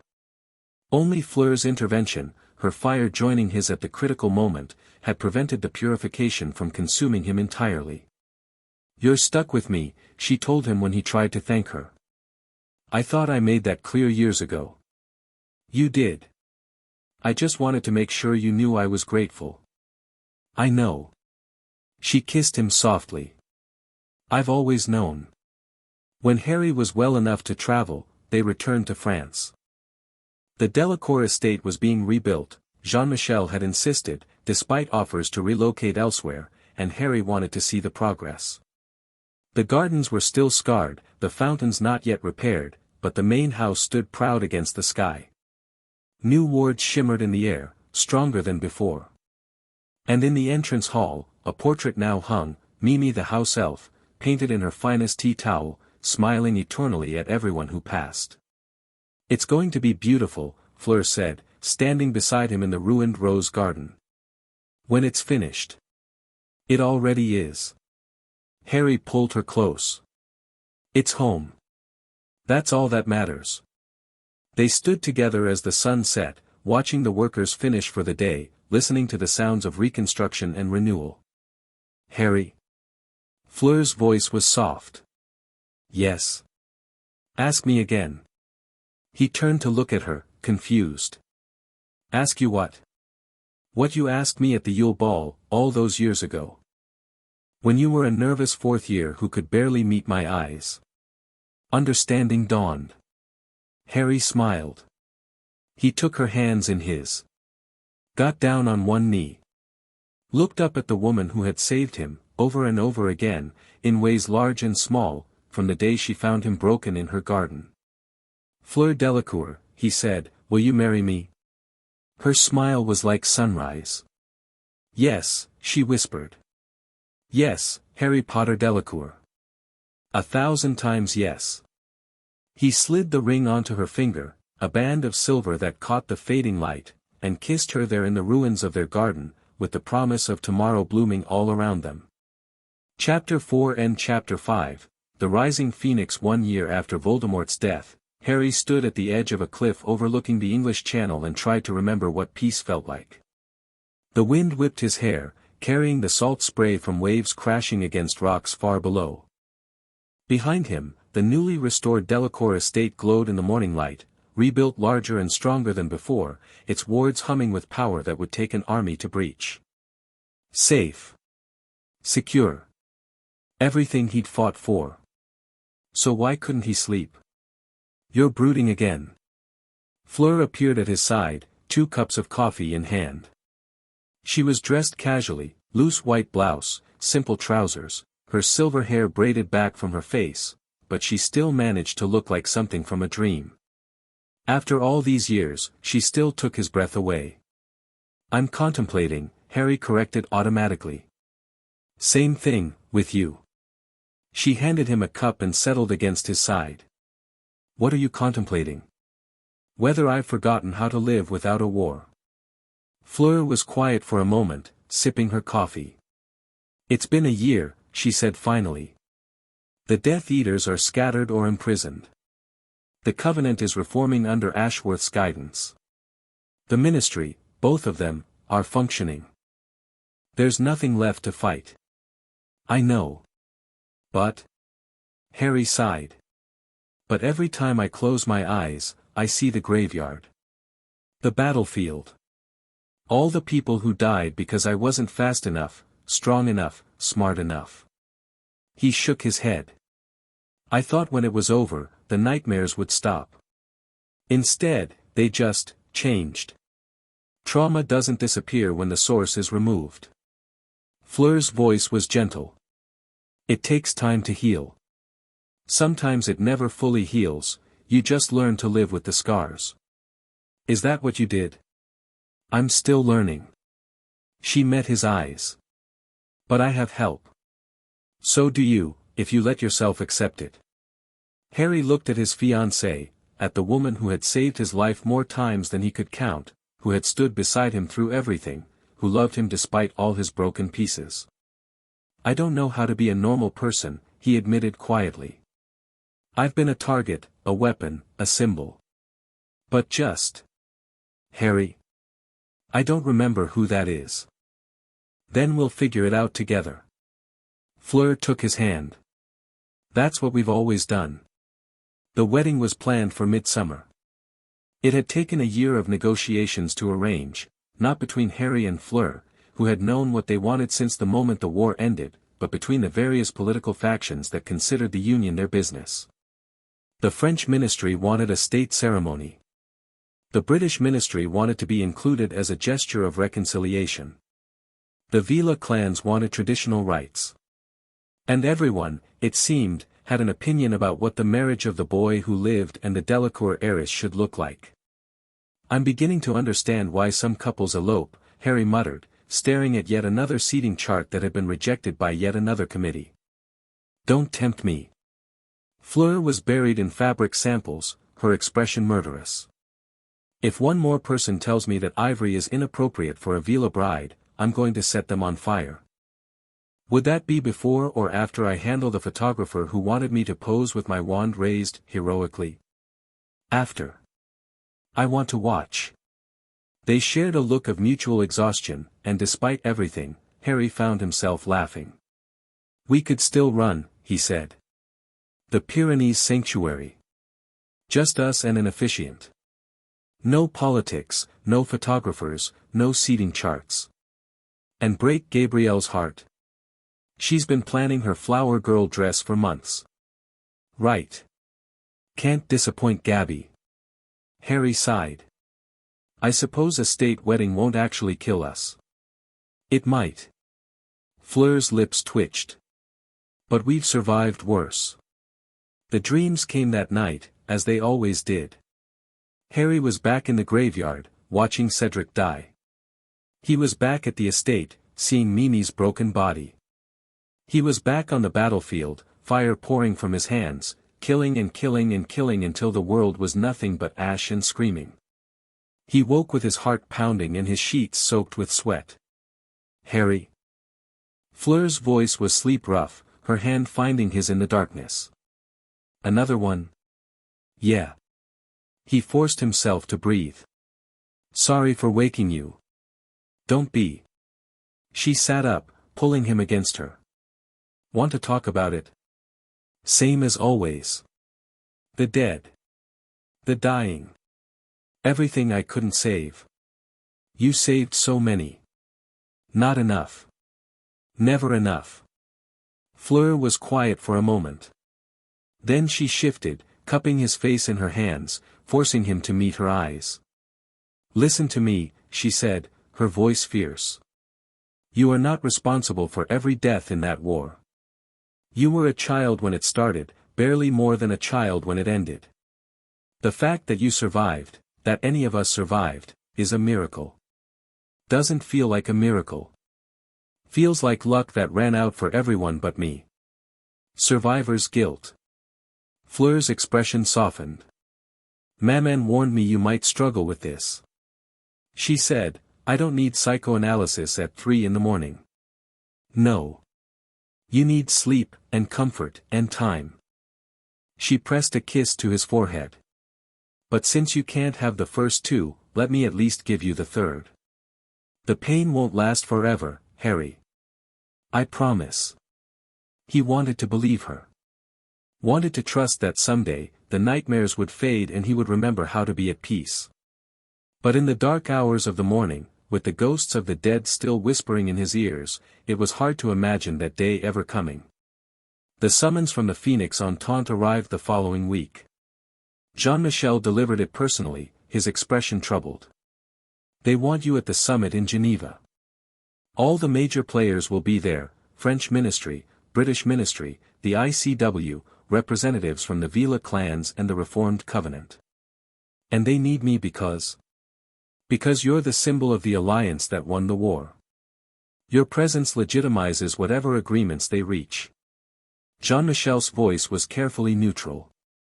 It's politics, Harry. I know you hate it, but I can't hide from it forever. Harry took the summons, scanning the formal language. When do we leave? 3 days. Fleur has already been informed, she'll be attending as the Delacour representative, since I'm still not fit for extended travel. Harry looked at his adoptive father, at the arm that hung useless at his side, the cane that had become a permanent accessory, the lines of pain that never quite left his face. You're looking better, he lied. And you're a terrible liar. Always have been. Jean-Michel smiled. Go to the summit, son. Be seen, make speeches, shake hands with people who tried to have you killed last year. That's how the world works, unfortunately. And if I refuse? Then someone else becomes the symbol, and you lose any influence over what happens next. Jean-Michel's expression was serious. The war is over, but the peace is just beginning. If you want to shape it, if you want to make sure everything we fought for actually means something, you need to be part of the conversation. Harry thought about the seating charts and the photographers and the endless political maneuvering. Thought about how much simpler it had been when his only concern was survival. But Jean-Michel was right. He couldn't hide from the world forever. Not if he wanted to build the future Fleur had promised. Fine, he said. But I'm not giving any speeches. Jean-Michel laughed. We'll see about that. Geneva was beautiful in a sterile, institutional way. The summit was held in the Palace of Nations, a sprawling complex that had once housed the League of Nations and now served as a venue for magical conferences when Muggles weren't looking. Harry walked its marble halls with Fleur at his side, nodding to dignitaries he vaguely recognized, accepting congratulations he didn't feel he deserved. You're doing well, Fleur murmured as they escaped yet another cluster of well-wishers. I'm doing terrible. Did you see the look on Minister Fudge's face when I shook his hand? I thought he was going to wet himself. He probably was. You did threaten to burn down the ministry if they tried to claim custody of you. That was years ago. And I was exaggerating. Were you? Harry considered. Maybe a little. They found their seats in the main assembly hall, surrounded by representatives from every major magical power in Europe. The British contingent sat directly across from them, Kingsley Shacklebolt, who had replaced Fudge after the war, flanked by Aurors and bureaucrats. The French delegation was nearby, along with delegations from Spain, Germany, Italy, and the Eastern European alliance that had formed in response to Voldemort's threat. And at the back of the hall, sitting apart from the others, was Magistrate Theron Ashworth and a small group of Reformed Covenant members. Harry caught Ashworth's eye and nodded. The old man nodded back, something like respect in his ancient gaze. Ladies and gentlemen, the summit chairman announced, we call this session to order. The purpose of this gathering is to formalize the Phoenix Entente and establish the framework for lasting cooperation between our nations. The speeches began. Harry listened with half an ear, his attention wandering to the various factions in the room. He could see the fault lines already, old grudges barely papered over, new ambitions testing their limits, the fragile alliance fraying at the edges now that the common enemy was gone. This is what we fought for, he thought. Not perfect peace, but the chance to build something better. And it's going to be harder than any battle we ever fought. The first crisis came on day 2 of the summit. Harry was in a private meeting with Kingsley Shacklebolt, discussing the repatriation of British citizens who had fled to France during the war, when his communication mirror flared with emergency priority. Harry. It was Claude, his face pale and tight. We have a problem. What kind of problem? The kind that's about to blow up the summit. Claude's image flickered. Someone just tried to assassinate Magistrate Ashworth. They're saying it was a Vila operative. Harry's blood ran cold. That's impossible. The clans would never, I know. But someone wanted it to look that way. And now half the Reformed Covenant is calling for retaliation while the Vila delegation is threatening to walk out entirely. Where's Fleur? With Apollon, trying to calm the clans. But it's bad, Harry. Really bad. Harry was already on his feet. I'm on my way. The scene outside the Covenant delegation's quarters was chaos. Ash Knights in their ceremonial white had formed a defensive perimeter, their ancient weapons humming with power.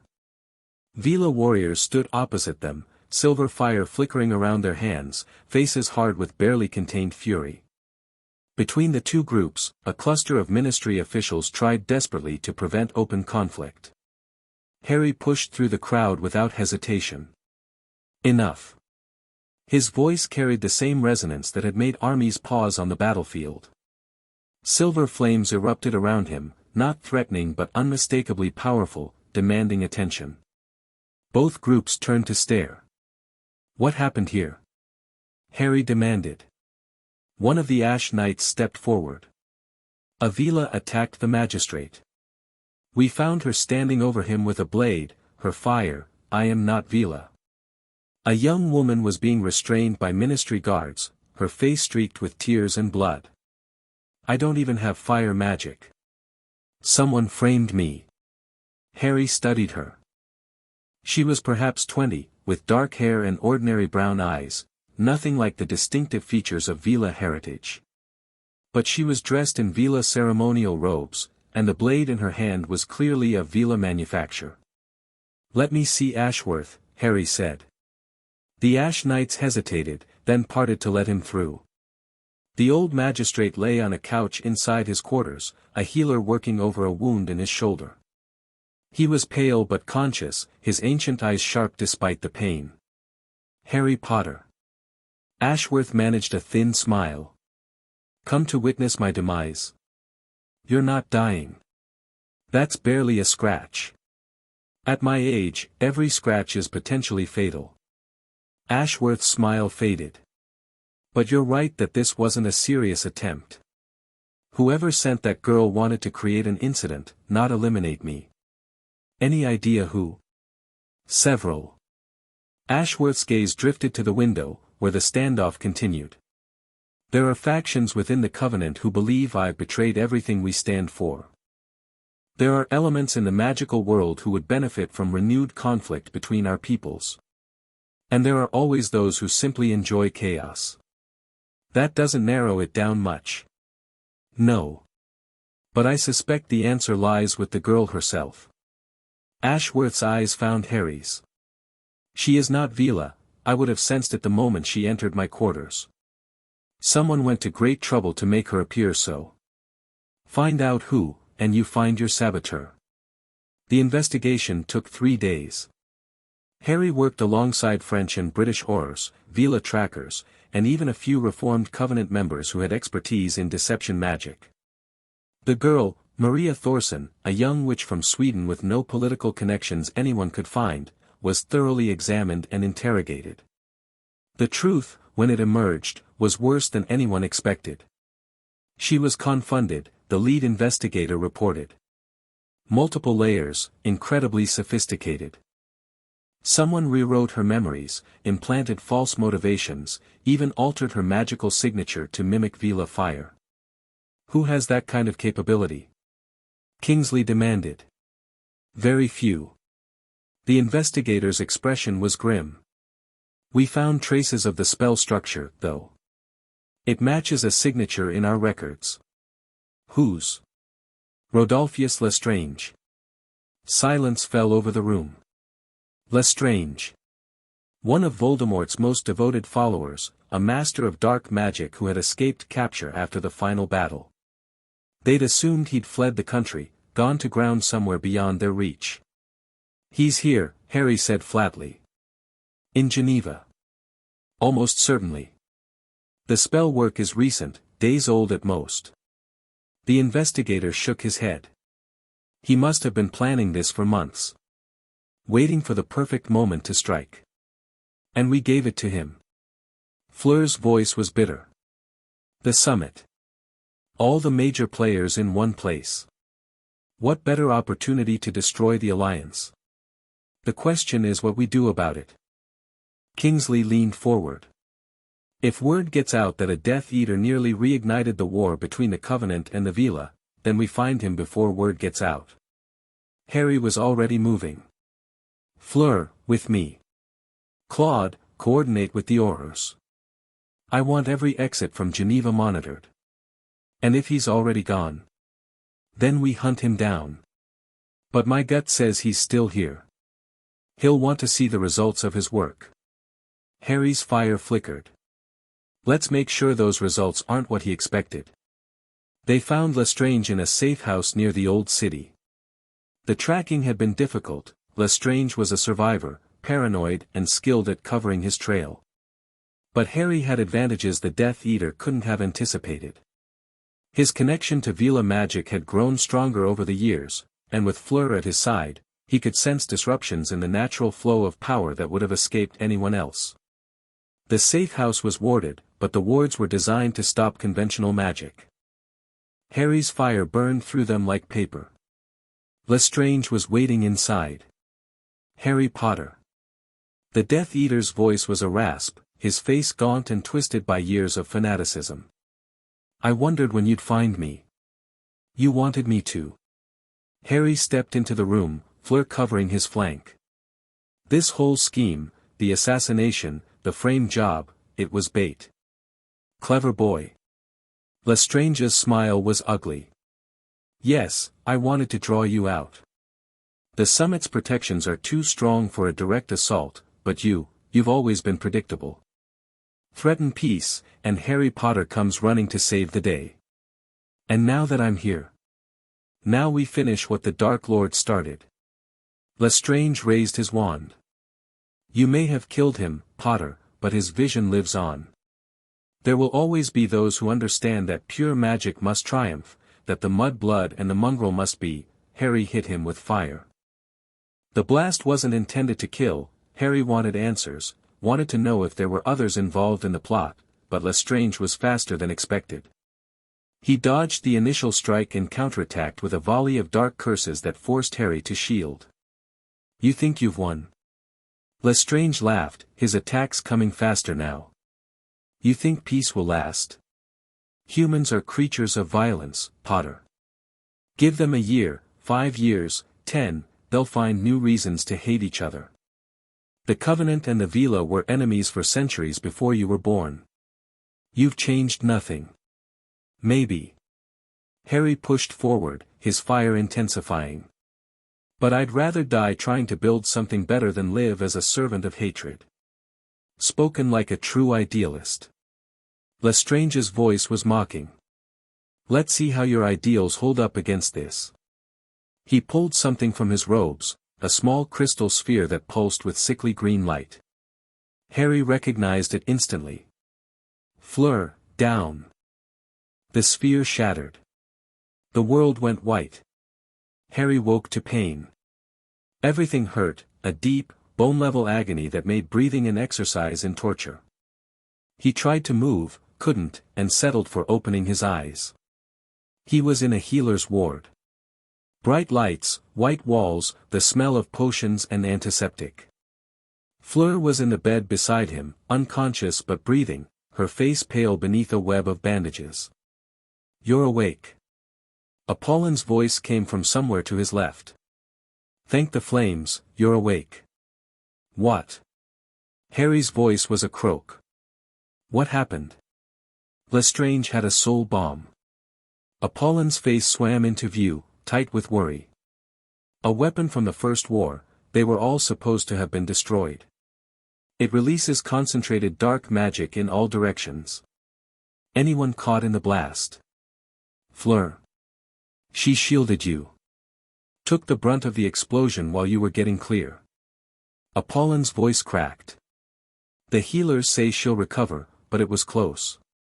Too close. Harry turned his head, ignoring the spike of pain, and looked at Fleur. At the woman who had saved his life again, who had thrown herself between him and death without hesitation.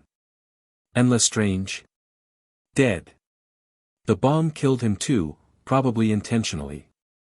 He knew he wasn't escaping. Apollin's expression hardened. He chose to die rather than be captured. Took his secrets with him. So we don't know if there are others. We're investigating. But for now, you need to rest. Both of you. Harry wanted to argue. Wanted to get up, continue the search, make sure no other threats remained. But his body wasn't cooperating, and when Apollon pressed a potion to his lips, he found himself drifting back into darkness. His last thought before unconsciousness claimed him was of Fleur. Of her hand finding his in the rubble. Of her voice, weak but determined, saying, "I've got you. I've always got you. I've got you too," he thought. Always. Recovery was slow. The soul bomb had done more damage than initially apparent. Both Harry and Fleur suffered from what the healers called magical exhaustion. Their cores had been drained nearly to nothing by the effort of surviving the blast. It took weeks of careful treatment before they were strong enough to leave the ward. "The wedding will have to be postponed," Jean-Michel said during one of his visits. "I've already informed the relevant parties. No one objects, given the circumstances. That's something, at least." Harry was sitting up now, able to move without pain, though his magic still felt sluggish and weak. What about the summit? Concluded successfully, despite everything. The Phoenix Entente is now formally recognized by the ICW. Ashworth has been appointed to a liaison position between the Covenant and the Vila clans. Jean-Michel smiled slightly. "Your near-death experience actually helped, oddly enough. Nothing unites former enemies like a common tragedy. Happy to be useful." "Don't joke." Jean-Michel's smile faded. "You could have died, Harry. Both of you could have died. For a moment, when we got the report." "I know." Harry reached out and took his father's hand. "I know, Papa. I'm sorry for scaring you." "Don't be sorry. Just, be careful. You've given enough for this world. Let someone else carry the burden for a while." Harry thought about the years of fighting, the endless battles, the weight of responsibility that had pressed down on him since childhood. "I'll try," he said. "I don't know if I know how, but I'll try." Fleur woke on the third week. Harry was at her bedside when her eyes fluttered open, as he had been every day since they'd been moved to the same room. She blinked, confused, then focused on his face. "Harry? Hey." His voice was thick. "Welcome back." "What?" She tried to sit up, winced, settled back against the pillows. "The bomb. I remember the bomb. You saved my life. Again." Harry took her hand. "The healers say you'll make a full recovery, but it was close. Too close. I've had closer." Her smile was weak but genuine. "Remember the dragon? That was different. The dragon was trying to kill me specifically. The bomb was trying to kill everyone. Details." She squeezed his hand. "What matters is we're both alive." "Yeah." Harry lifted her hand to his lips, pressing a kiss against her knuckles. "We are." They sat in comfortable silence for a while, the kind of silence that only came from years of knowing each other, of understanding without words. "Harry?" "Yes." "When we're better, let's get married. Soon. I don't want to wait anymore. The political considerations can wait." Fleur's eyes were bright with unshed tears. "Life is short. Shorter than I realized. I don't want to waste another moment on seating charts and diplomatic niceties. I just want to be your wife." Harry looked at her, at the bandages and the bruises and the exhaustion that lined her face, and felt his heart swell with love so intense it almost hurt. "Okay," he said. "As soon as we're well enough to stand, we'll get married. Just us, our family, and an officiant. Everything else can come later. Promise?" "I promise." He leaned forward and kissed her gently. "I love you, Fleur Delacour." More than I have words to say. Then don't say it. Her smile was radiant despite her weakness. Show me. Every day, for the rest of our lives. That I can do. The wedding was held on a cliff overlooking the sea. It was small, just family and closest friends, perhaps 30 people total. Gabrielle served as flower girl, scattering silver petals that caught the wind and danced like flames. Claude stood as Harry's best man, his sword at his side as always. Jean-Michel walked Fleur down the makeshift aisle, his cane tapping against the stone, his face bright with pride. And at the center of it all, Harry and Fleur faced each other with their hands joined and their fires mingling. The officiant, a Villa elder who had known Apollon since childhood, spoke the ancient words of binding. Harry barely heard them. All his attention was on Fleur, on the silver of her eyes and the warmth of her magic and the future they were about to claim together. Do you, Harry James Potter Delacour, take this woman as your bonded, your partner, your mate in magic and in life? I do. And do you, Fleur Isabel Delacour, take this man as your bonded, your partner, your mate in magic and in life? I do. Then let the flames bear witness. They called their fire together. Silver-white light erupted around them, twining and dancing, forming patterns in the air that seemed to speak of eternity. The flames grew until they formed a great dome over the wedding party, warming everyone without burning, illuminating the ceremony with supernatural brilliance. By the authority vested in me by the Villa clans and the French Ministry of Magic, I pronounce you bonded. You may seal the union. Harry kissed his wife. The fire blazed brighter, and somewhere in its depths, he could have sworn he heard music, an ancient song of love and commitment and the unbreakable bonds that tied two souls together. When they finally broke apart, the guests were cheering, and Gabrielle was crying, and even Claude was grinning like an idiot. Hello, husband, Fleur said, her smile brighter than any flame. Hello, wife. Harry pulled her close. Ready to start the rest of our lives? I've been ready since I was 7 years old. They kissed again, and the fire danced, and for the first time in longer than he could remember, Harry felt completely at peace. The honeymoon was brief but perfect. They retreated to a small cottage in the Swiss Alps, the same mountains where the Villa sanctuary lay hidden, and spent 2 weeks doing absolutely nothing.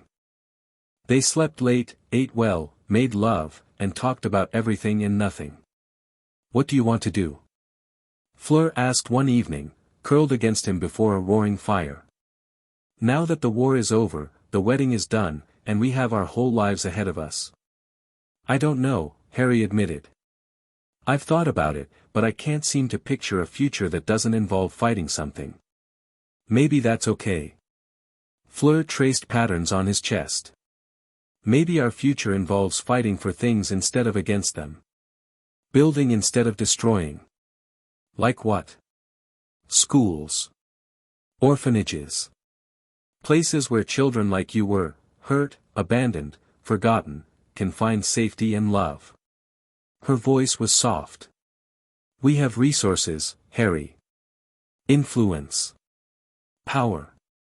We could use it to help people who have no one else. Harry turned the idea over in his mind. A legacy of healing instead of violence. A way to honor all the people who had helped him by helping others. I like it, he said slowly. The Potter Delacour Foundation for Magical Children. Has a nice ring to it. We can work on the name. Fleur smiled. But yes. Something like that. Something like that, Harry agreed. They stayed up late planning, dreaming, imagining a future that had once seemed impossible. And when they finally fell asleep, Harry's dreams were free of ghosts for the first time in years. They returned from their honeymoon to news. Dumbledore is dying, Jean-Michel said quietly, meeting them at the estate's gates. Harry felt the words like a physical blow. What? The curse from the ring, the Horcrux he destroyed before the war. It's been eating at him for years. The healers have finally admitted there's nothing more they can do. How long? Weeks. Perhaps days. Harry looked at Fleur, saw his own conflicted feelings reflected in her eyes. Dumbledore. The man who had left him with the Dursleys. The man who had tried to control his destiny. The man who had, in the end, become an ally and perhaps even a friend. I need to see him, Harry said. Hogwarts was quiet in the summer months. Harry walked its familiar halls alone, having asked Fleur to wait outside. This conversation needed to happen between him and Dumbledore, without witnesses. The headmaster's office was unchanged, the same spinning instruments, the same shelves of mysterious objects, the same sense of ancient power concentrated in a single space. Dumbledore himself sat behind his desk, looking friendlier than Harry had ever seen him. Harry. The old wizard's smile was warm despite his obvious weakness. I hoped you would come. Jean-Michel said you're dying. Straight to the point, as always. Dumbledore gestured to a chair. Please, sit. I have much to say and limited time to say it. Harry sat. The curse from the ring, Dumbledore began, was always going to kill me. I knew that when I put it on. In my arrogance, I thought I could resist it, that my power and knowledge would be enough to overcome any dark magic. He shook his head. I was wrong. As I have been wrong about so many things. Why did you do it? The ring contained the resurrection stone, one of the Deathly Hallows. I wanted to see my family again. My sister, who died because of my foolishness. My mother. My father. Dumbledore's eyes were distant. I have lived a long life, Harry, and I have made many mistakes. Some of those mistakes cost innocent lives. I thought, I hoped, that if I could just see them one more time, tell them I was sorry. And did you? No. Dumbledore's voice was quiet. The dead cannot be called back, no matter how desperately we wish it. They can only be honored by how we live. Harry thought about his own dead, his parents, Cedric, Mimi, all the others who had fallen in the war. He had never sought to bring them back, had never entertained the fantasy. Perhaps because he had learned early that wishing didn't change reality. Why did you want to see me? He asked. Dumbledore was silent for a moment. Then he reached into his desk and withdrew a small wooden box. When I am gone, he said, this will pass to you. The Elder Wand, another of the Hallows. You defeated Voldemort with your own power, which means the wand's allegiance has never shifted to you. But I want you to have it regardless. I don't want it. I know. That's precisely why you should have it. Dumbledore pushed the box across the desk. Power is safest in the hands of those who don't seek it. I learned that lesson too late. Perhaps you can learn it in time. Harry stared at the box. What am I supposed to do with an unbeatable wand? Whatever you wish. Use it, destroy it, lock it away for eternity. The choice is yours. Dumbledore smiled. That's rather the point, Harry. I spent too many years making choices for others, believing I knew best. I don't want to repeat that mistake with my final act. So this is, what? An apology? An acknowledgement. Dumbledore's eyes were bright with unshed tears. I wronged you, Harry Potter. I left you in darkness when you deserved light. I tried to shape you into a weapon when you should have been allowed to be a child. I told myself it was for the greater good, but that was a lie. It was for my good, my sense of control, my need to believe I was steering events. And now? Now I am dying, and I can see clearly for the first time in decades. Dumbledore's hand trembled as he reached out to clasp Harry's. You were never my weapon, Harry. You were always your own person, with your own strength, your own path. I should have recognized that from the beginning. I'm sorry I didn't. Harry looked at the old man, at the frail body, the fading eyes, the weight of years and regrets pressing down on him. I forgive you, he said quietly. I forgave you a long time ago. Dumbledore's breath caught. Truly. You made mistakes. So did I. So does everyone. Harry squeezed the old man's hand. What matters is what we do after. You helped defeat Voldemort. You helped build the peace we're enjoying now. That doesn't erase the past, but it balances it, maybe. I don't know if I'll ever fully trust you. But I can let go of the anger. Dumbledore was crying openly now, tears streaming down his weathered cheeks. Thank you, he whispered. Thank you, Harry. You have given an old man more than he deserves. I gave you the truth. That's all any of us can offer each other. They sat together in silence as the sun set over Hogwarts, two men who had once been enemies finding something like peace in the space between them. Dumbledore died 3 days later. The funeral was held at Hogwarts, attended by dignitaries from across the magical world. Harry stood with Fleur in the crowd, watching as the white tomb was sealed over the old wizard's body. Are you all right? Fleur asked softly. I think so. Harry watched the tomb settle into place. It's strange. I spent so many years resenting him, and now that he's gone. You miss him? I miss who he could have been. Who he tried to be, at the end. Harry shook his head. He was a flawed man. But he loved the magical world, in his own way. He just forgot that the world was made of people, not pieces on a chessboard. A lesson worth remembering. Yeah. Harry turned away from the tomb. Come on. Let's go home. Life settled into something approaching normalcy. The Potter Delacour Foundation took shape over the following months, funded by Harry's family fortune and Fleur's political connections. They established orphanages across Europe, safe houses for magical children in danger, schools that taught not just magic but compassion and understanding. You're changing the world, Claude observed during one of his visits. One child at a time. Harry was reviewing funding proposals, a task he'd never imagined himself doing during his warrior years. It's slower than fighting, but maybe more lasting. You sound like a philosopher. I sound like a tired man who's learned that violence only solves some problems. Harry set aside the papers. How are things in France? Quiet. The Covenant Reformation is proceeding smoothly. Ashworth has most of the old guard on board. There are still splinter factions, but they're small and disorganized. And the Vila clans? United for the first time in centuries. Your marriage to Fleur helped. It's seen as a symbol of the new alliance between human and Vila. Some of the younger warriors practically worship you. That's uncomfortable. That's politics.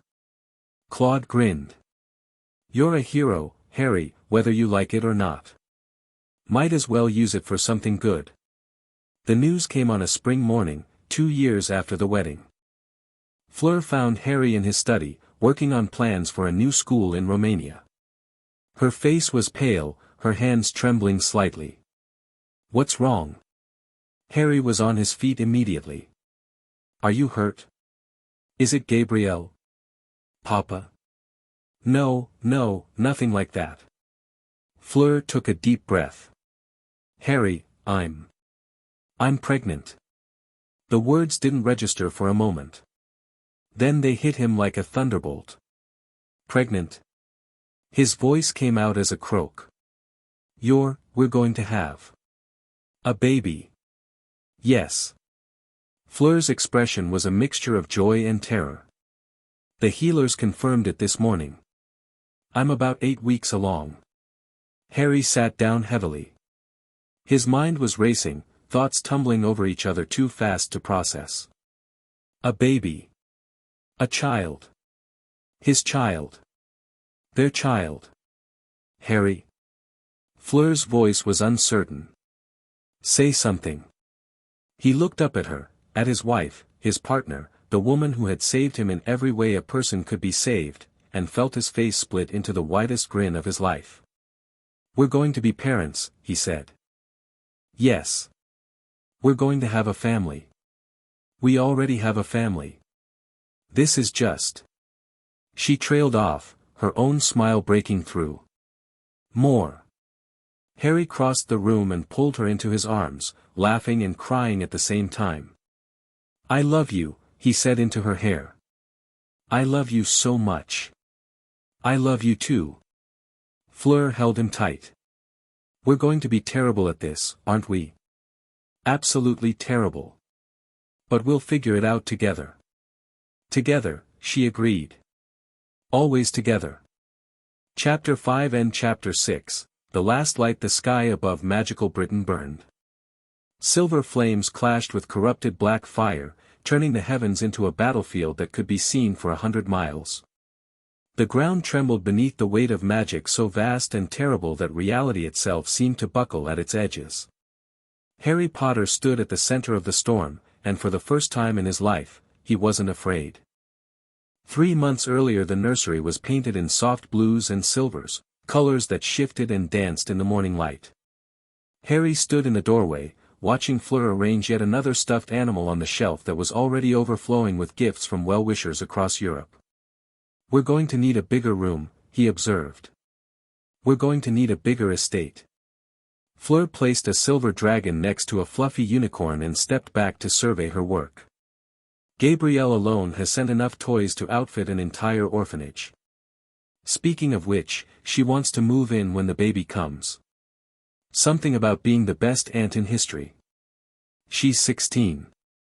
She should be focusing on her studies, not playing nanny. Try telling her that."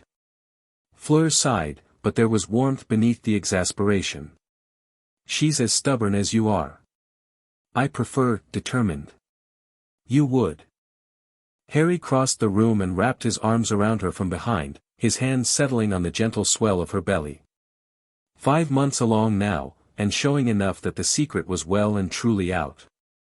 The magical press had gone absolutely wild with the news. "The boy who lived to be a father," the headlines screamed, as if Harry's reproductive choices were somehow public property.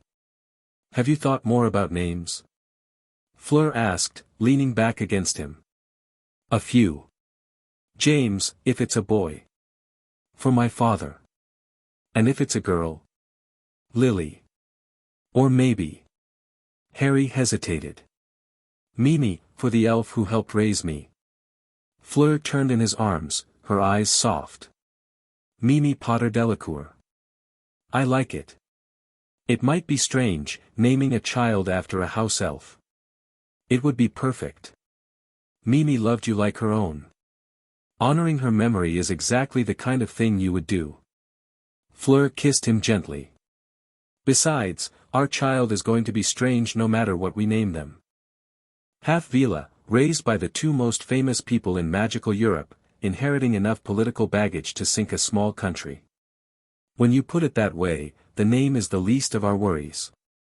They laughed together, holding each other in the morning light, and for a moment, everything was perfect. Then the mirror on Harry's desk flared red. Emergency red. The color reserved for existential threats. Harry was across the room in an instant, snatching up the communication mirror. Claude's face appeared in its surface, pale and tight with controlled fear. "We have a problem," Claude said without preamble. "What kind?" "The kind that changes everything." Claude's image flickered, magical interference distorting the signal. "Someone found the first flame." Harry's blood went cold. The first flame.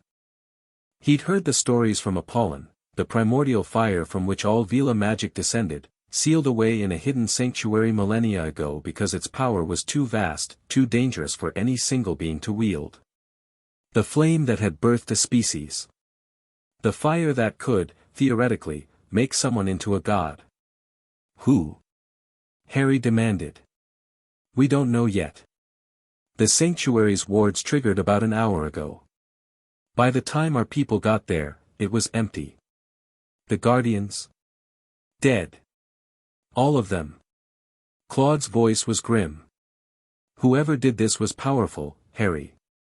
Powerful enough to breach defenses that have stood for 3,000 years. Voldemort's followers. A Covenant splinter faction. We're investigating. But there's something else." Claude hesitated.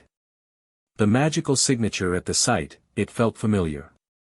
Like something we've encountered before. Harry felt Fleur's hand on his arm, her grip tight with shared fear. Like what? He asked, though some part of him already knew the answer. Like the Horcruxes. Like pieces of a soul that shouldn't exist. Claude's expression was haunted. Harry, I think someone found a way to bring him back. The mirror fell from Harry's suddenly nerveless fingers. The emergency summit convened within hours.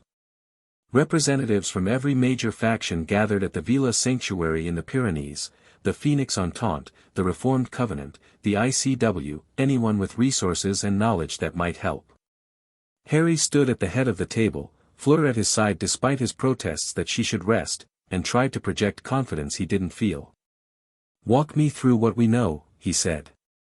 Apollon took the lead. The first flame was sealed in a sanctuary beneath the Carpathian Mountains approximately 3,000 years ago.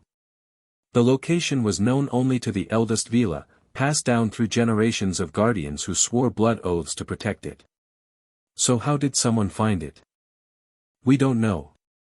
The wards should have been impenetrable, they were designed to hide the sanctuary from any seeking magic, including prophecy and divination. Apollon's voice was troubled. Either the attacker had knowledge that shouldn't exist, or they had help from someone inside. A traitor among the Vila? Impossible. This from the Vila elder who had officiated Harry and Fleur's wedding. The blood oaths would have killed anyone who tried to reveal the location. Unless they found a way around the oaths. Ashworth spoke from his seat near the back of the room, his ancient face grave. The Covenant has records of rituals that can circumvent blood magic. Dark, terrible things from the old wars. If someone reconstructed one of those. We're chasing theories, Kingsley interrupted. What matters now is what we do about it. If the first flame has been stolen, if someone is trying to use it, they can't use it. Apollon's voice was certain. The first flame is pure creation magic. It would destroy any mortal who tried to absorb it. Any mortal, Harry repeated slowly. What about an immortal? What about someone who's already split their soul, who's already transcended normal existence? Silence fell over the room. You think it's him, Jean-Michel said quietly. You think Voldemort found a way back. I think we need to assume the worst. Harry's hands were clenched at his sides, his fire stirring beneath his skin. We destroyed all the Horcruxes. We watched him die. But Voldemort was obsessed with immortality, he spent decades researching every possible avenue. It's not impossible that he had a backup plan we didn't know about. A backup Horcrux. Or something else. Something we never discovered. Harry turned to Dumbledore's portrait, which had been moved to the sanctuary for this meeting. You knew him better than anyone. Is it possible? The painted Dumbledore was silent for a long moment. Then, slowly, he nodded. Tom was nothing if not thorough, the portrait said.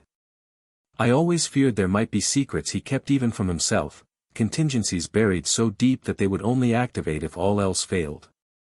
If such a thing existed, and if it allowed him to persist in some form. Then stealing the first flame would be exactly the kind of move he'd make. Harry felt sick.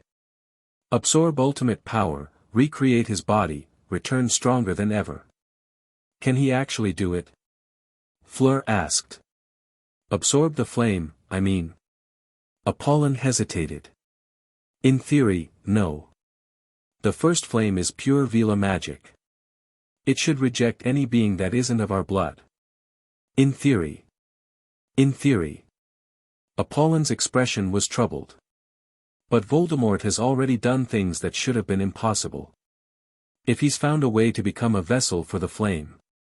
Then we're facing something worse than anything we've encountered before.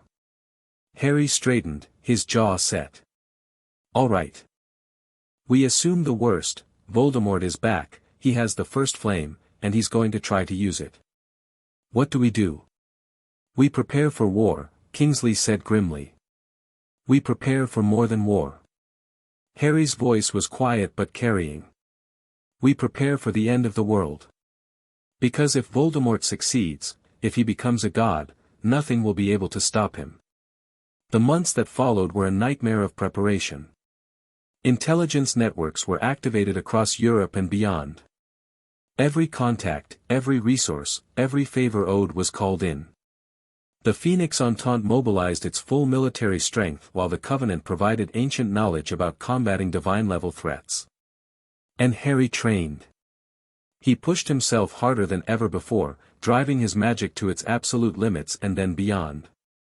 Fleur worked alongside him when she could, though her advancing pregnancy increasingly limited her involvement. "You're going to kill yourself," she said one evening, watching him recover from yet another exhausting session. "I'm going to be ready." Harry's voice was hoarse. "Whatever Voldemort has become, I have to be able to match him." "You're not a god, Harry." "No. But I carry a fire that comes from the same source he's trying to corrupt." Harry looked at his hands, where silver flames danced between his fingers. "Apollon says my connection to Vila magic is unique, that I channel it differently than any Vila-born. Maybe that difference is what we need. Or maybe it's what gets you killed. Maybe." He met her eyes. "But I'm not going to let our child grow up in a world ruled by that monster. Whatever it takes, Fleur. Whatever it costs." She was quiet for a long moment. Then she crossed to him and took his face in her hands. "Then you come back to me," she said fiercely. "Whatever happens, whatever you have to do, you come back. Promise me." "I promise." "Swear it on our child's life." Harry hesitated. It was a binding oath, one that would carry magical weight. If he swore and failed to keep the promise. But looking into Fleur's eyes, seeing the love and fear that warred there, he knew he had no choice. "I swear on our child's life," he said quietly. "I will come back to you." The magic settled around them, sealing the oath.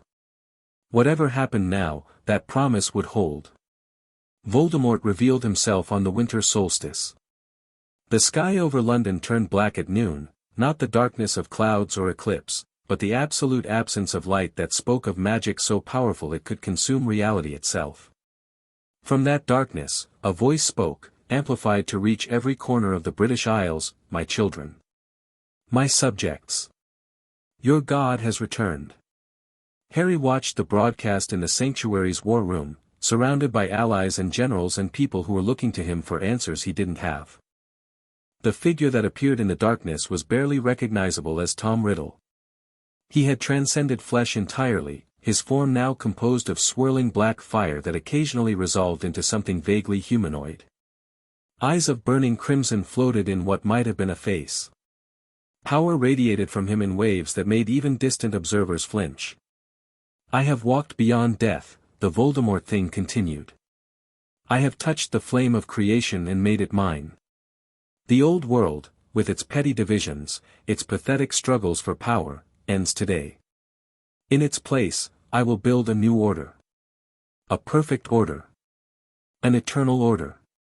"He's actually done it," Claude breathed. "He's absorbed the first flame. Corrupted it." Apollon's voice was barely a whisper. "I can feel it from here. The flame that birthed my people, he's twisted it into something obscene. Can it be undone?" Harry asked. "I don't know. This has never happened before. The first flame was supposed to be indestructible, incorruptible. Then we find another way." Harry turned to face the assembled leaders. "Voldemort wants to be a god. Fine. But gods can be challenged. Gods can be defied. And gods, in the end, are only as powerful as their followers believe them to be." "Pretty words," Ashworth said quietly. "But how do we fight something like that?" Harry looked at the screen, at the nightmare that Voldemort had become. "With everything we have," he said. "And everything we are." The final battle began at dawn. Harry led the combined forces of the Phoenix Entente against Voldemort's position, a corrupted wasteland in the heart of what had been Hogwarts grounds. The castle itself was gone, consumed by black fire, replaced by a twisted spire of darkness that seemed to pierce the sky itself. Death Eaters and darker things met them at the perimeter. The fighting was fierce, brutal, and utterly without mercy. Harry burned through enemy lines like a meteor, his silver fire cutting a path toward the dark spire where Voldemort waited. "Harry!" Fleur's voice crackled through his communication mirror. She was safe at the sanctuary, 8 months pregnant and furious about being left behind, but maintaining contact through the battle. "He's drawing power from the spire. It's some kind of anchor, if you can destroy it, I see it." Harry dodged a curse that would have taken his head off and incinerated the caster with a thought. "Keeping me updated?" "Always." He pushed forward. Claude fought at his side, sword and wand working in deadly harmony. Apollon commanded the Vila auxiliaries, their combined fire creating barriers that even Voldemort's corrupted magic couldn't easily breach. Kingsley led the Auror forces with tactical precision, exploiting every weakness in the enemy formation. But it wasn't enough. Voldemort descended from his spire like a falling star, and everything changed. His corrupted fire swept across the battlefield, consuming allies and enemies alike. Harry threw up the strongest shield he could manage and watched in horror as it buckled under the onslaught. The god thing that Voldemort had become was beyond anything he'd faced before, beyond anything anyone had faced in living memory. "Fall back!" Harry screamed. "Everyone fall back!" The retreat was costly. Harry saw friends die, comrades who had fought beside him for years consumed by black fire in instants. The rage built in his chest, his own flame responding to his emotion, but he forced it down. Rage wouldn't help here. Only focus. Only precision. They regrouped a mile from the spire, battered and bloodied but not broken. "Casualty report," Harry demanded. "Heavy." Claude's face was grim. "We've lost maybe a quarter of our forces." The Vila took the worst of it, they were on the front line when he descended. Apollon? Alive. Injured, but alive. Harry closed his eyes. A quarter of their forces, gone in minutes. At this rate, they'd be wiped out long before they could reach Voldemort. "We need a new approach," he said. "What approach?" "He's a god now, Harry. Our magic barely touches him." "Not our magic." Harry opened his eyes, and something cold and certain had settled in their depths. "My magic. My fire. It comes from the same source as the first flame, it might be the only thing that can match him. You can't fight him alone. He'll destroy you. Maybe. Or maybe." Harry thought about what Apollon had told him years ago, about his unique connection to Vila magic, about the fire that had been burning inside him since childhood. "Maybe I'm exactly what we need. Harry, get everyone clear. Create a perimeter, don't let any Death Eaters interfere. And whatever happens." Harry met Claude's eyes. "Take care of Fleur and the baby. You swore an oath to come back to her." "I know. And I intend to keep it." Harry's smile was thin but genuine. "But just in case." He walked toward the dark spire alone. Voldemort was waiting for him. Harry Potter. The god thing's voice echoed from everywhere and nowhere at once. "The boy who lived. The man who killed me. Come to die at last. Come to end this." Harry's fire blazed around him, silver white against the corrupted darkness. "One way or another. You cannot end what I have become. I am immortal. Eternal. I have transcended the petty limitations of mortal existence." Voldemort's form shifted, flowing like liquid shadow. "Even your Vila fire cannot touch me now." "We'll see about that." Harry attacked. His fire roared toward Voldemort in a torrent of silver white, the most powerful attack he'd ever launched. The god thing met it with corrupted black flame, and the two magics crashed together with a sound like reality screaming. The battle that followed defied description. They fought across the blasted wasteland, their fires painting the sky in silver and black. Harry pushed his magic to its absolute limits and beyond, drawing on reserves he didn't know he had, channeling everything he'd ever learned about combat and power and the nature of flame itself. But Voldemort was still stronger. The corrupted first flame gave him access to power that no mortal could match. Slowly, inevitably, Harry was driven back. His shields cracked. His attacks faltered. The cold certainty of defeat began to creep into his heart. "Give up," Voldemort said, his voice almost gentle. "You fought well, Harry Potter. Better than anyone else could have. But this was always inevitable. I am beyond you. Beyond everyone. Not yet." Harry's voice was barely a whisper. "Not while I'm still standing. Then let me help you fall." Black fire roared toward him, overwhelming, inescapable. And in that moment, Harry understood what he had to do. He had spent his whole life fighting against the fire inside him.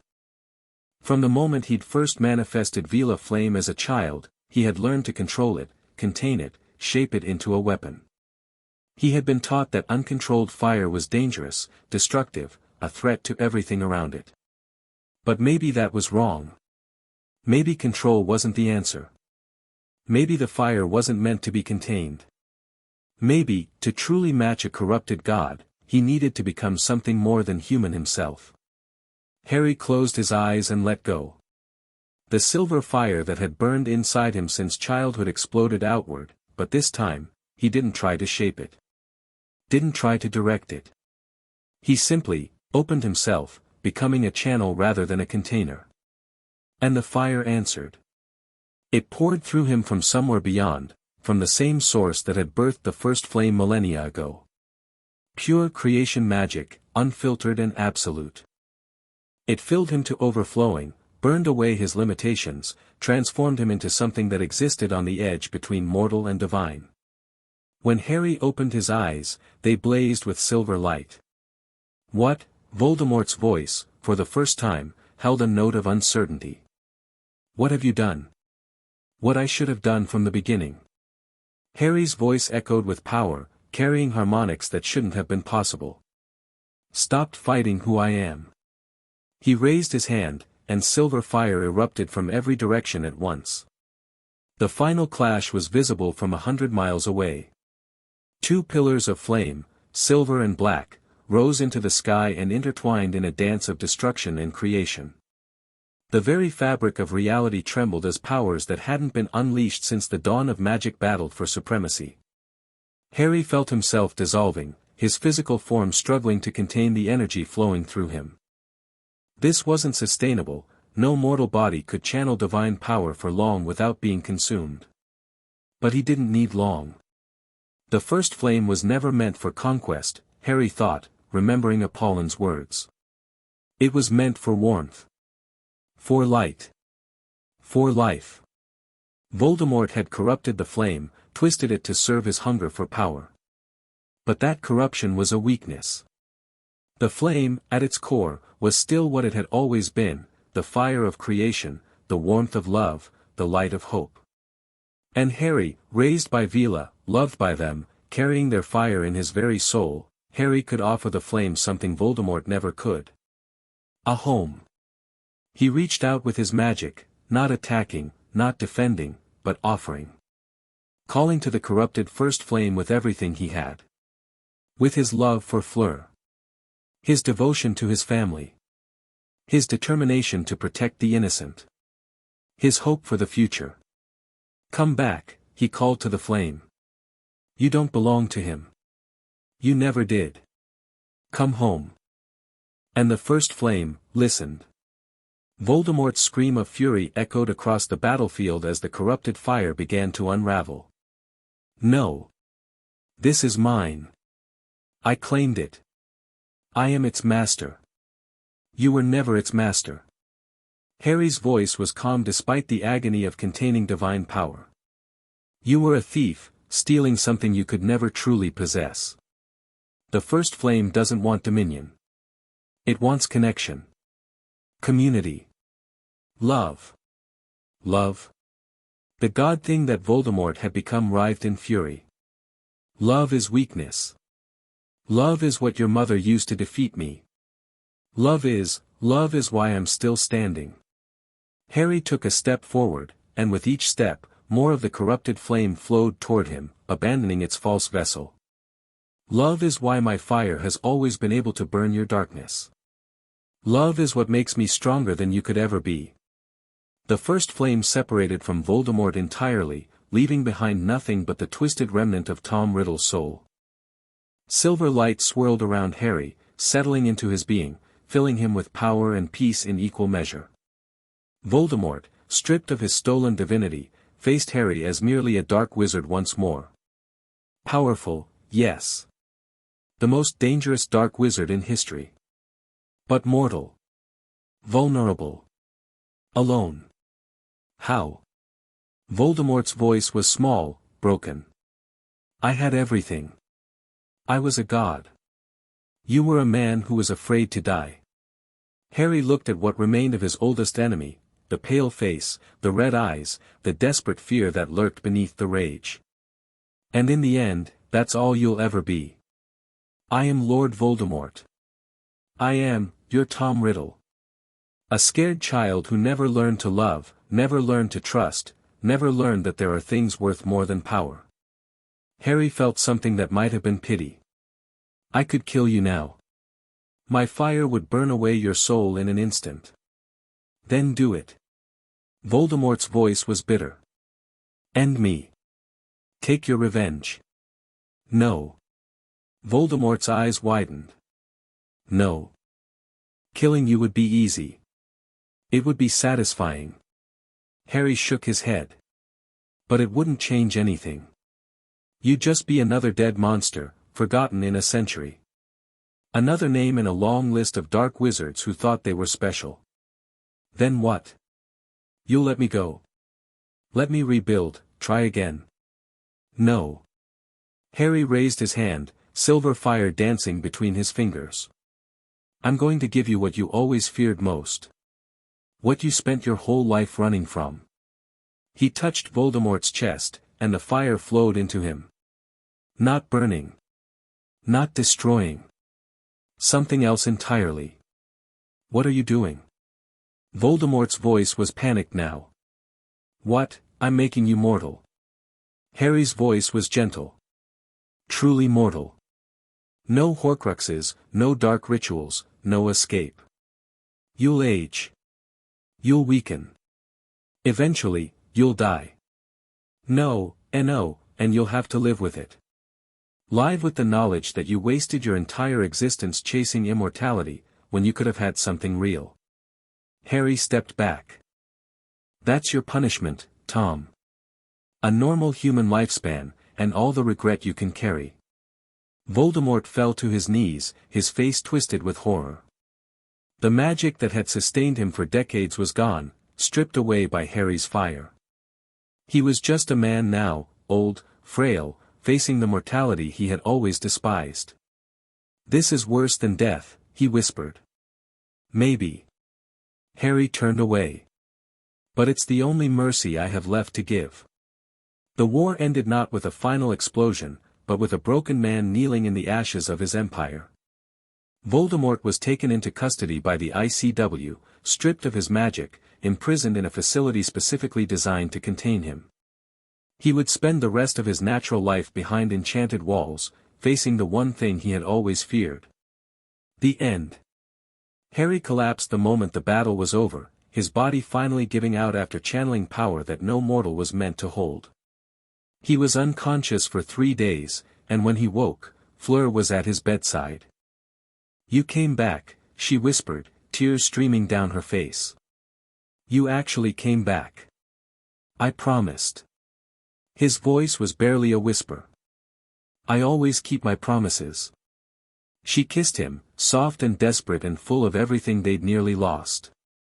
And for a long moment, the world was just the two of them, alive and together and infinitely grateful. Harry. Fleur pulled back, her expression shifting. There's something you should know. What? While you were unconscious.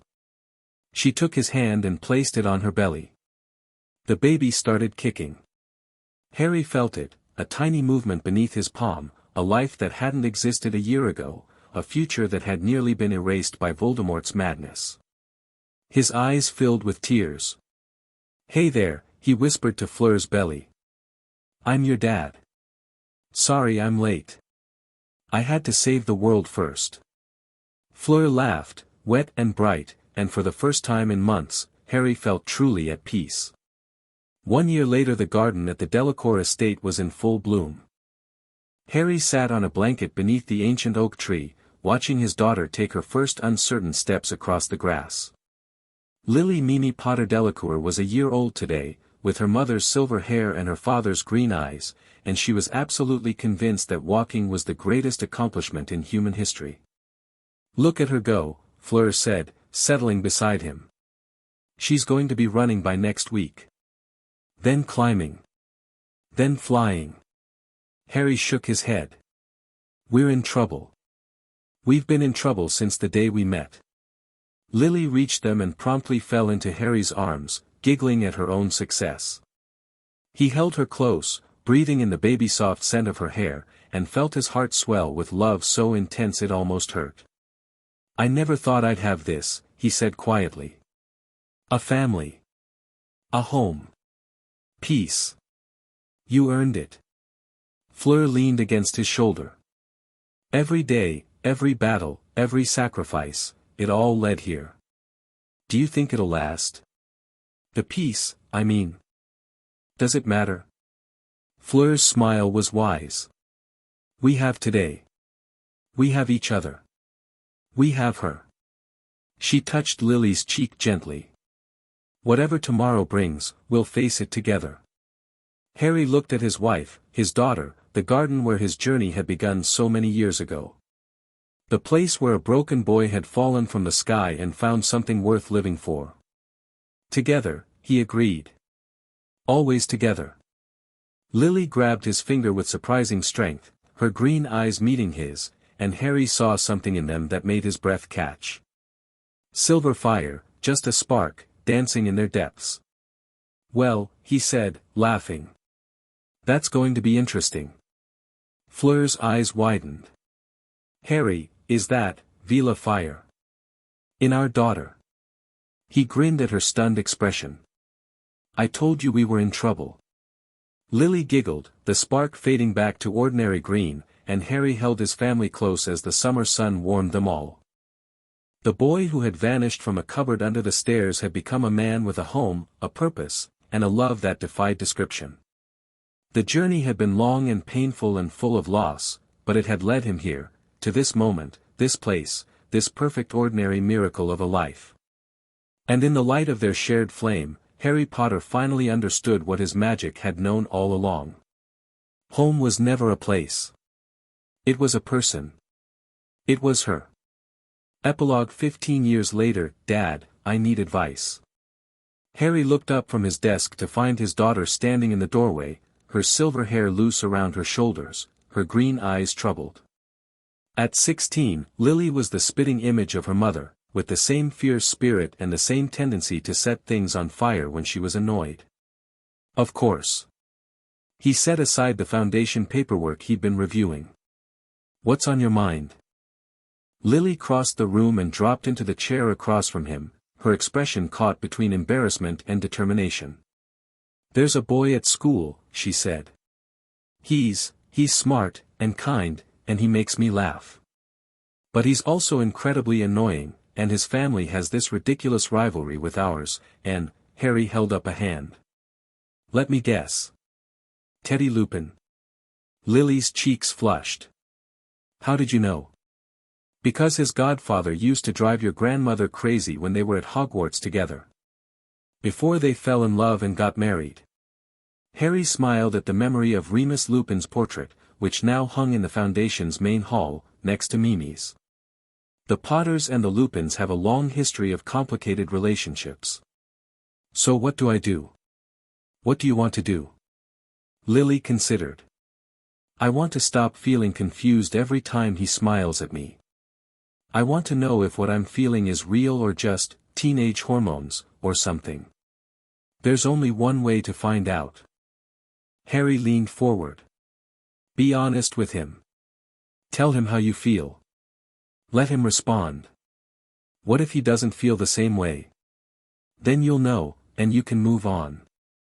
But at least you won't spend your life wondering what might have been. Harry reached out and took his daughter's hand. The greatest gift anyone ever gave me was Fleur's honesty. She told me how she felt, even when I was too damaged to say it back. She gave me time to heal, and then she gave me everything. Lily was quiet for a moment. Then she squeezed his hand and stood. Thanks, Dad. I knew you'd understand. That's what fathers are for. She paused at the door. Dad? How did you know Mum was the one? Harry thought about it, about the broken boy who had fallen into Fleur's garden, about the fierce girl who had declared him hers before she understood what that meant, about the decades of love and partnership and magic that had followed. I knew, he said quietly, because she made me want to be better. Not for her, but for myself.